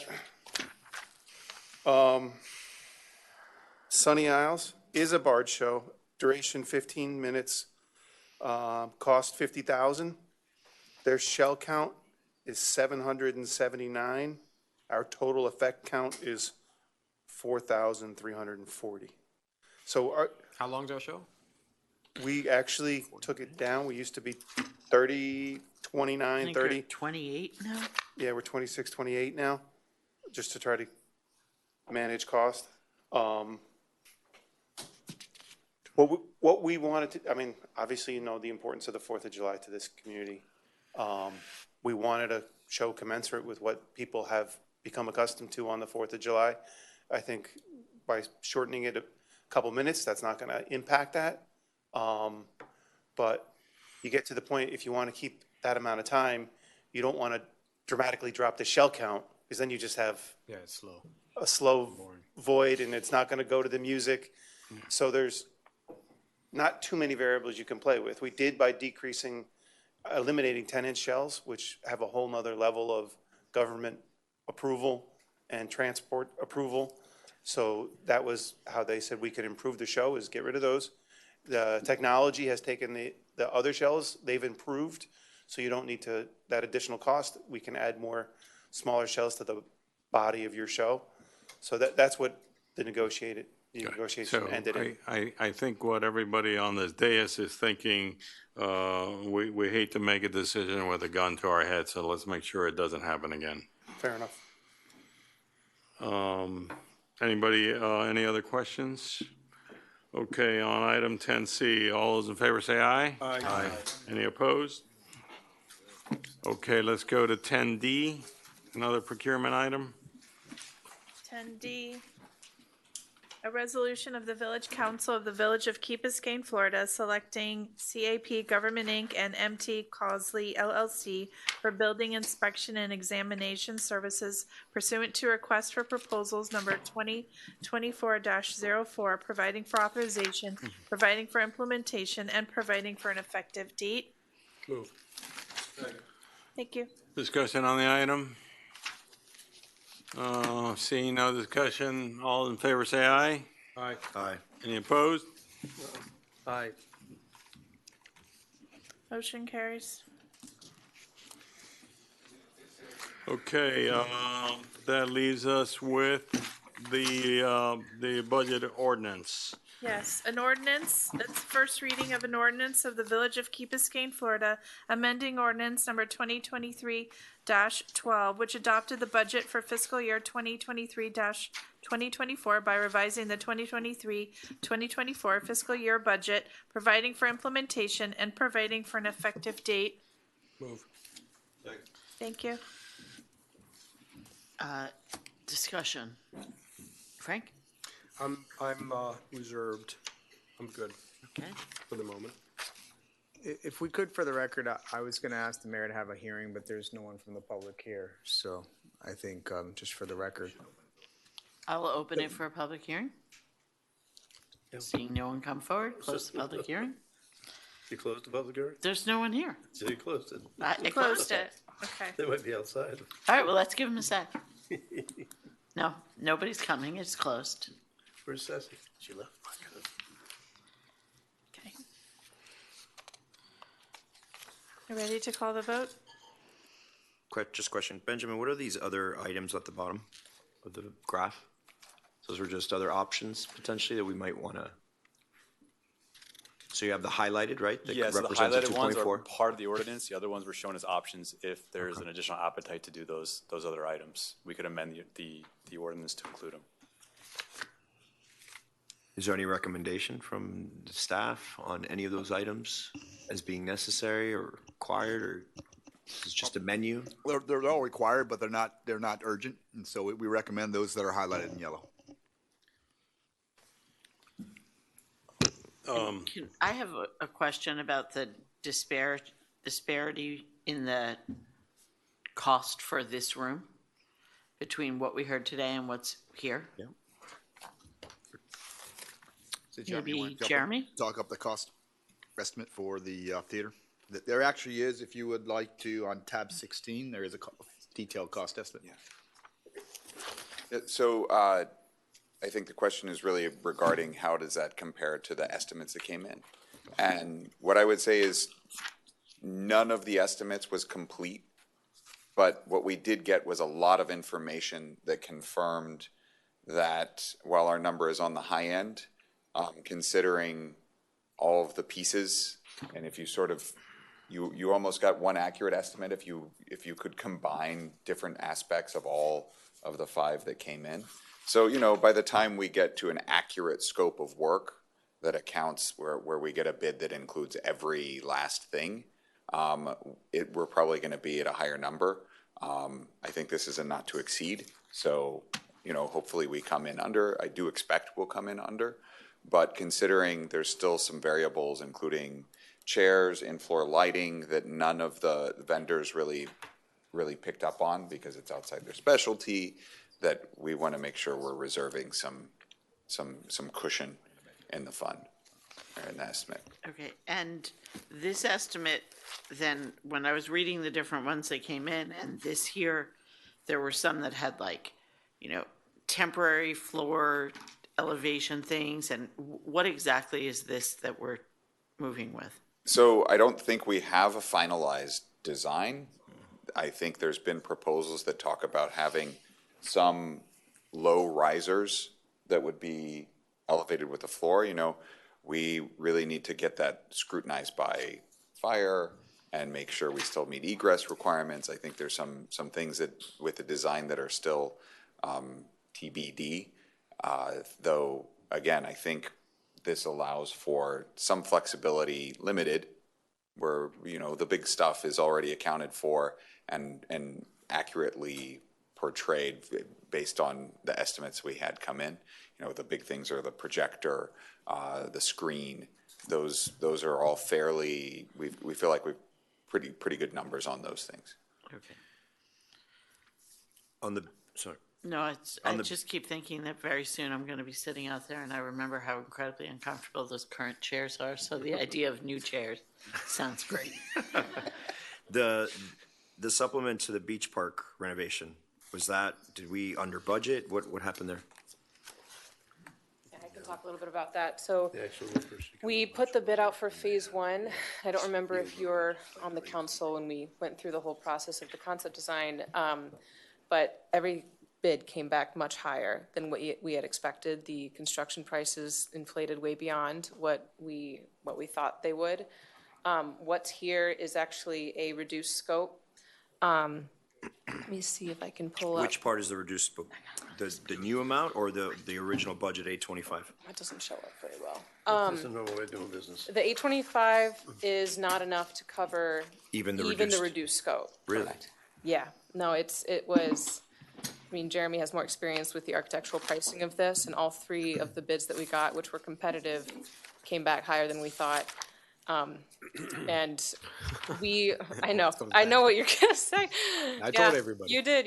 You're correct. What you can't see very well. You can't see very well here is, because it's very washed out. Is essentially this light purple is what we could do. So all of the pavilion renovations, including the roof replacement and restructuring, all of the interior work for the pavilion we were going to do, and the ADA ramp around it would be included. We'd take down the boardwalk, and temporarily, until we can do later phases, we would do just a brushed concrete sidewalk.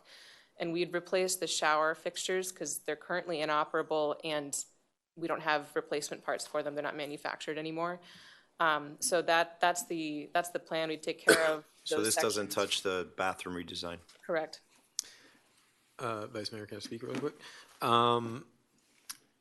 Just to combine these really quickly, because this is what I was going to ask for, but the community gardens, when she came up and spoke about it, I was like, oh my God, why have we not thought about putting this into this park? Because we have this whole land all the way at the other end that's not really doing anything. Yeah. This is a perfect place to have a community garden.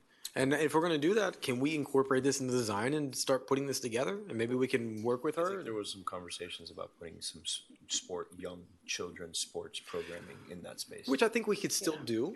I think we could share, but if we put everything like really far against there, maybe we could do a community garden. I thought it was an awesome idea. Jeremy looked like did you want to say something? He was saying no? Yeah, He was, yeah. I don't see why we couldn't, I don't see why we couldn't do that, especially because if you can see right now, phase 4 is that side area.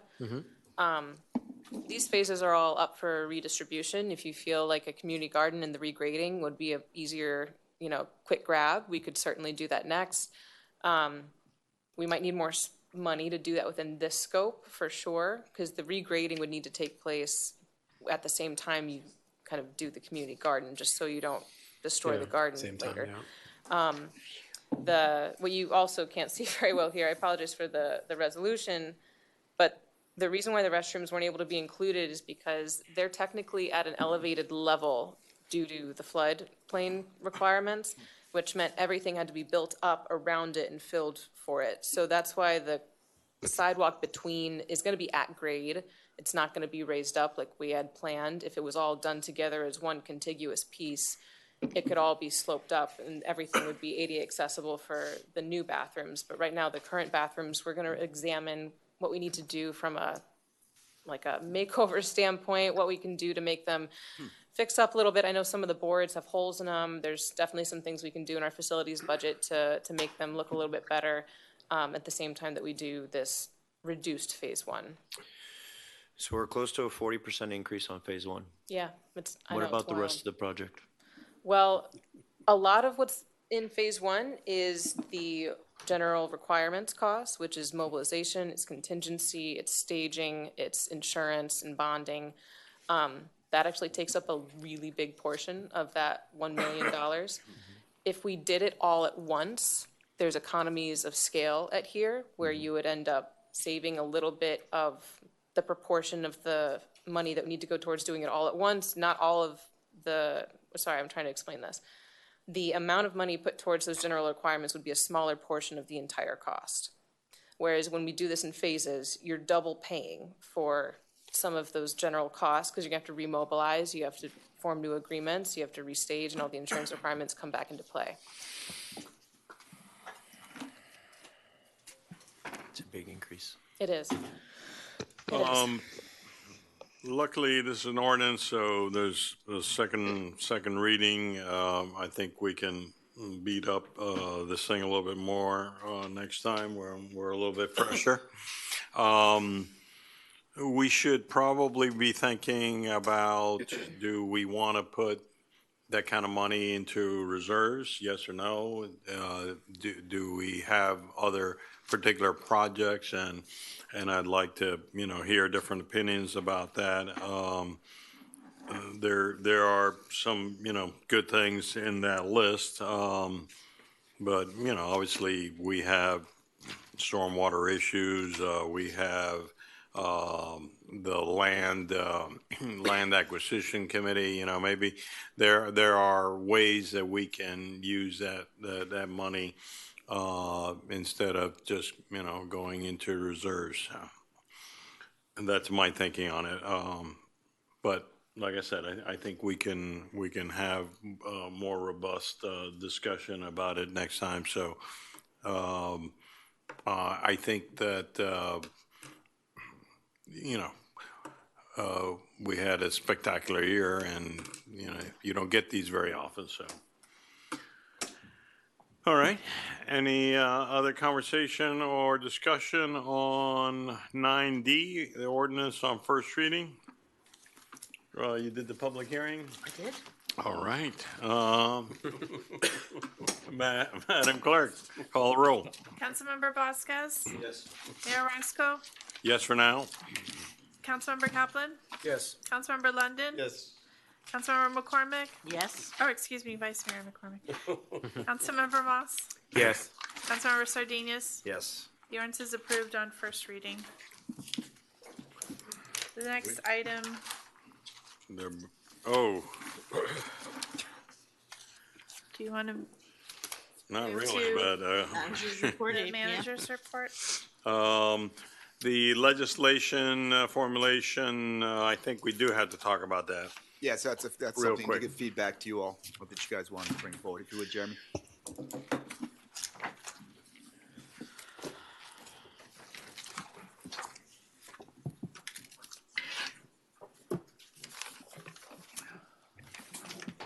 So this is specifically for 8-2. 8.2. Yes. The legislative agenda formulation timeline. Tab 15. Oh, so this is our proposed upcoming legislation that's related to building, planning, zoning. It's basically just trying to give you an early warning of the slate that we have in the pipeline. Of course, it does not include other items like that come up from applicants, like variances or site plan approvals. So this is administration-driven set of points. I think we're planning out some specifics in the near term, and then we get a little more general when we're into the fall with some of those upcoming items. I think one of the notable things that's been recently on the agenda, I'd like to break the sign ordinance into two pieces. One bring forward for institutional zones, and the other one for commercial office, because I think it's a simpler process for institutional, and there's some pressure to move on there based on St. Agnes's request specifically. So, and I think it's an easier lift, frankly. The other ones, we have some resiliency pieces. We have some related to improving zoning conditions. So, if there are any specific questions, let me know. Or if there's any priorities that you all have that we've missed, please let me know. Yeah, I'll call you tomorrow. Okay. Yeah, I definitely want to sit down and go through it a little bit more, because I still think that we have to look at the commercial district of certain heights and things like that because of this thing that was passed on the entry block. I think we need to relook at our code just to make sure that things are not adjusting size, but just making sure that scale is correct. No, I think it raises questions, so I would welcome that. Okay. Yeah, and that is the intent of this whole thing, is to begin this conversation to make sure that we're capturing everything that you all want to bring as well as what we want to bring and kind of sync them up together. Okay, that'd be great. Bonus package to offer to people for easements for storm sewer project. I've got two items in there for that. One related to expanded potential uses, and another one related to building form, particularly for waterfront sites. We actually had a public meeting discussing that. It wasn't particularly well attended, but we did float some ideas regarding how we could have some design flexibility for waterfront sites that would be minimal or very minimal impact to surrounding community and neighbors. And give value to induce them to make a deal. Correct. That's the idea. Okay. Thank you. Okay.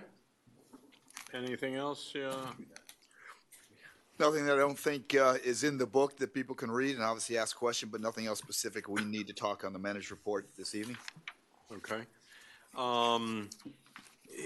Along the same lines of this budget situation, and the manager is going to be presenting stuff in May, but like we did last year, that I had suggested the committee of the whole just to have a conversation amongst us what we think are the priorities, and to make sure that we're going to be in line with some of the things that we've been working on, and maybe we have to switch gears on stuff. So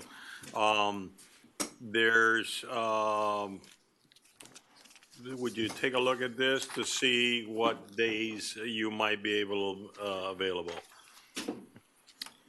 And with that, anything for the good of the order? I think you still have a couple items Discussion on the items. discussion. Frank's discussion item? You want me to defer till it's an earlier evening and we're less depleted, or I'm happy to give a quick report? Get over it, baby. You had something else? I think Ed has something on there. No. No? About the this room? The theater. About the what? About the room? theater. I think you had. No, Katie and Claire spoke. Okay. Oh, I thought there was a motion to pass it. No. Right. I think we've given them direction already. We okayed it in the order. So it's just a matter of, you know, having them come back and saying, here, this is the official version. EAB? And you already spoke about the community garden, so. Yeah. You want to take a pass on yours, or you want to try to do? Get it off, man. All right, let's do this real quick. We had, the idea here was to bring an important topic closer to top of mind. The March 15th meeting between South Florida and Treasure Coast Regional Planning Council focused a lot on basically the insurance crisis in Florida. So the problem in a nutshell is shrinking access to property and casualty insurance and rather egregiously rate increases, putting a real household squeeze throughout Florida, throughout a lot of the United States.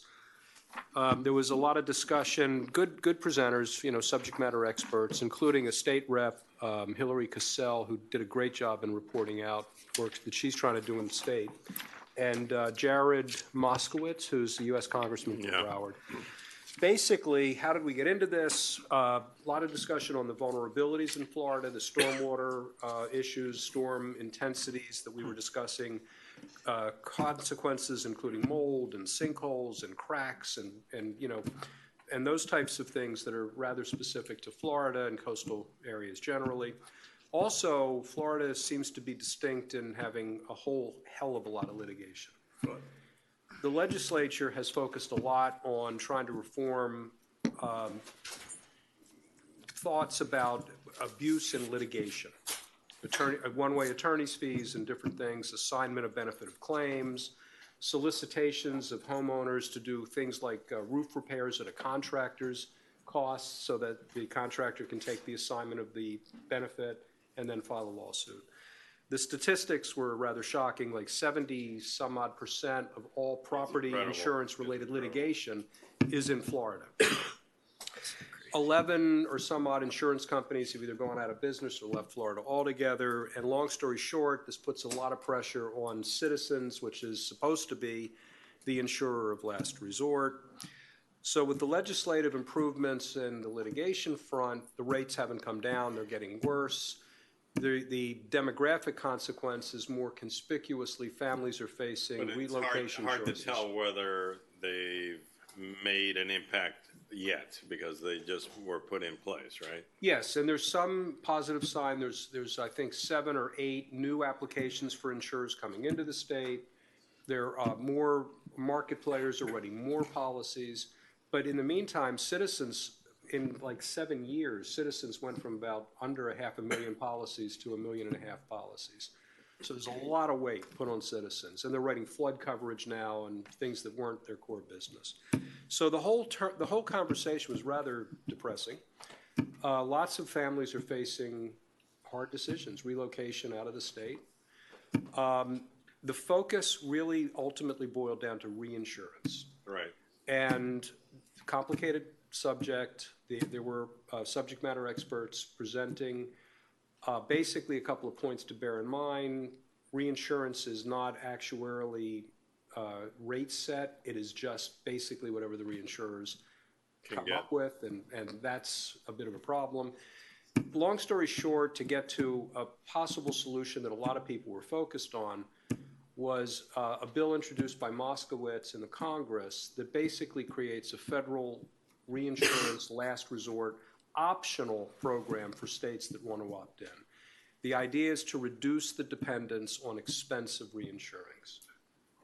And more on this, I got a handout for you guys that, that was published so you can read a little bit more at leisure, but it was an excellent presentation on a complicated and problematic subject. I give you some good news on that. The good news is that the policies, the laws were changed, I guess, last legislative session. Obviously, if you had a policy, you still could do assignment of benefits until that policy had to renew. So now everything is getting renewed for new policies, so there's no more assignment of benefits, and this has really helped the insurance companies. They're making money. Number two is that last year the reinsurers jacked prices up over 40%. Now this is a delayed effect because now ABC Insurance has to pay the reinsurer, but he can't raise his policy to you because your policy is for a year. And he can't raise it 40% without going to a big hearing. He can get about 14.9% easy. So he's going to lose money to the extent of that. Now, what's happened is now all of a sudden there's what they call in the reinsurance market capacity, which is how much money is at risk if people want to take on risk, reinsurers taking on risk. And it's a supply and demand business. It's completely unregulated. It's strictly supply and demand. The guy who writes the policy, he's regulated unless he's a surplus lines carrier, but then the policy he buys from the reinsurer, he's unregulated. And in order to make money in the business, you write more premium than you reinsure because then you keep 25, 30% as the MGA of the deal. So in one sense, you want to reinsure because you make money that way as long as the cost of reinsurance is equal or less than what you're charging the client. So, but now with reinsurance capacity, it appears now that more people are coming back in the reinsurance market. And as a result, prices will come down. The question is, how long will it take to be passed through to the individuals because they still got hurting from when it went up so high and they couldn't charge. But I think overall, since there was very little claims and catastrophes last year, people come back in the market. And they come back and forth on a regular basis. But the long-term effect, it does not look good. And the people are taking insurance policies from citizens. That's a game. And the game is you take the policies from citizens, you have an undercapitalized company, you take these MGA fee out of there, 25, 32%, and if you can stay in business for 2 years, you get all your capital back, and worse goes worse, you go broke, you're still way ahead of the game. Hopefully you don't happen, but the longer you stay in, you're fine. So this is why the big companies have got out of there, and these small companies are ones who are in the Small companies are like a casino. That's a business. Yeah. Anyway, so that's the racket. Okay. Anything for the good of the order? Seeing none, all those in favor of adjourning? Aye. Aye. Any discussion? No discussion? Good evening. No discussion. You didn't call for discussion. It's too early.